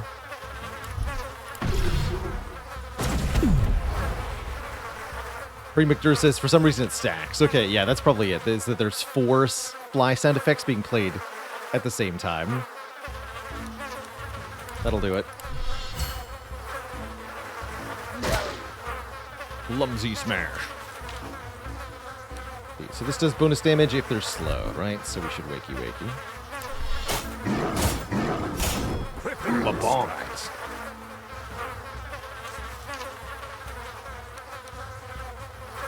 For random though. That's fine. Let's try to finish one of them off. Mac only does 5.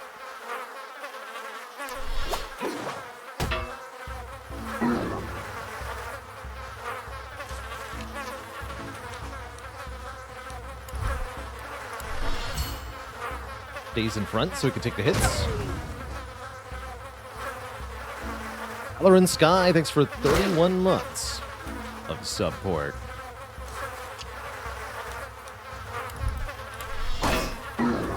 Vital blow. That slows me too.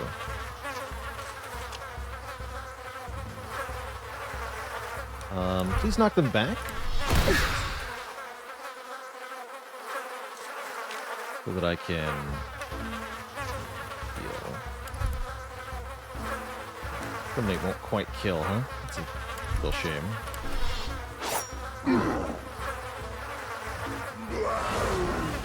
Uh-oh. Now they're powered up.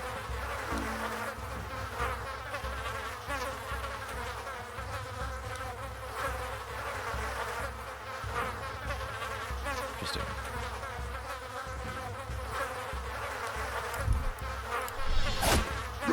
An encouraging progression.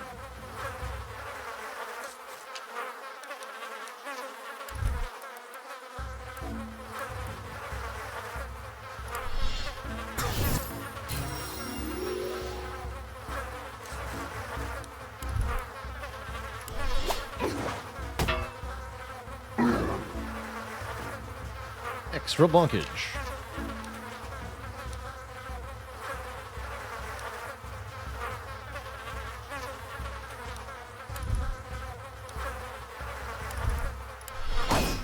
Salvage later.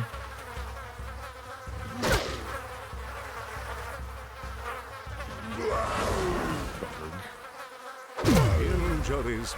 Okay, that's actually starting to hurt. Whoa, and why did the zombies get so many turns? He's no cool. Not cool at all.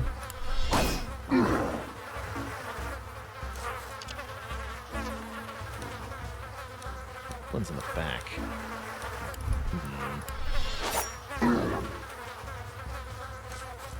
Wish you had a little bit more control over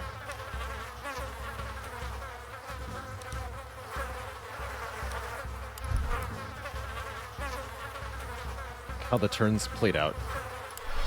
No, it's not quite. Excellent strike.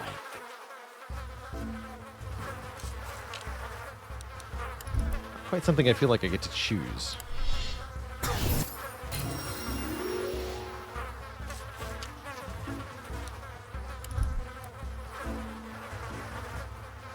You can heal Snot Clover. Yeah.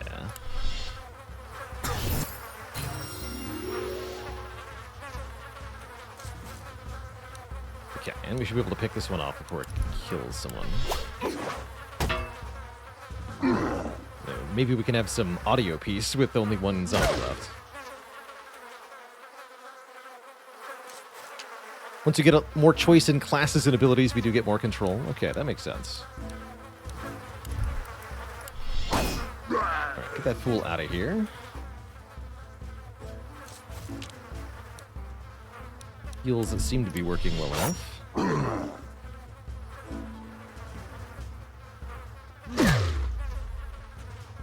No biggie.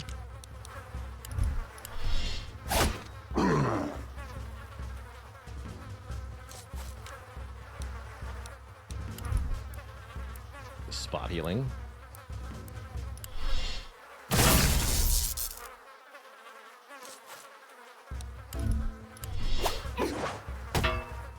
Good. Salvage. Now we can kill it. Vile cretins. Zombies with money. Alright, our options are treasure or a mystery. And if we take the treasure, we also get a shop, allegedly. Although, am I only able to use the 30 gold I have on me? Maybe the treasure will give us something to buy with. Let's find out.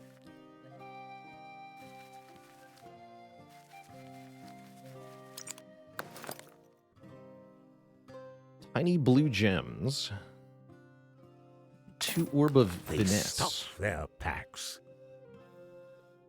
Since orbs don't get kept, we might as well enchant these. Why?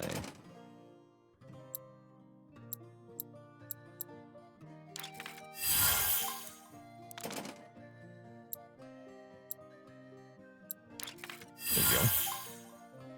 Oh yeah, we could also sell the orbs at the shop. That's true. And then keep the money.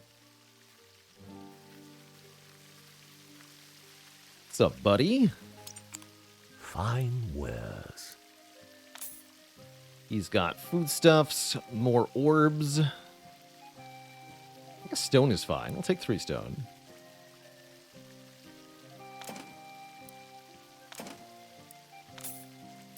A fair trade.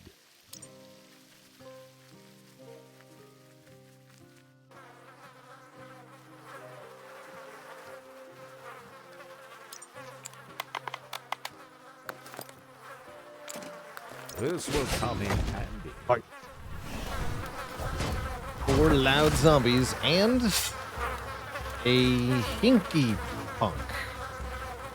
A what? It's a level 1 undead that is small and immune to bleed. Is what it is. Ooh, that crit chance though. That paid off. You start by kindling spirit on yourself. Does seem like it's better early.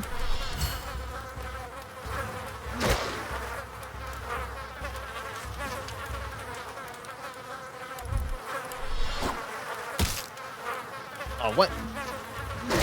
We're have to check what bleed resist is on zombies. Probably decent.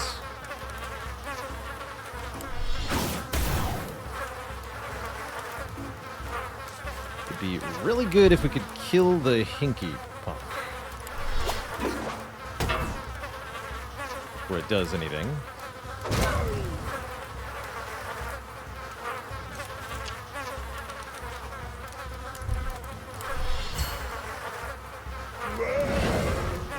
We're shambling. Our opponents are in shambles. Okay, Whatever that thing is gone. So we just have a 4 zombie fight. Salvage heals for 15. Alright, do it.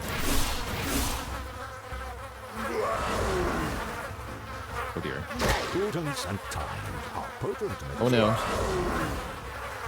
Cannon fodder. Cannon fodder, no. Alright, cannon fodder is alive. They're gonna be sticky.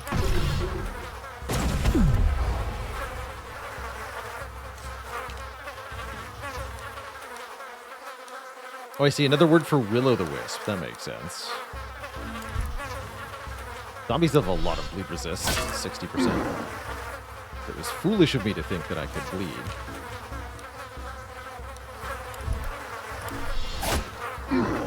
Bold attack. But we can crit. Boy, can we ever crit. Next blast is random, yeah. That does stack. Seemingly.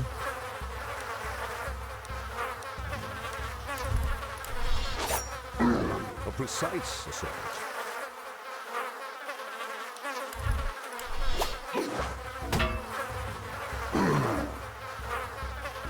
Oh, that's right. Life Shot can damage undead and still stuns. Look at the reminder on that.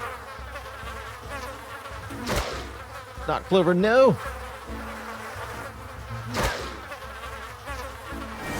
Mortally wounded by the zombies. Killed by the zombies. A goblin has died. For each death, we're awarded valuable souls at the end of the adventure. We can upgrade the lair. That has also pissed off everyone, and they are all very angry about it.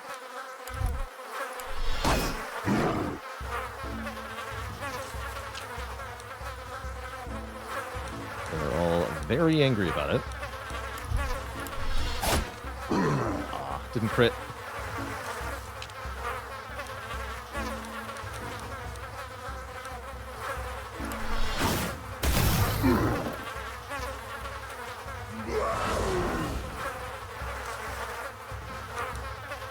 Punch.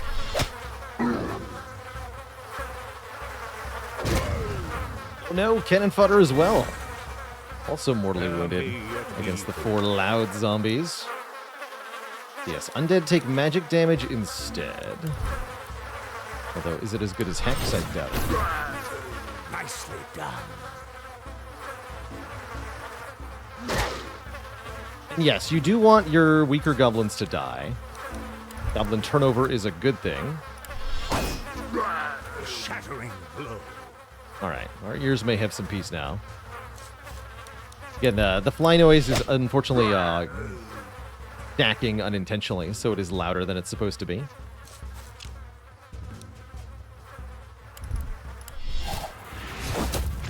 Exterminated. Exceptional skill. A galvanizing victory. So we had our first unfortunate death. But how unfortunate is it really? Diligence bears its fruit. Now we have a soul.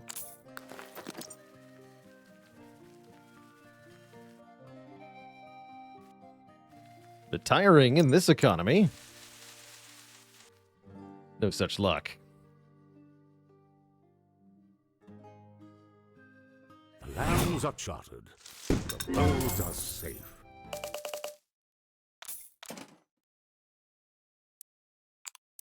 Onwards. So we got 3 souls from Snot Clover, one of our older goblins, actually.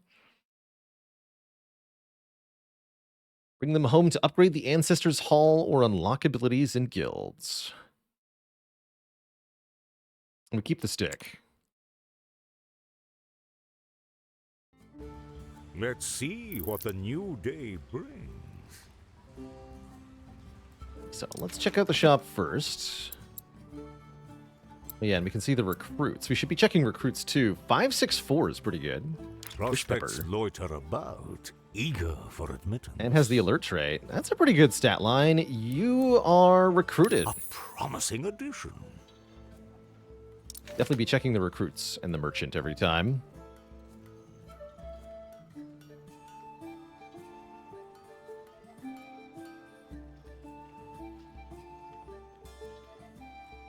So this wooden stool has plus 20% chance to stun. Is that a permanent enchantment?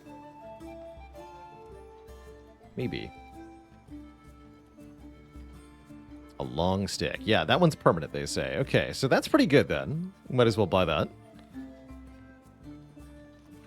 I see I've got some stuff to sell.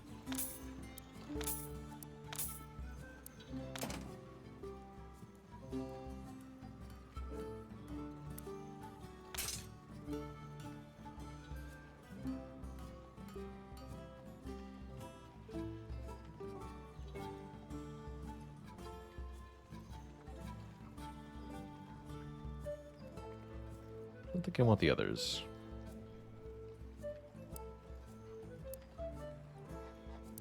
An honest bargain. This edition will prove useful.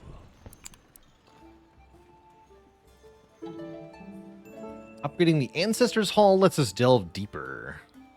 Okay, I was wondering about getting more space. So we definitely want to upgrade the lair to level 2, giving us more levels. Oh my, okay.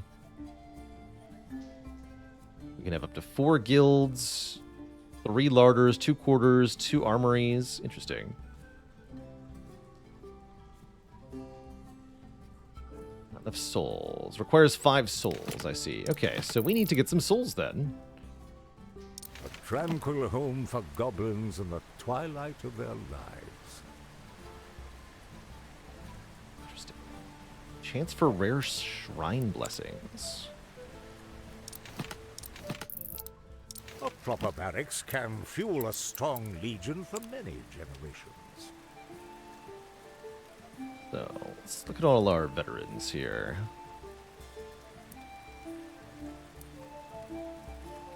Anything special here, Arpad? And I... Must be this button, right? Okay. Yeah, let's retire, Arpad. You're retired.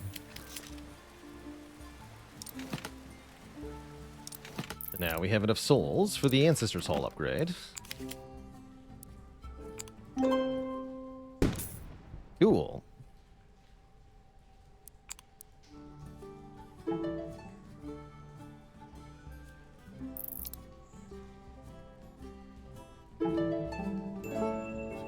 Upgrade our War Room to level 2 to start adventure with an Aura Flame that provides a random blessing for the party's journey. And we can upgrade the campgrounds too. Which requires what exactly? 20 stone and 20 ore. Have stone? 1 ore. There's 1? I'll buy it, but why do you only have 1? A fair trade. 13 stone.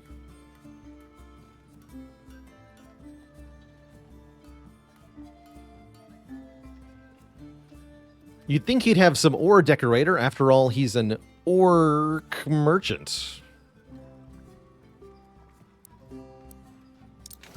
No refunds.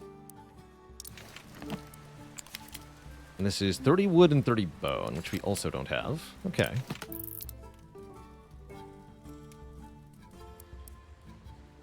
But we can put another excavation. 5,000.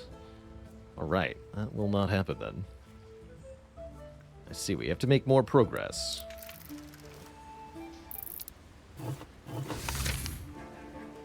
We could think about breeding a few more goblins. Theoretically, we can do that every day. Do I want to do that every day? Sounds exhausting. And it's time to rescue the orc. Let's do that.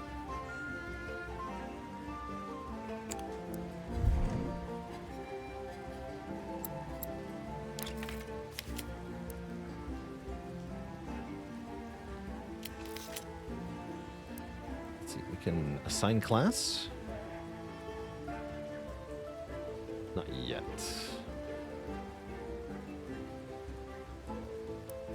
Don't have the spirit required to become a mystic. I see. Get Chimichanga in here. Oops. I assign you a weapon. Here we go. Take the stool. Whizbo, you're into.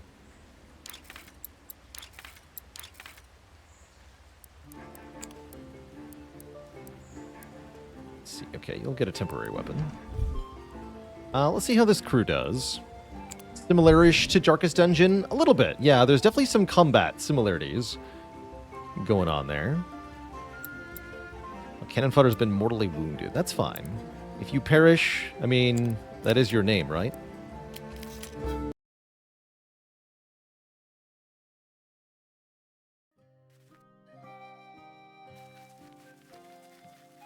We've got a shrine first.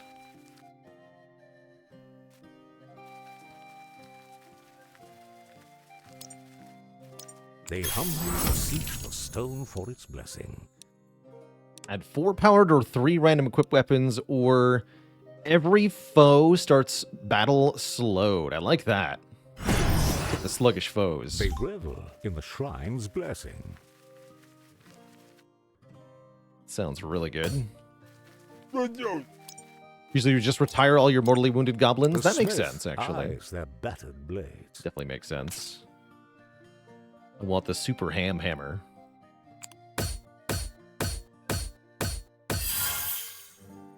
Fine work. But I have no money. Bummer.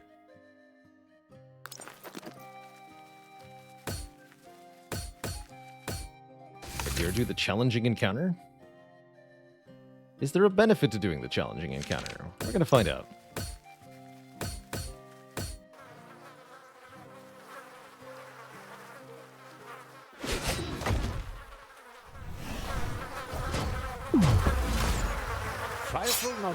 Fly time.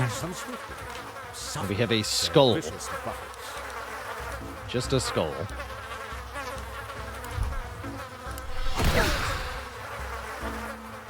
Always come with an extra harvest or treasure. Okay, cool. Oh, and Wakey Wakey works because they're slowed? Hell yeah. Should be able to kill it before it even acts.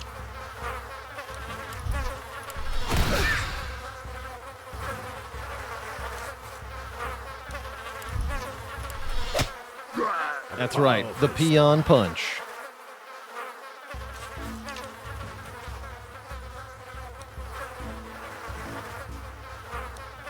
So Chimichanga has bonus stun chance, which is pretty cool. Let's try and stunning you.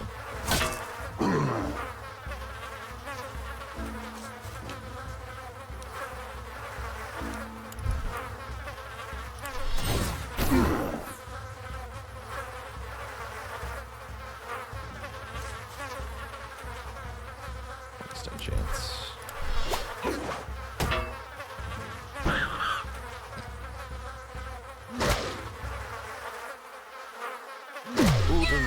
Fair enough. Cannon fodder lived up to their name. And now we all have a buff, so honestly, maybe that was for the best.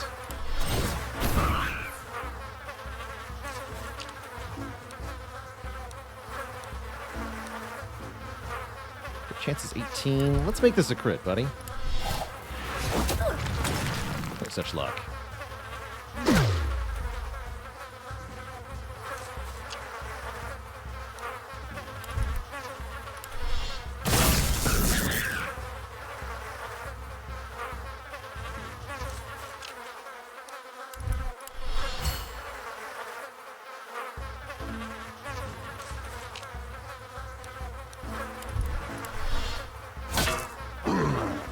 Bonk.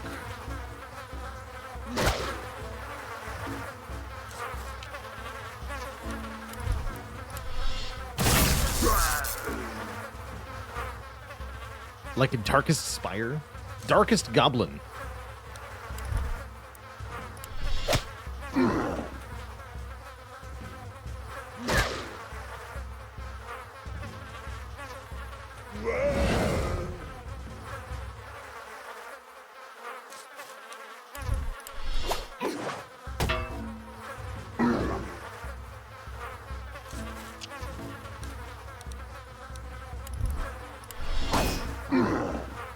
Stun there.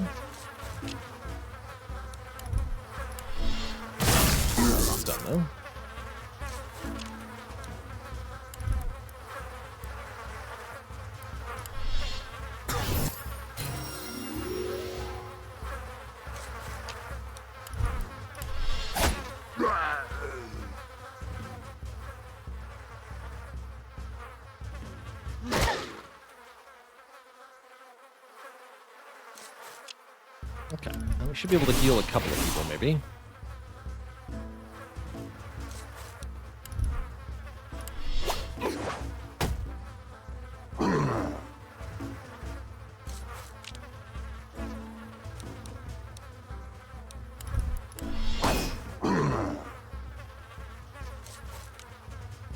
Yeah, we can use Kindle Spirit on yourself.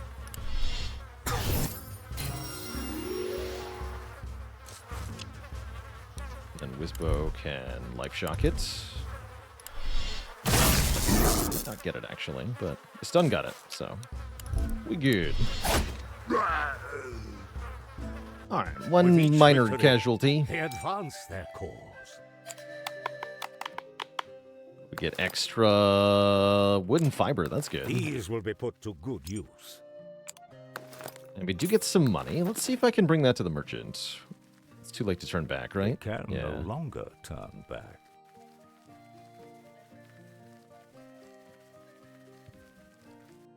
That's right. Enemies gain status resistance each time they are inflicted with a status. So stunning enemies does give them more stun resist.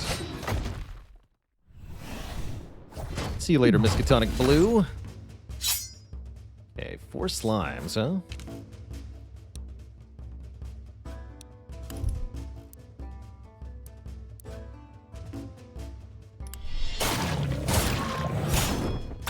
First foe is slain. That's a good start.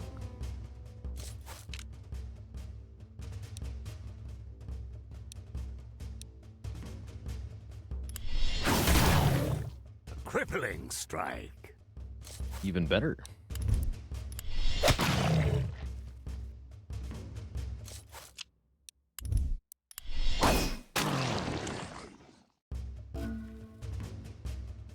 See, that slow start would come in handy.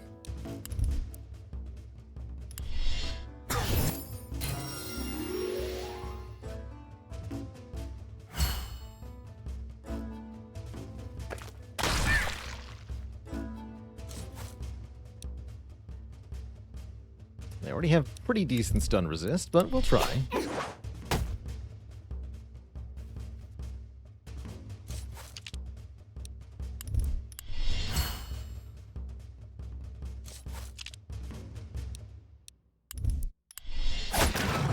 Thundered, meaning the armor won't work.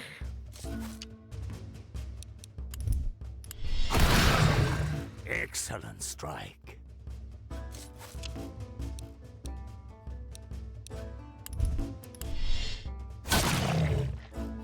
Even resisted that stun.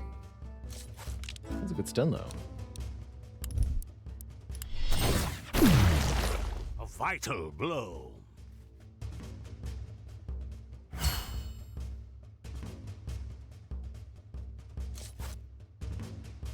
Okay, try shoving it. Resist that, too. Fair enough.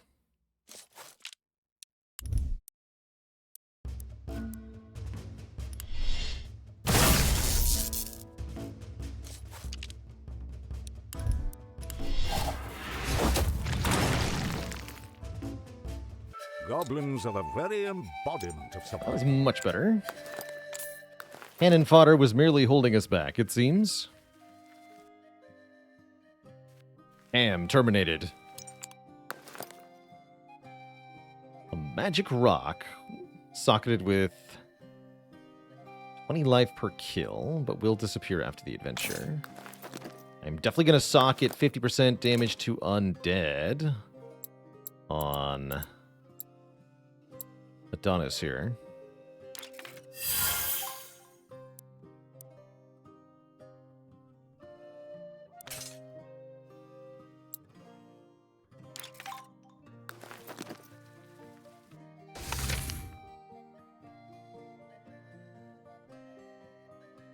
A sight if we go for the elite? I'll go for the elite.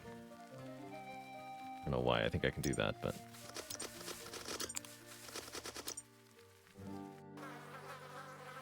Hear the power of zombies. Actually, I have bonus damage against them now. We've already done this exact fight. Although we did lose someone last time. Not allowed to use Exterminate at first. We can do 17, that's pretty good.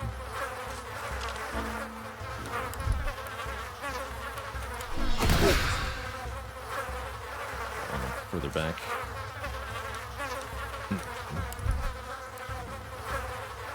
Stun the skull. No idea what's going on, but the Red Goblin's OP? Yeah, he is.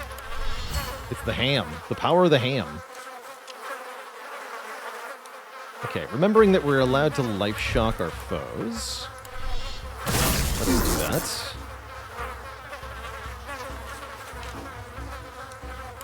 Please intercept the attack from this fool.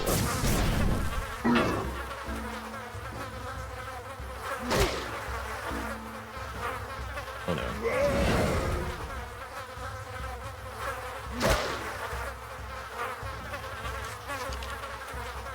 Okay, exterminate the skull.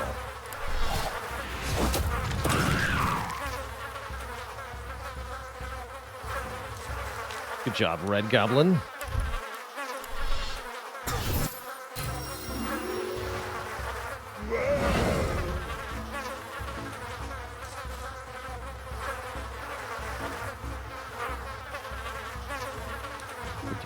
Stun this one then.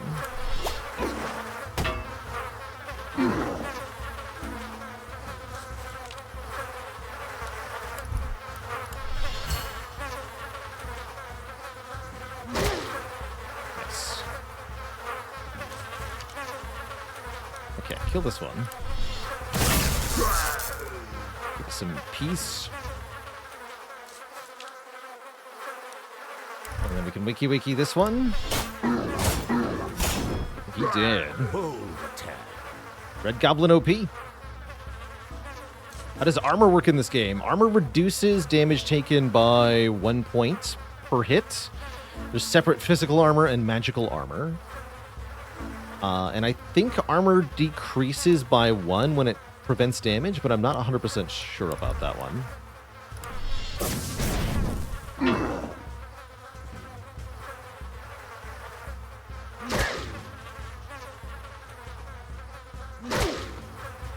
Yeah, it looks like it goes down by 1.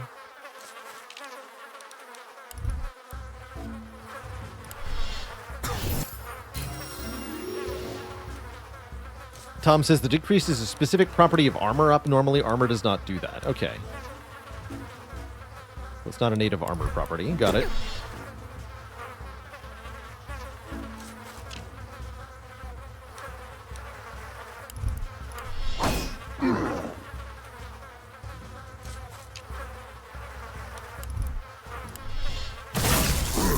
Nicely done.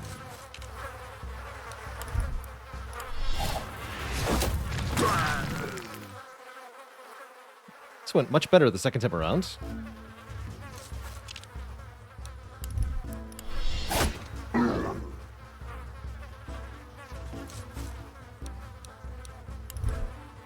To resist. 20.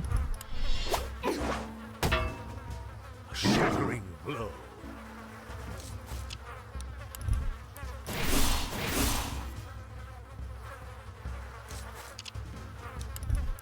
Heal Adonis. Will not tolerate Adonis perishing for any reason.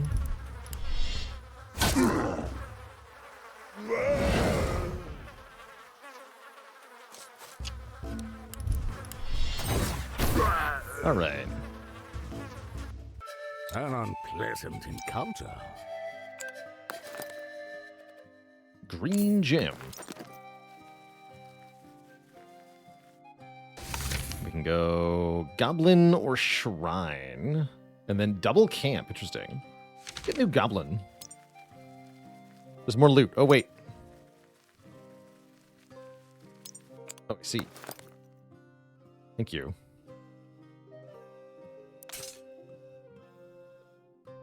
Heal up is pretty good. They stuff their packs.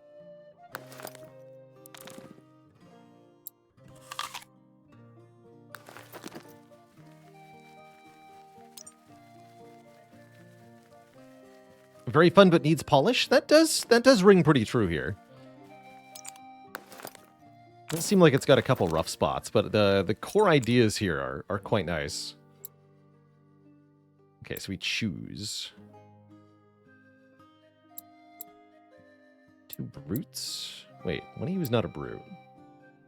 Rookie guard, rookie raider. Oh no, brute is their genetics. That's right. I want more raiders.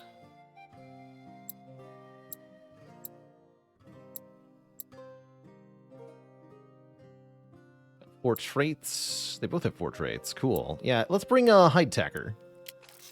And I'll open up naming for hide tacker right away, in fact. Guess losing somebody wasn't all bad, huh?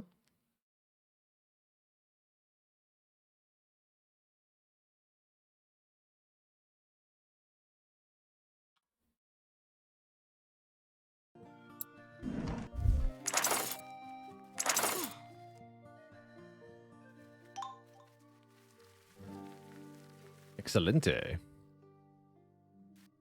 2 red goblins, it's all over. Right. A place of respite for the weary. Discuss Resettling, tactics. Weary of the road.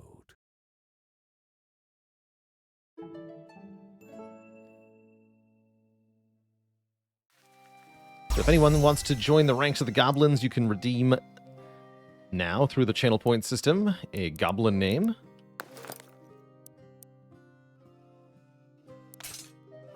Give this to hide tacker.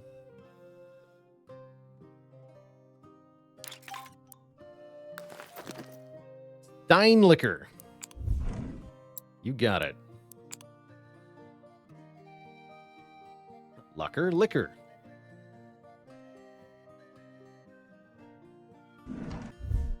Welcome aboard, Steinlicker. Do you have the right genetic traits enabled? That's my question. The brute is body up, mind down. Mind gives crit. Spirit gives armor.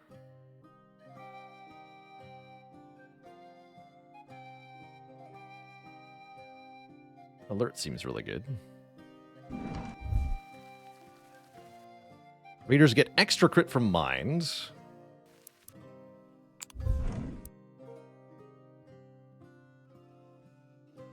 If I decrease body, we have way little, not enough health. Yeah, we get 6 crit.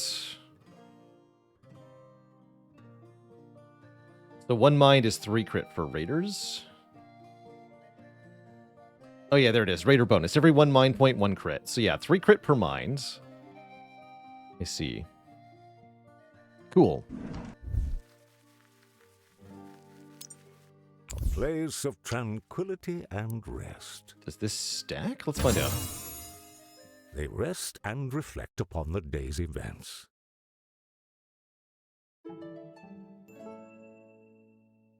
Tom says yes, that stacks. So we should be at... Yes. 10% up combat speed, and our enemies are slowed. Pretty encouraging. Hopefully there's a boss fight to take advantage of all this. Or we could just be done. In which case, none of that mattered at all. Oh no, okay. Them.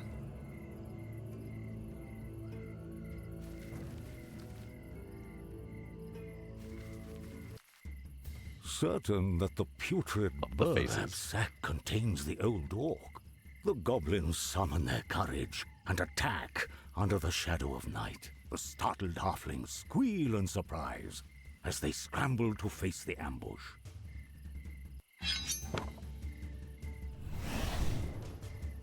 Got a 5 halfling fight. All Charlie Sheen, because we're fighting 2.5 men. Let's see. 5 halfling trappers. They all have 50 health and 2 armor. And they have 12 attack power. This actually looks really nasty.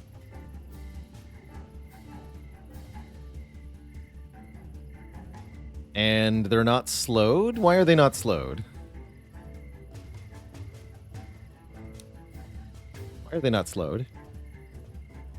That seems really bad. I think we're gonna die.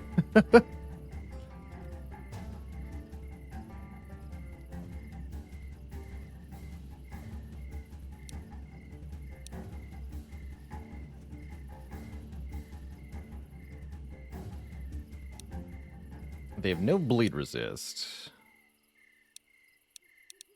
We just want to chop them, though. That one! Uh-oh.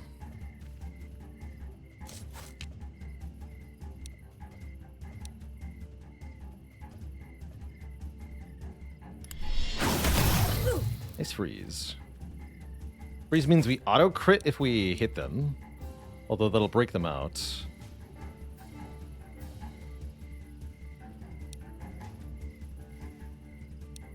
This guy with a rock.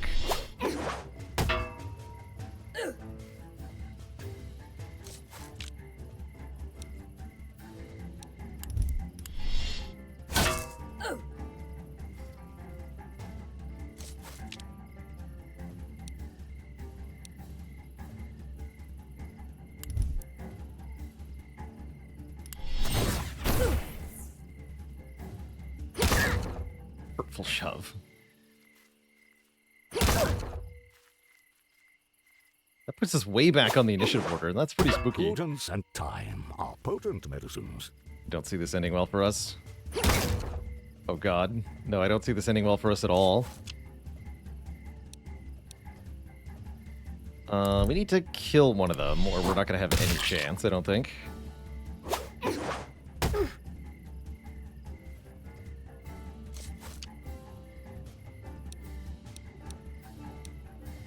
Is there a way to flee combat? It's looking tempting right now.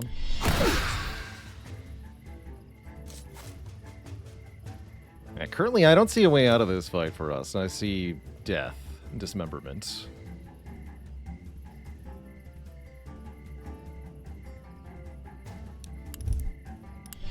That's what I see. But we're going to get a lot of souls if they all die, so whatever.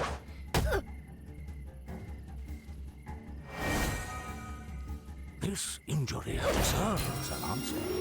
Breakfast? Oh no. And they've got healing too? Tarot, this is an actual boss fight. Gotta say, I'm surprised.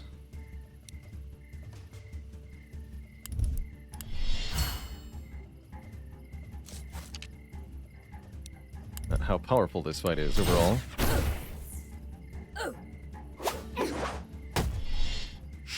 Stoned to I was death. fond of that one.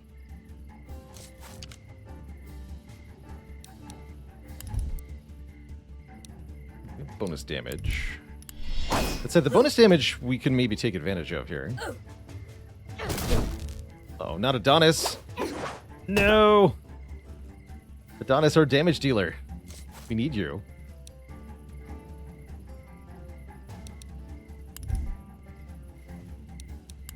Kill him. Please try to kill him.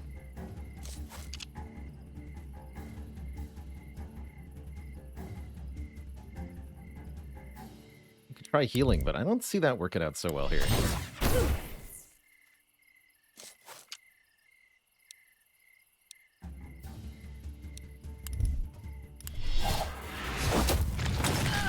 Encouraging progression. Okay, one down does change things a little bit for us. Now let's try Kindle Spirit.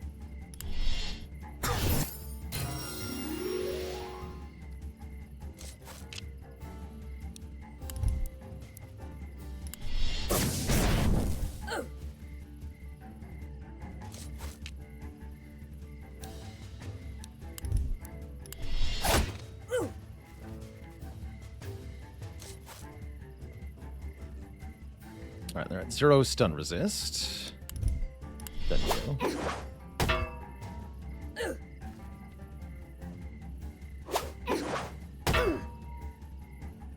Chimichanga gets stunned instead of Adonis there. That's exactly what we wanted. Try to kill this guy. We can thin their numbers, we can win this fight.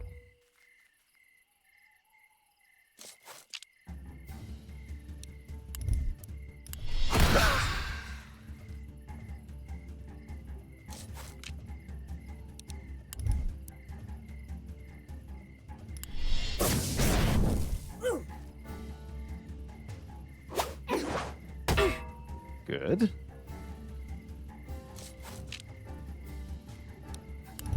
You. Wakey, wakey. Almost.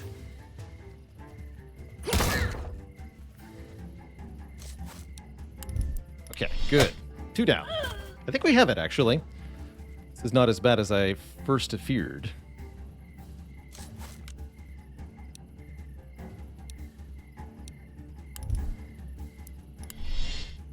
I need to make sure Adonis doesn't die, though, because they're our main damage dealer. And they are prioritized again. And stunned again. Ow.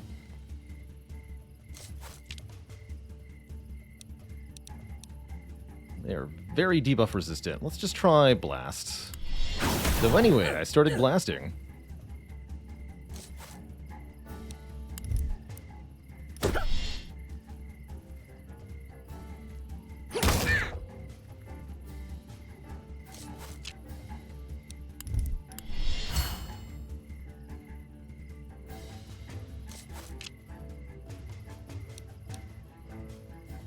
Zero stun resist. Wakey wakey. Staggering hit. Nice.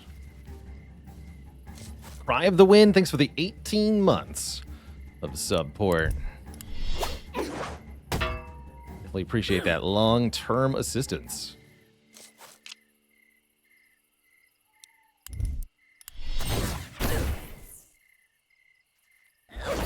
Second breakfast. We've had first breakfast, yes. But what about second breakfast?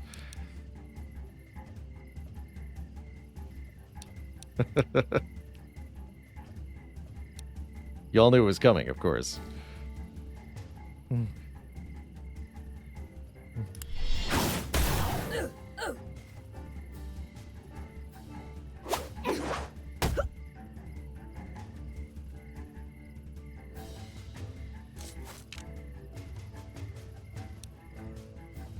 What about second breakfast? Lore accurate game.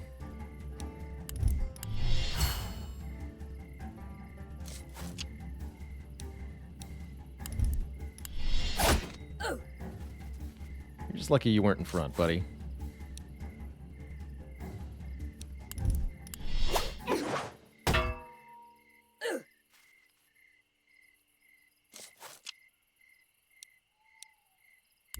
Intercept you.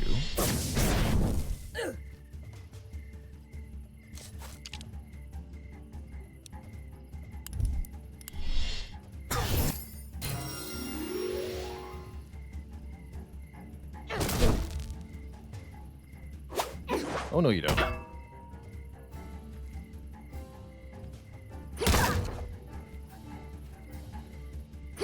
Kill Wizbo all you want, but don't hurt Adonis, dang it.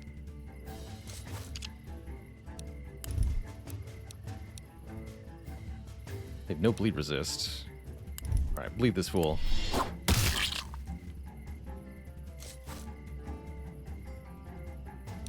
Front one has no stun resist.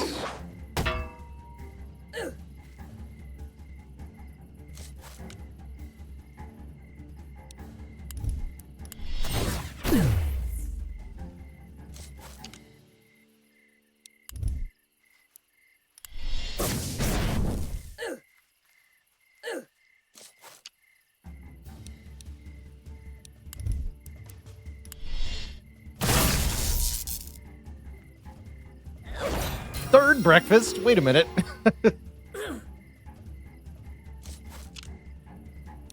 It's illegal. To Lothrix, thanks for the Prime sub. You're welcome for all the great content.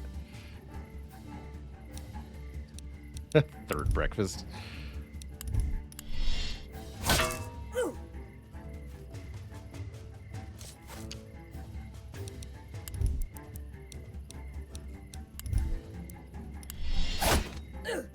He's eating.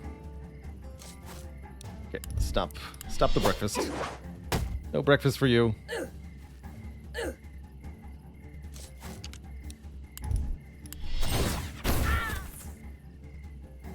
How's it going, Butts McGee? So far, this game is a delight. It's actually somewhat challenging. And I like the core concepts involved. It's a little rough around the edges at places, but innovates enough that I think it's easily worth looking past and seeing what's here.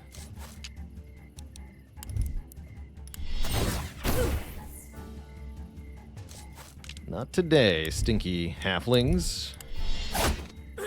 Not today.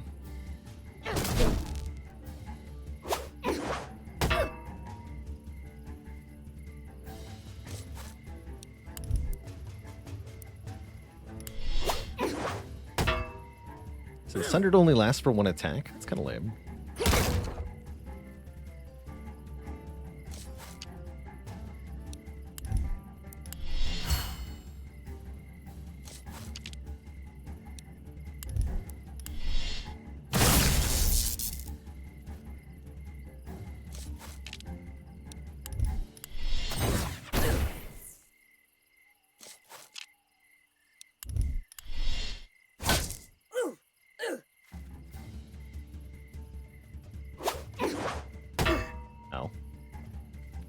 For Adonis.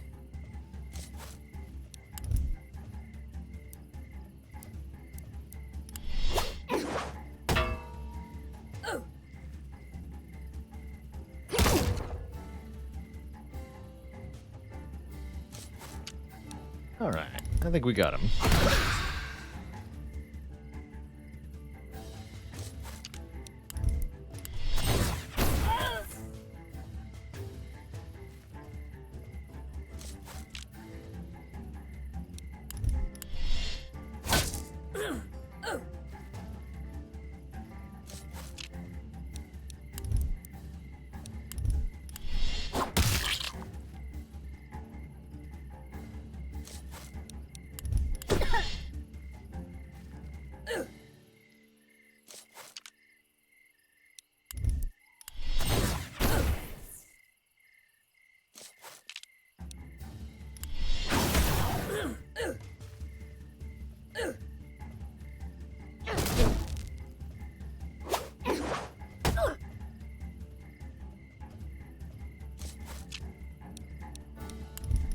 Just in case.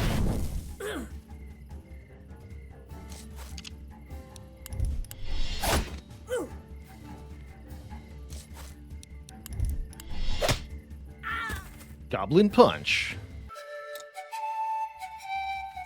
All right, a difficult battle, but only one casualty.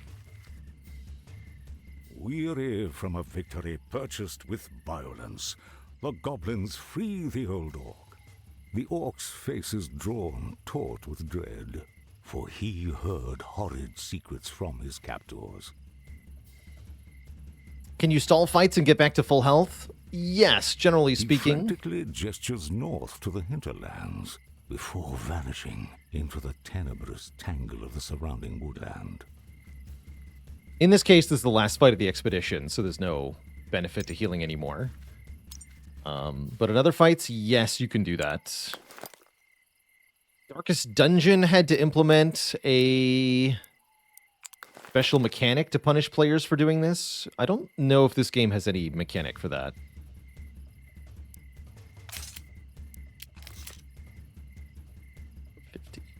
That's a lot.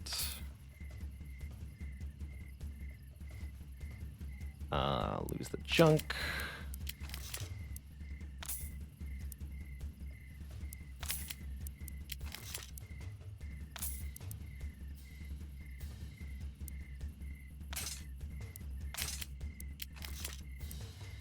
They can carry no more.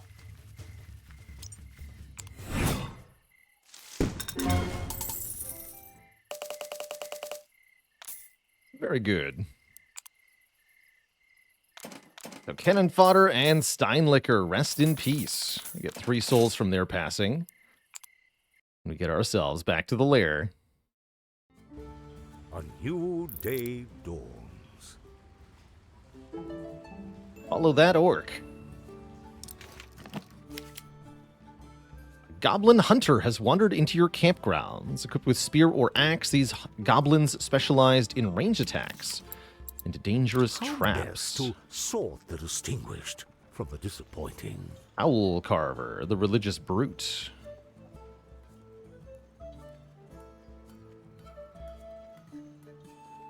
Welcome. A promising young fella. These goblins aren't very good.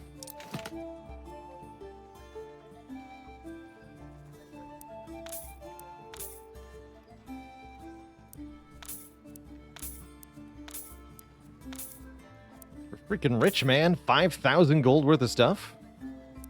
Take the bone and the wood. What is this? A large bone with a chance to knock back. Okay.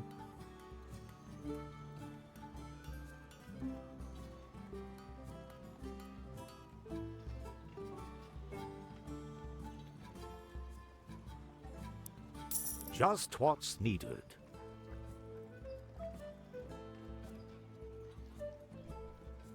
Yeah, we won't get bandits or acolytes for a while? Okay.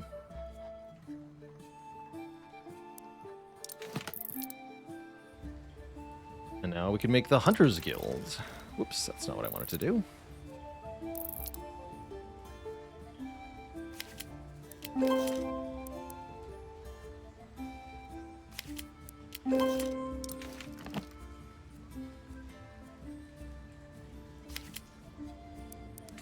Wait, let me check the journal here. Now we're specifically tasked with the Garden Raider Guild. So we'll make those next.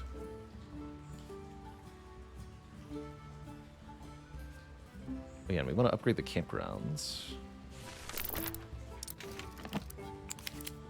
Still missing 20 stone. Alright, let's make the Raiders Guild.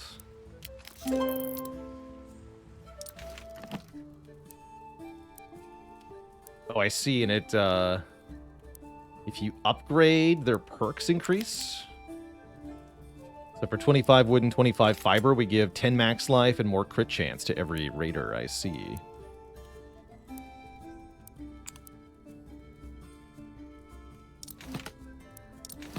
Okay. And I'm missing wooden fiber for the guards guild. We're missing one? No. That's what we have on the side.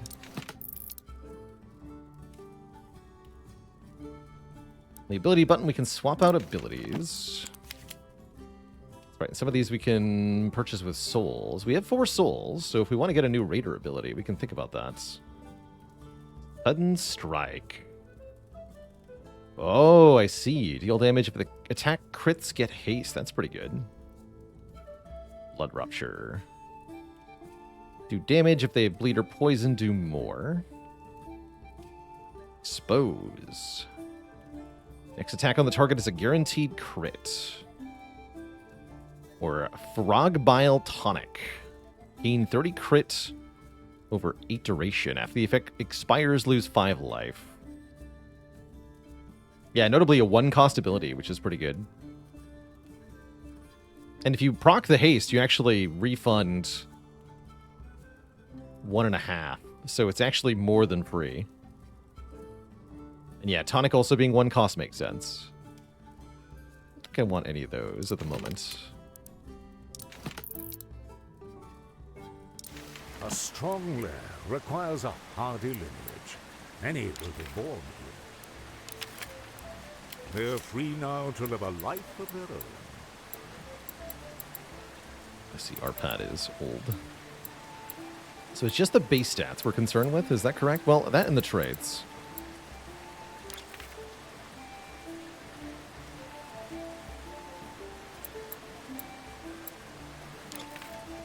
Adonis, our legacy.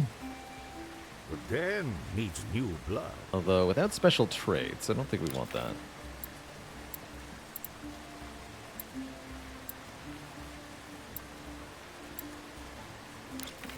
Howl Carver. The makings of a strong brood. Those are pretty tempting. Who do we get here? A 5. Seed has sprouted. Wargwicker.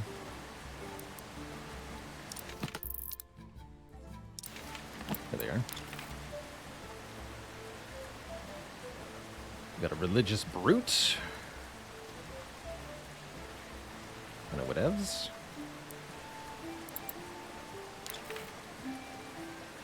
Wargwicker. Be a shaman. Also a religious brute.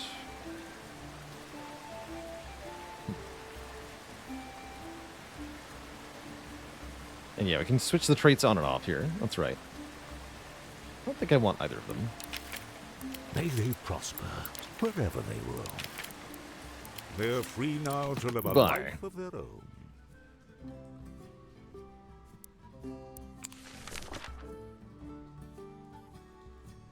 Okay, so we need more stuff.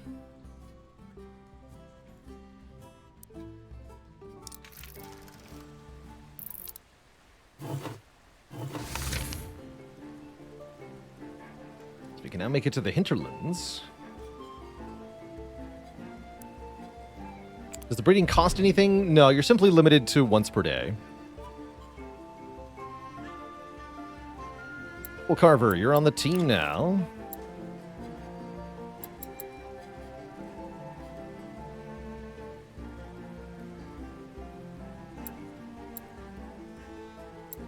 Begin. Wizbo, a real weapon, though. Thanks.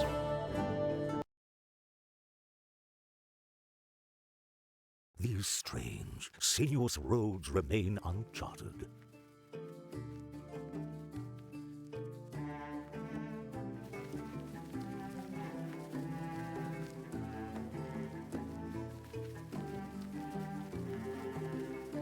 There's everybody.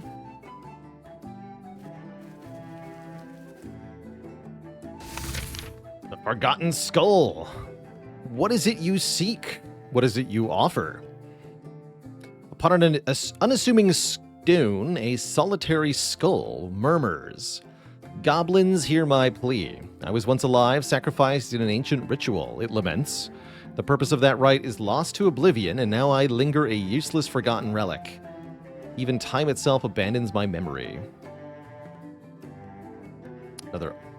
Another opportunity to remove mortal wounds, but all of our people are perfectly alive, so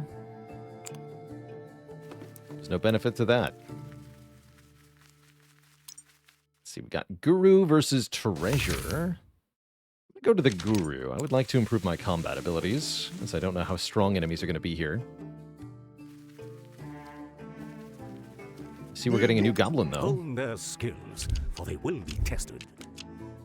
Oh yeah, level up Wakey Wakey. Double shot. Well, that's a cool thing.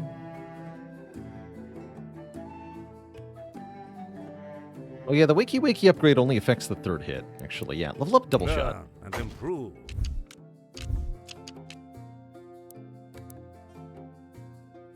The Exterminate level up. 10% more damage. Practice makes the warrior. Long shot. To a rear foe. Finally a way to hit enemies in the back. Dung Trap. Chance to spring on attack. When sprung, deal 100% damage to the foe and its neighbors. Wow. They gain 5 poison. Dung Trap upgrade seems really strong. Have I seen the modded prismatic character in Spire? How's it going, Dr. Monty? I have not seen this character that you describe.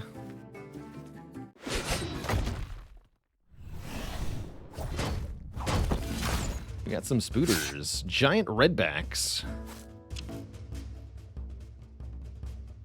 Are capable of inflicting poison. That's kind of nasty.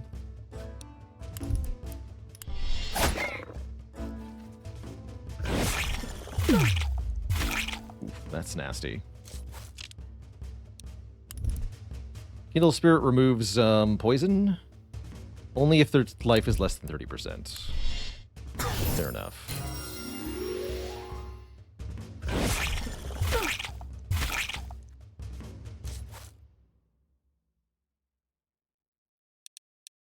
Stun the Spooter.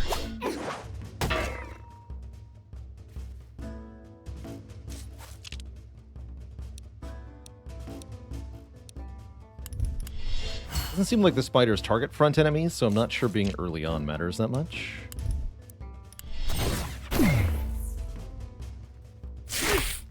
The Spider Strike does.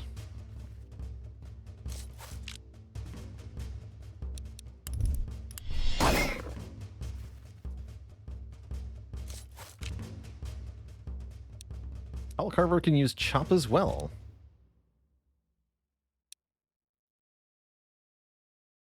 The beasts deal way more damage.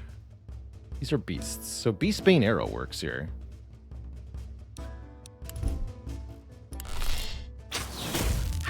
A powerful start.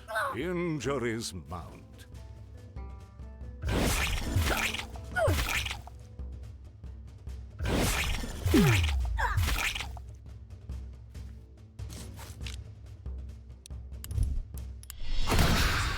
Knock him back.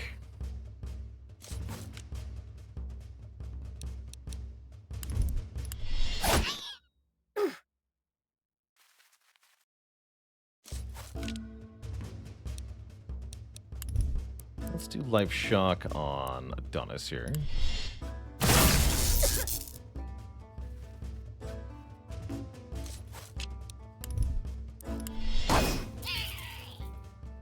Okay, 2 left.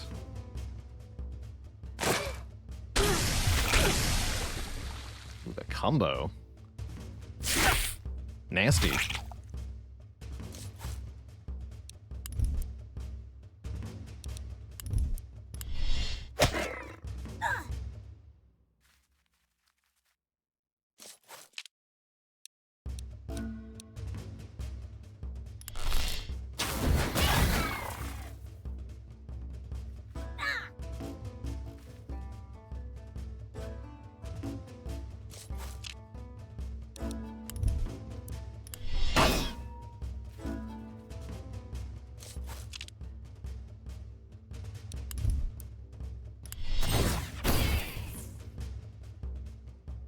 The taste of victory seldom grows stale. Okay, not too bad.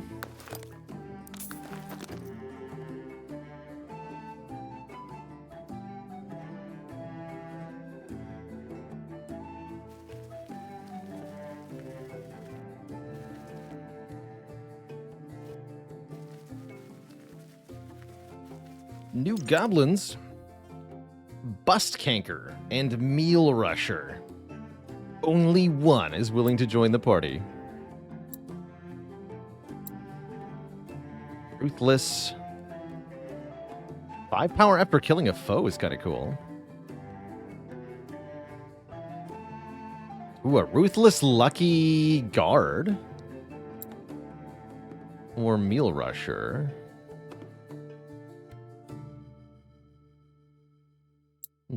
Bust Canker, you can come with us.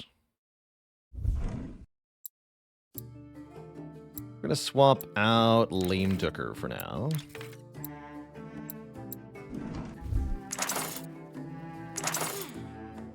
Keep the peon at home. Good luck, Lame Dooker.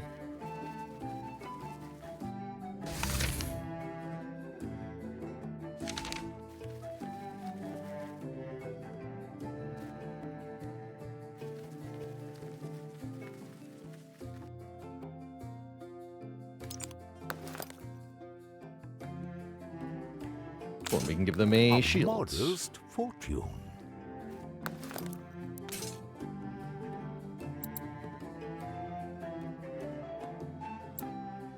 Oh, I see. This is +1 armor. Good. Give that to Chimichanga then.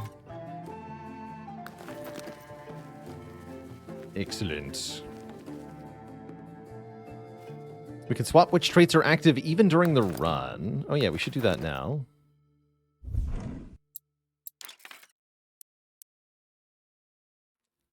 You are no longer flabby. You are lucky.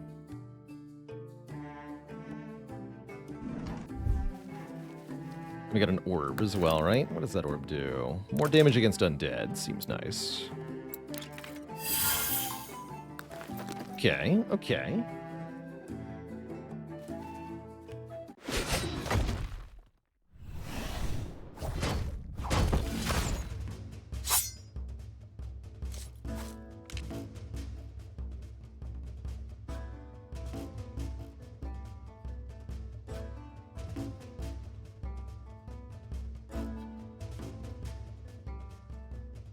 And a dad joke for the crowd, courtesy of Hawkeye.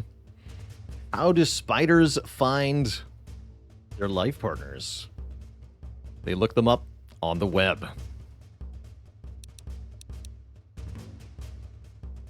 No refunds. Twist shot. If only these spiders were undead. That would have done more damage. Stupid living spiders.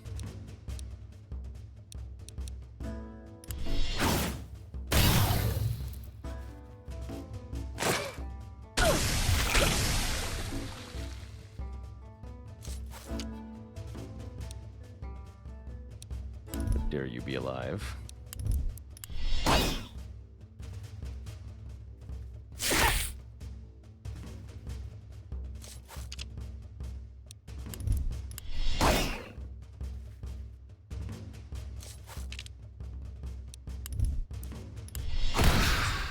A crippling strike. Bane arrow.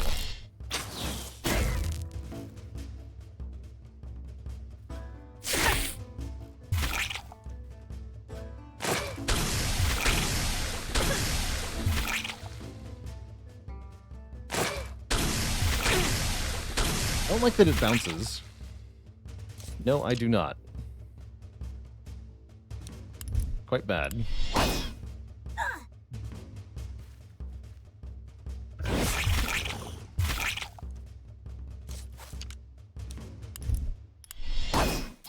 Away with you. Poison is magic damage? No, just regular damage. Happening after your turn. The more often you take turns, the more damage the poison does.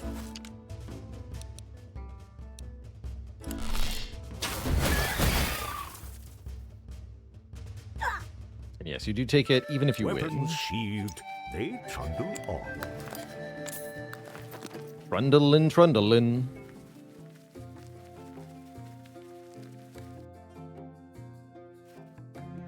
So you have no heals, right? I do. Okay, let's use these.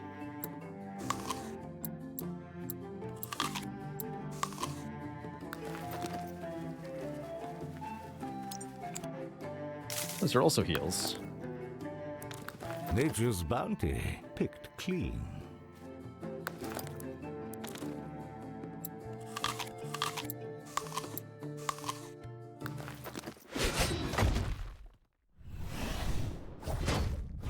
Wolves. Timberwolves. Two beast. Large. Large and in charge. Definitely looks like a bit of a tough fight, especially if they're going to buff each other. That is going to get spooky.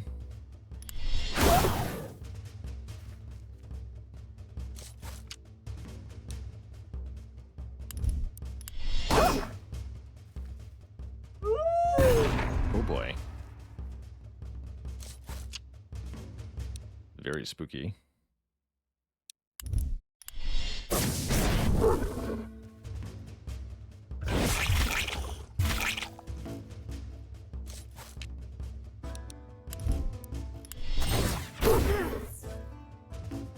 Luck on the slow there.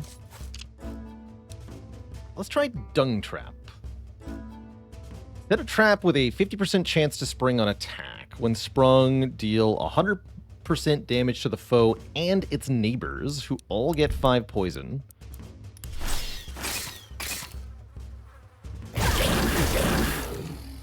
Did not spring the trap, though. It's unfortunate.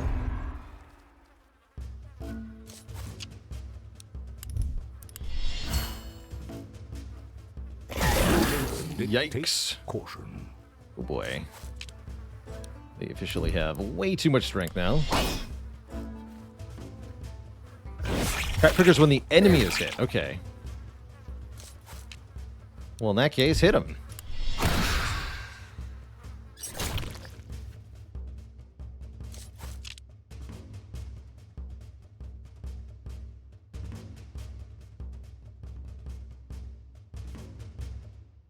Rinviri says, make sure not to use Shaman's Soul Gale. Okay, well, I just did that. And it seems like it broke our trap.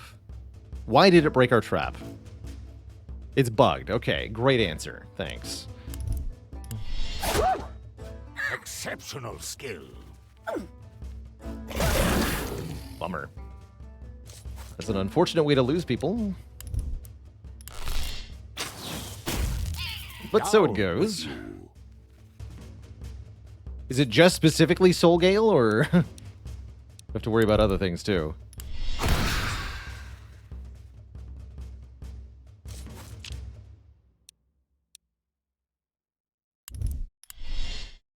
Specifically Soul Gale for... Okay.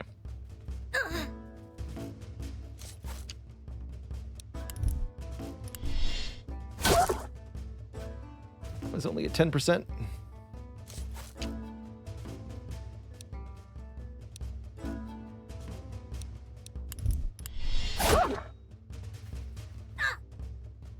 Rip Wizbo. Or semi-rip. Maybe not. Really don't feel like healing is going to be worth it. These do way too much damage. We just have to kill them as quickly as we can. We're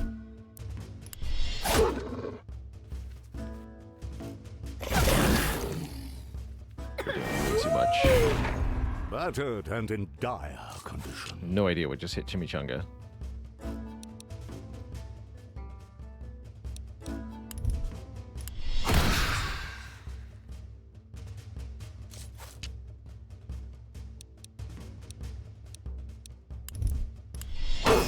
Bleed. Okay, I didn't see that.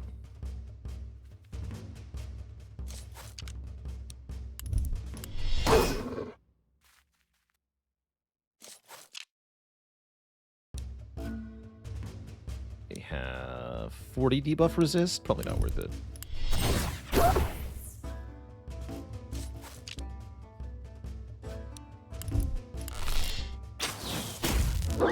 A bold attack.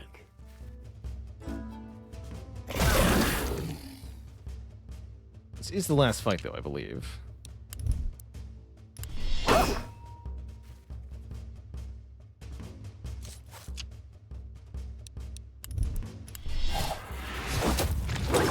Death.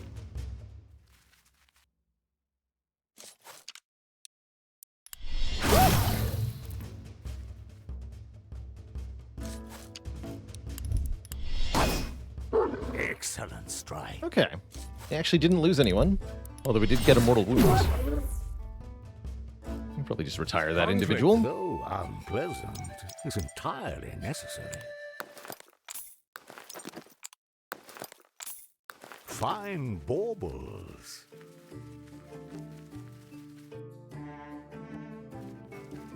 Going up.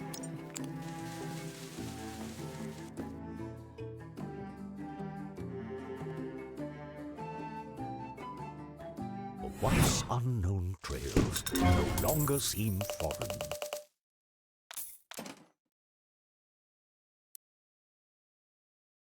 $10 bones. I'll take it.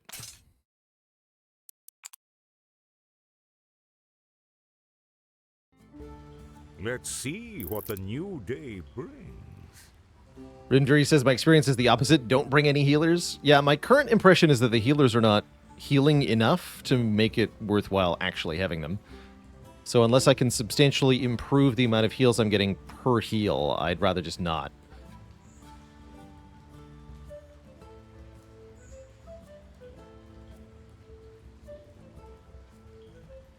You know, the old saying goes, right? Ounce of prevention is worth a pound of cure. So, bring 5 ounces of damage and don't cure anything.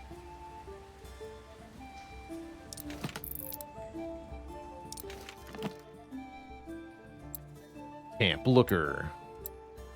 You guys are whatever. Stones. I want stones. And there it is, an armor +5 large bone. Okay, so I've been instructed where to buy this item. Immediately, because it's overpowered.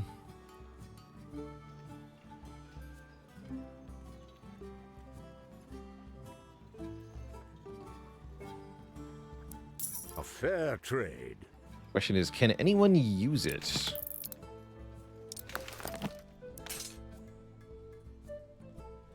Not yet. Needs to be a bandit or acolyte.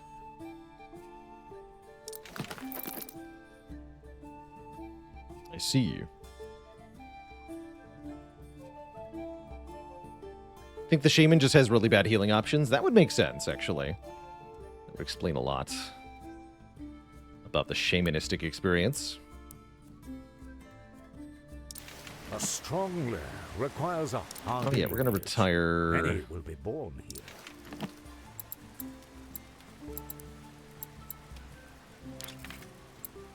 Only get one for Iron Gobbler.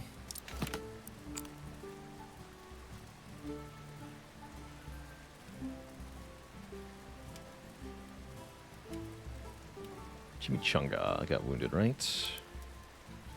Yeah, you can retire for +3.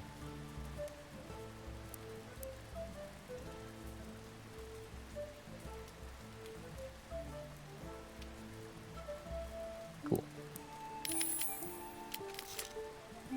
See you later, Chimichanga.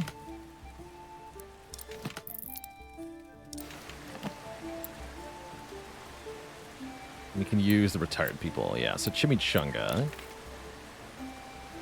can breed.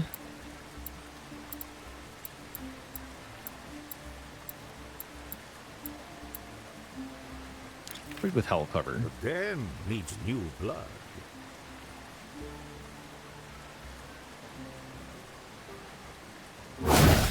A new generation. Middle Sniper and Fear Dagger. Oh, Fear Dagger's tanky. Look at that. Another Flabby Brute. Join the crew, Fear Dagger. You're going to be a reader. An appropriate vocation. Nice hat. How about Mill Sniper?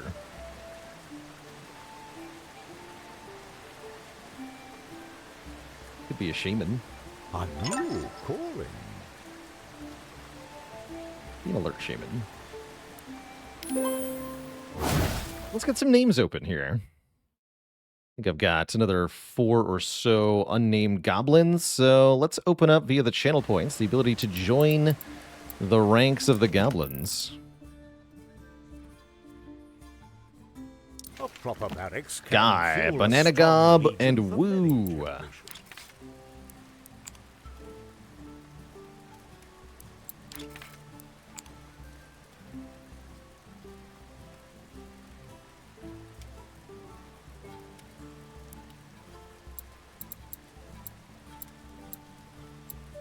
Pretty sure Bone Jupiter is the default name. And then Tanned Fish.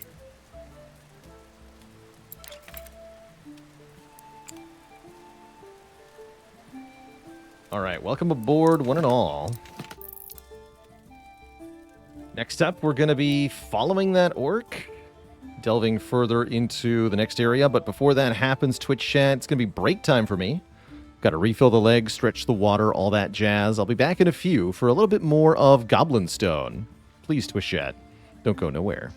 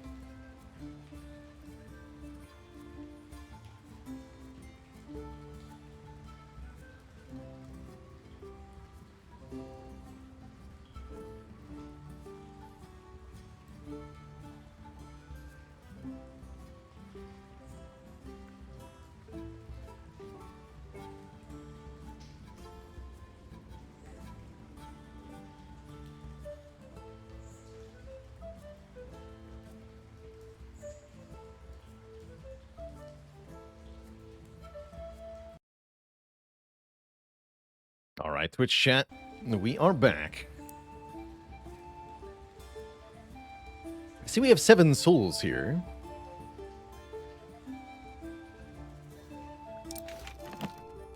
See if there's any shaman abilities I want to unlock. Healing chant. Heal all allies for a little bit. And tired allies heal twice. That's kind of cool. Deal damage to all foes also looks pretty good. It's the same damage as Soul Gale. Established Soul Gale is kind of bugged, so maybe I should stop using it. Give 3 random allies haste. When it expires, they become slowed. Let's get Healing Chant and Pestilence.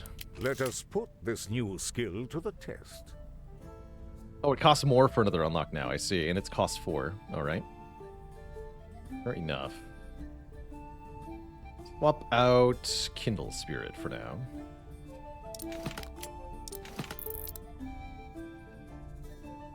Hey there, First Dane. Always a pleasure. How much to upgrade the War Room? Stuff I don't have, alright. Well then, let's go on an adventure, shall we? In the hinterlands. Follow that orc.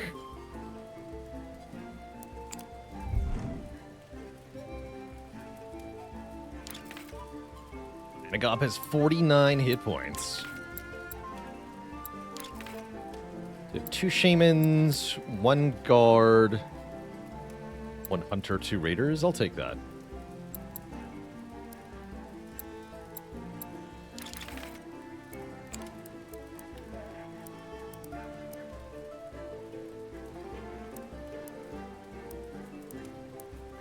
A rock on a stick.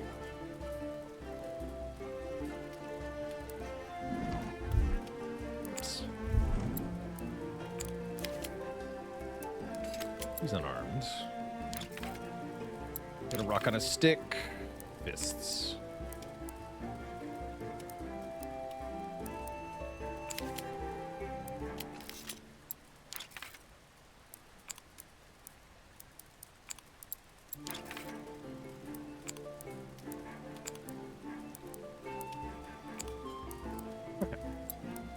Now we all have real weapons.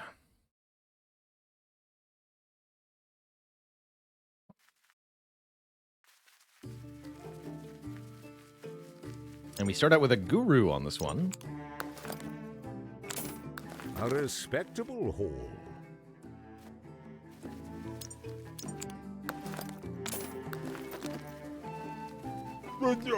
Potential is nothing without practice. That's right. Level up, double shot. Learn and improve.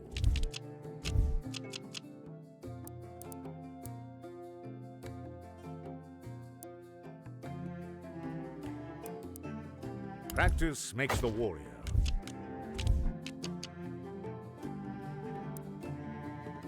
Ooh. An improved. Leveled Soul Gale, okay.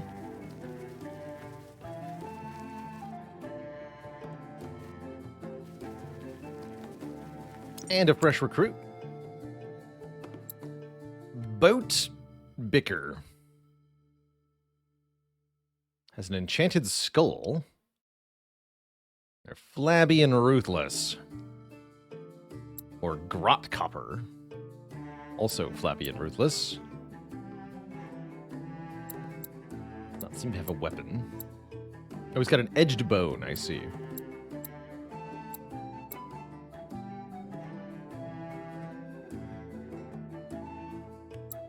Sure, I'll take Grot Copper. We'll leave you at home, though.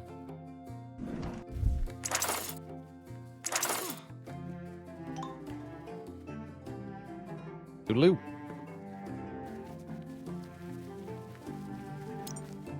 And I'm going to opt for the extra hard fight. I am. Looks like there might be stone. Yes. Patience is bitter, but it's full of sweet. 3 wolves and a spooter. Definitely gonna be a tough fight. Last time we fought 3 timber wolves, it was not good.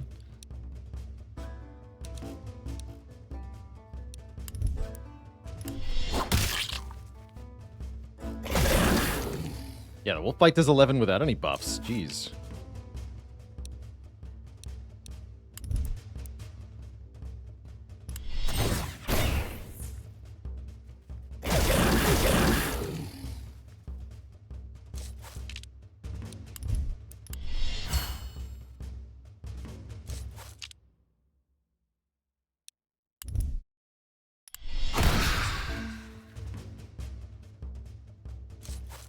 Spamming Soul Gale seems reasonably effective. We're going to try Dung Trap again. See if we can get it to properly go off this time.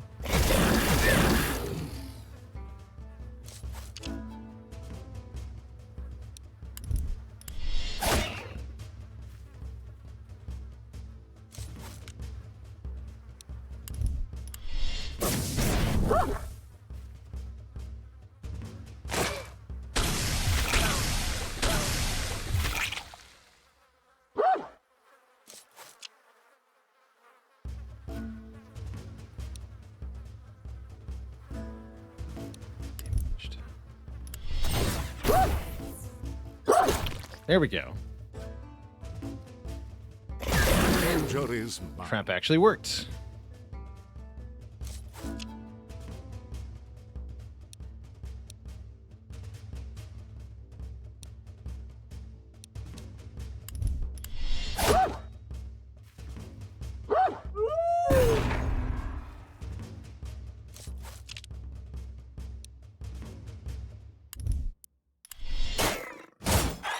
First foe is slain. Ooh, a mortal wound for Bus Canker. There may We're losing yet our be guard hope. here. Can't even salvage.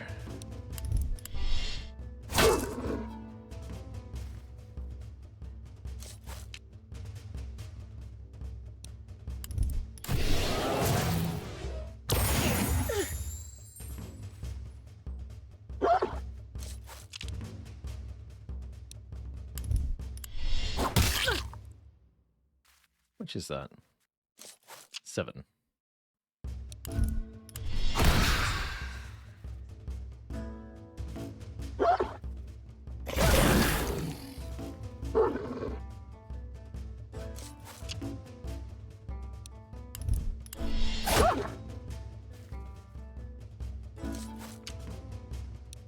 Exterminate. Vital blow. Okay, not too bad.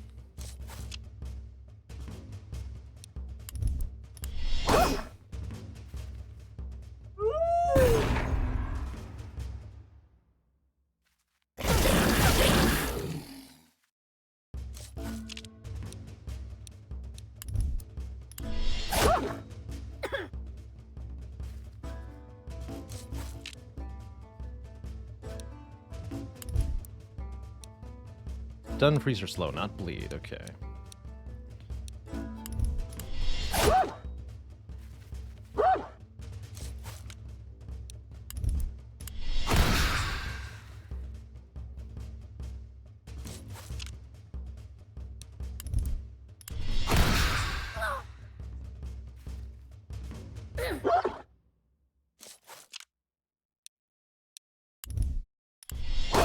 Don't want the guard in front, as they'll die if they get too badly damaged here.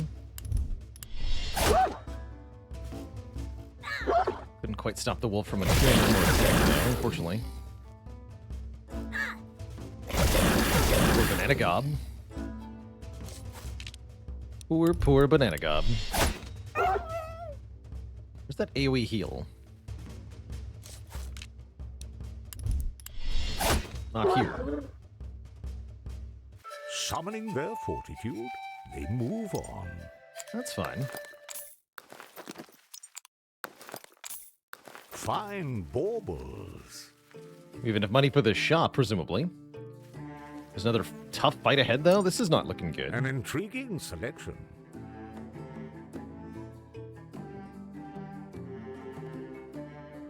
+5 power. Oh, I want the stone, though.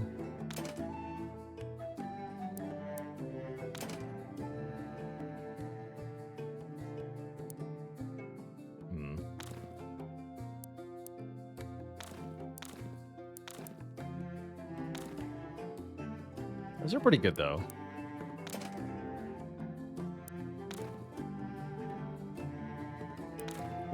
Oh, yeah, there we go.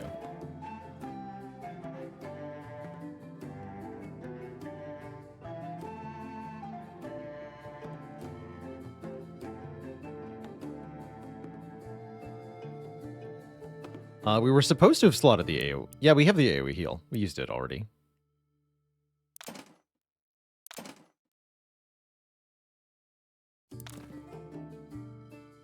Just what's needed.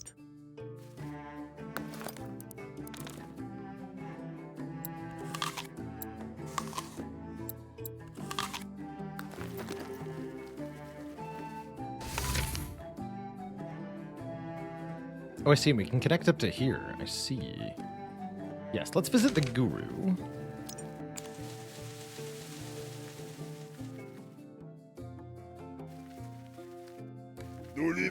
The old guru has much to teach. I'll bet he does.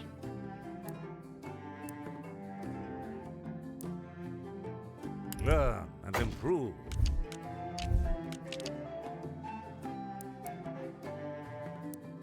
Or Practice armor. makes the warrior.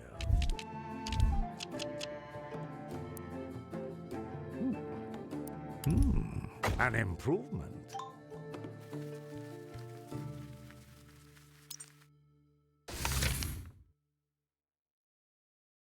We get a goblin if we go through the tough fight. I'll do it.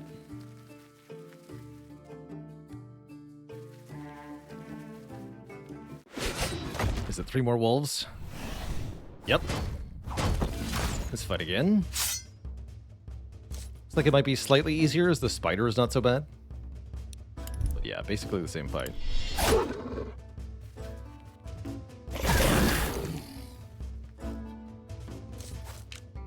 There's our healing chant. Prudence dictates caution. Spooky.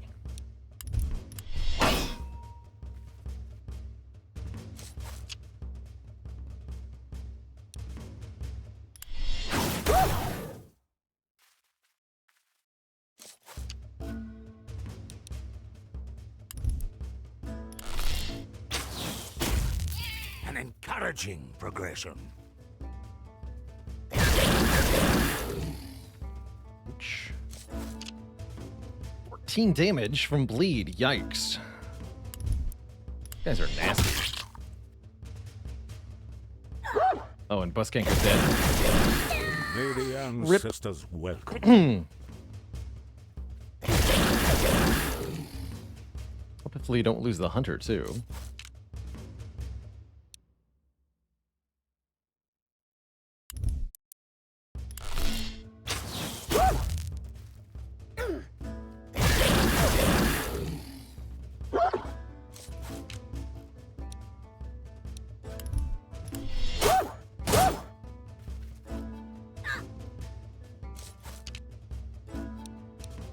Seven, 7, 7. Rip that guy.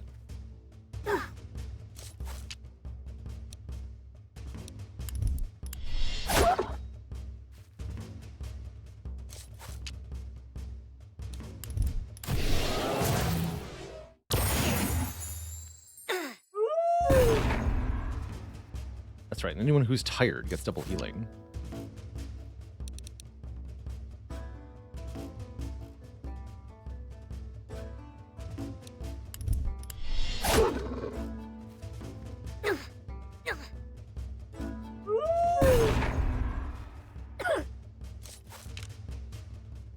Bleeds are so bad, though.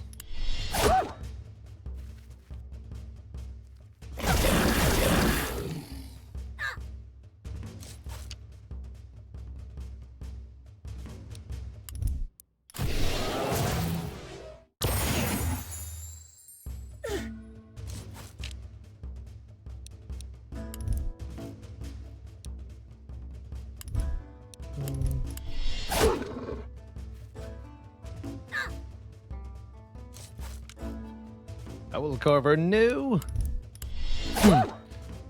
Gotta stay in there, buddy.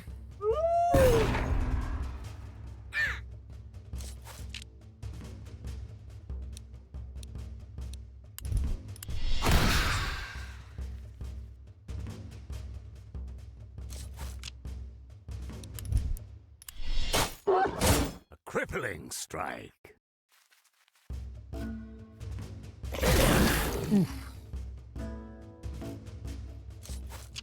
Everybody gets to go, though.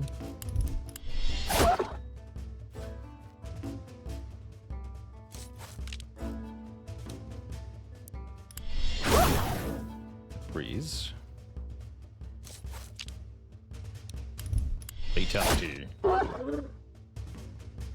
Okay, we lost one goblin, but we get another goblin momentarily. Also get some meat so I can heal myself. Only 20% though. Still take it. And a 30% speed Ready for the orb, taking. which we'll put on Adonis.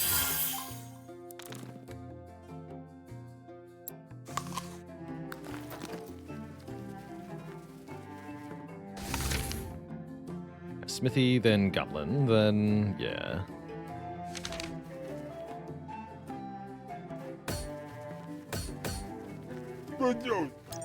Grizzled Smith greets them kindly.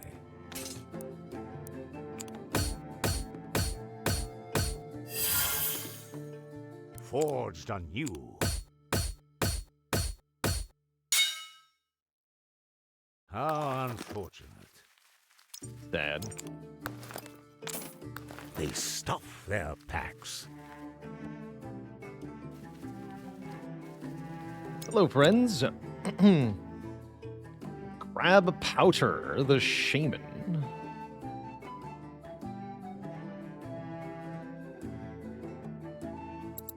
Or Pete Digger, the Rookie Hunter.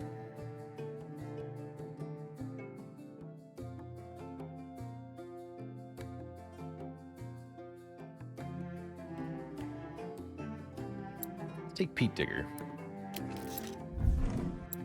Welcome, Pete, to the team.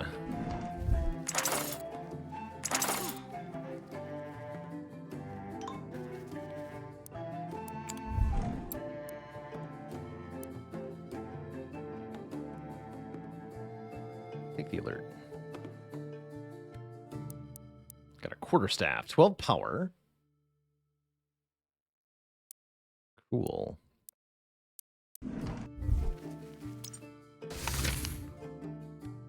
And it's tough battle or tough battle? Great. So I'll take the shrine. So we'll go to the bottom, tough battle. This could be bad. We have like a real boss too? Concerning. Gotta say, I don't really love how often you end up in the same fights in this game. That was a problem I had with Darkest Dungeon 2 as well. Where back to back, you could encounter the same group of enemies. Not what you want from a player perspective.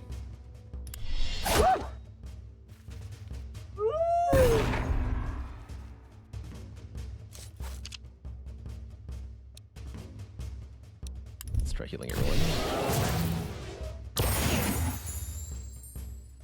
Prudence and time are potent medicines.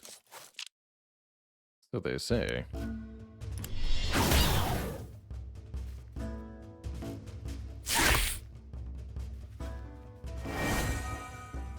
A most grievous wound. Tough life, man.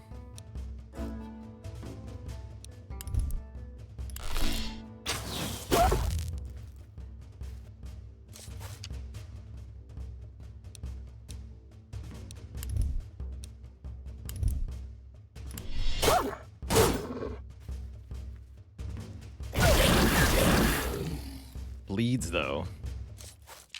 This bleeds really hurt. This Pete does huge damage.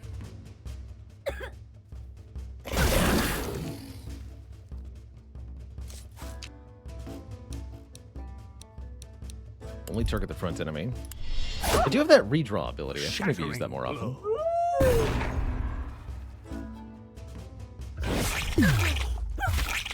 Web did 9 damage? What?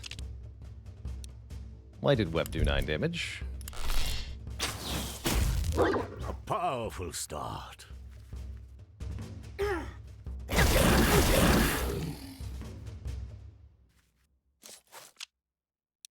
Seal everyone.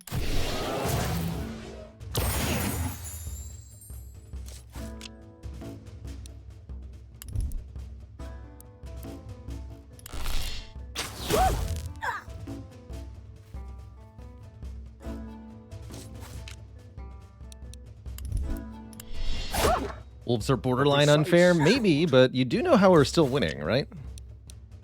Do note that. We're not losing here. Although, I don't like that I cannot have Soul Raider actually kill anyone here. It's Life Shock, Pete Digger, I guess.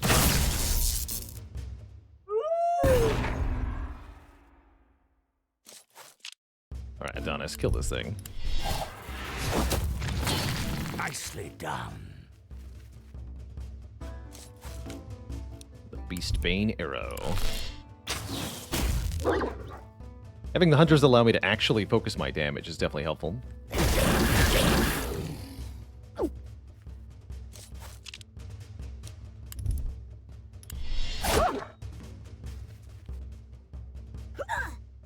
Although now I no longer have good stuns, I've noticed. Or it is suffering.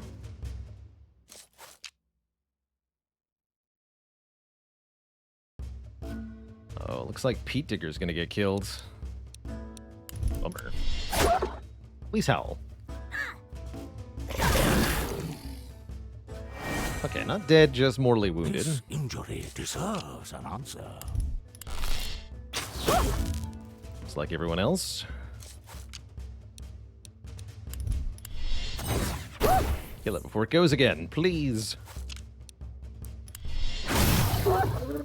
Cool. Modest victories lead to great accomplishments. Ant-Man Soy, thanks for the Prime sub and the 8 months. A And berries is decent good. harvest.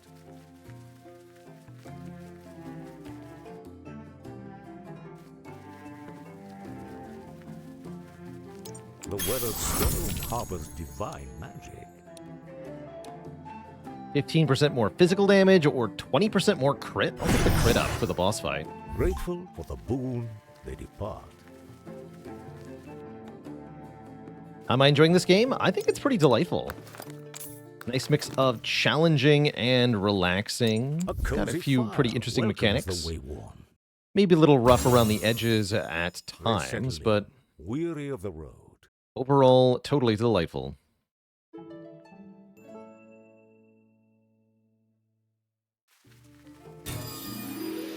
All right, let's see here. Make sure Adonis doesn't die. Has had his fill. Oh, he's full! Oh no! Disaster. Told me you could fill up. Sacred and ready for the road. Even bigger spider.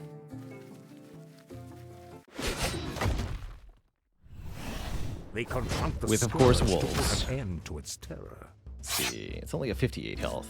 Brood Hunter.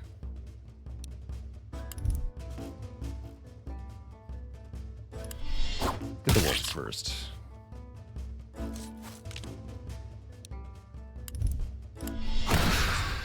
Exceptional skill.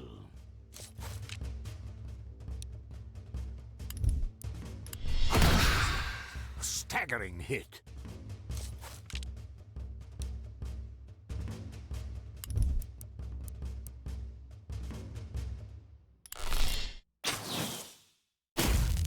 Away with you.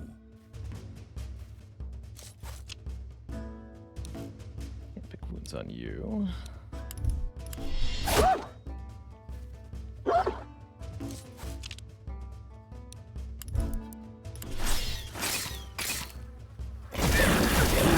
Dictates caution.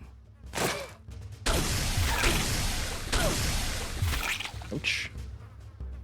And there's the buff. Alright, this one has the dung trap. I guess hit it with Wakey Wakey then, as that should give it 2 chances to trigger. Nice. And do we do that again? No, I think we should try to finish it. Oh, that's our first crit.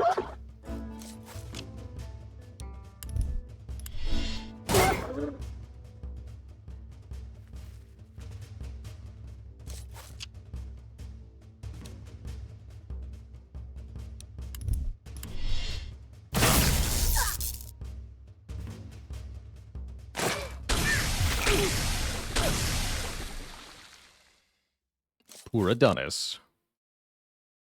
Okay, I think we go for the spider next. We have a lot more damage on it. Also in front at this exact moment, which makes it a good target.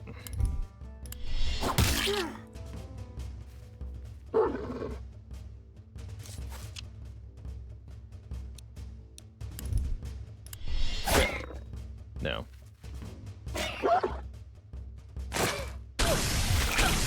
This bow's really injured. And so is Pete. Pete? Double shot has got to be better than thrust. Nice. Strike.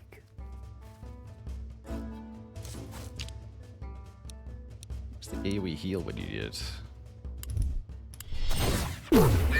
Good slow, good slow. Wizbo, no! There's no heal. Where's the heal?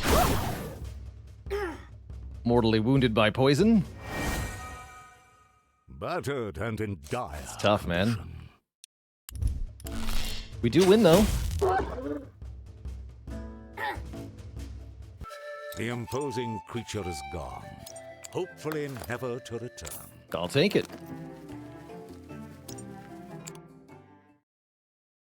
3 mortal wounds and a death, but we made it. This means we get more souls.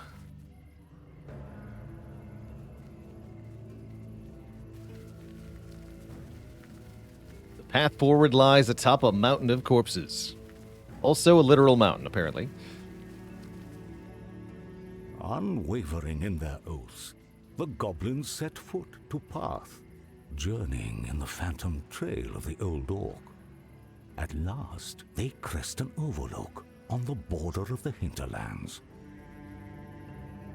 Gasps tear forth from their throats as they gaze upon the sprawl of a prison camp before them. In a crush of bodies, enslaved orcs toil beneath halfling guards, limbs bedecked in irons and shackles. Slavery. And still yet, the walls of that foul place are besieged by another appalling evil.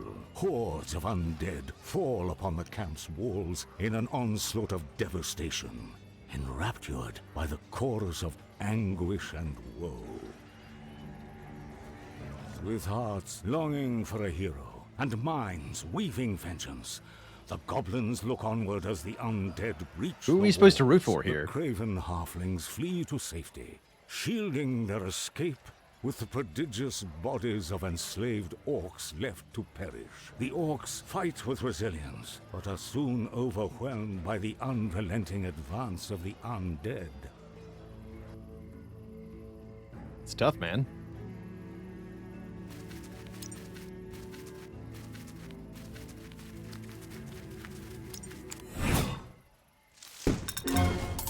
Four out of 13. It's a lot of paths on that one. 1 death, 3 injured. We got some stone, though. That's enough to, I believe, build something. So I'll take it. A new day dawns. Save as many orcs as you can.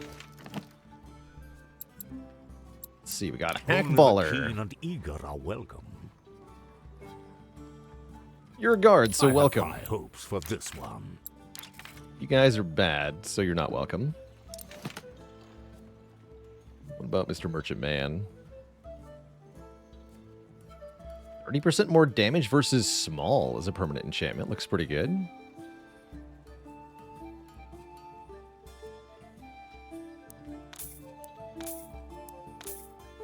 Take these and this. And yeah, give me that rock also. I mean, there's not enough room. You freaking what? An honest bargain.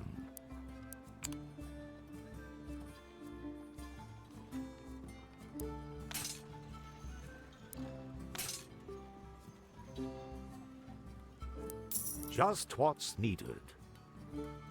Thanks.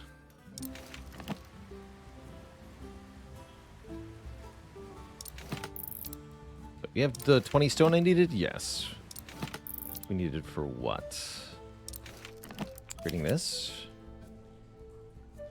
No.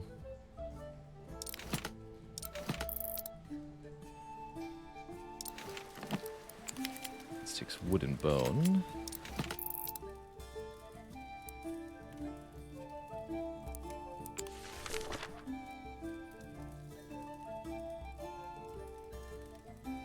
Campgrounds. That's right, the campgrounds.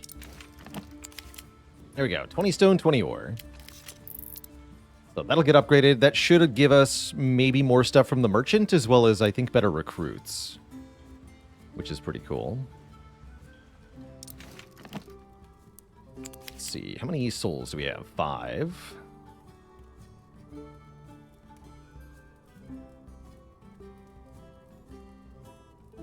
Blood Rupture seems okay.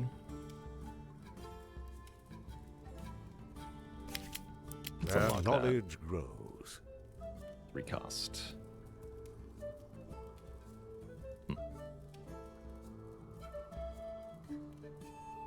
Take that over Exterminate.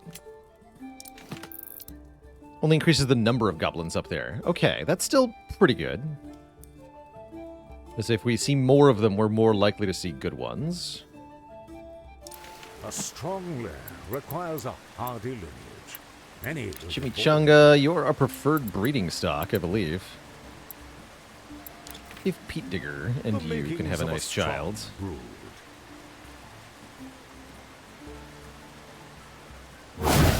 Warren teems with new life. Clan Tracer and Jerk Graver, the Flabby Brutes.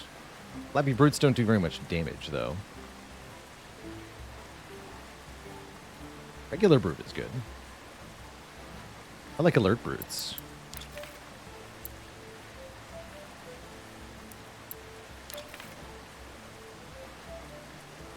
And you can be a religious. Alert and religious. Although that's only 18 health then. It's religious.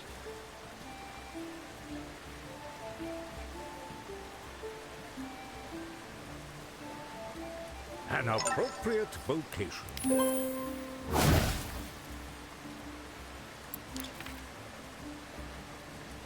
This better suits their temper. All right. I can't build anything that I want here. So I think that's all we're going to do for now, at least until our next expedition.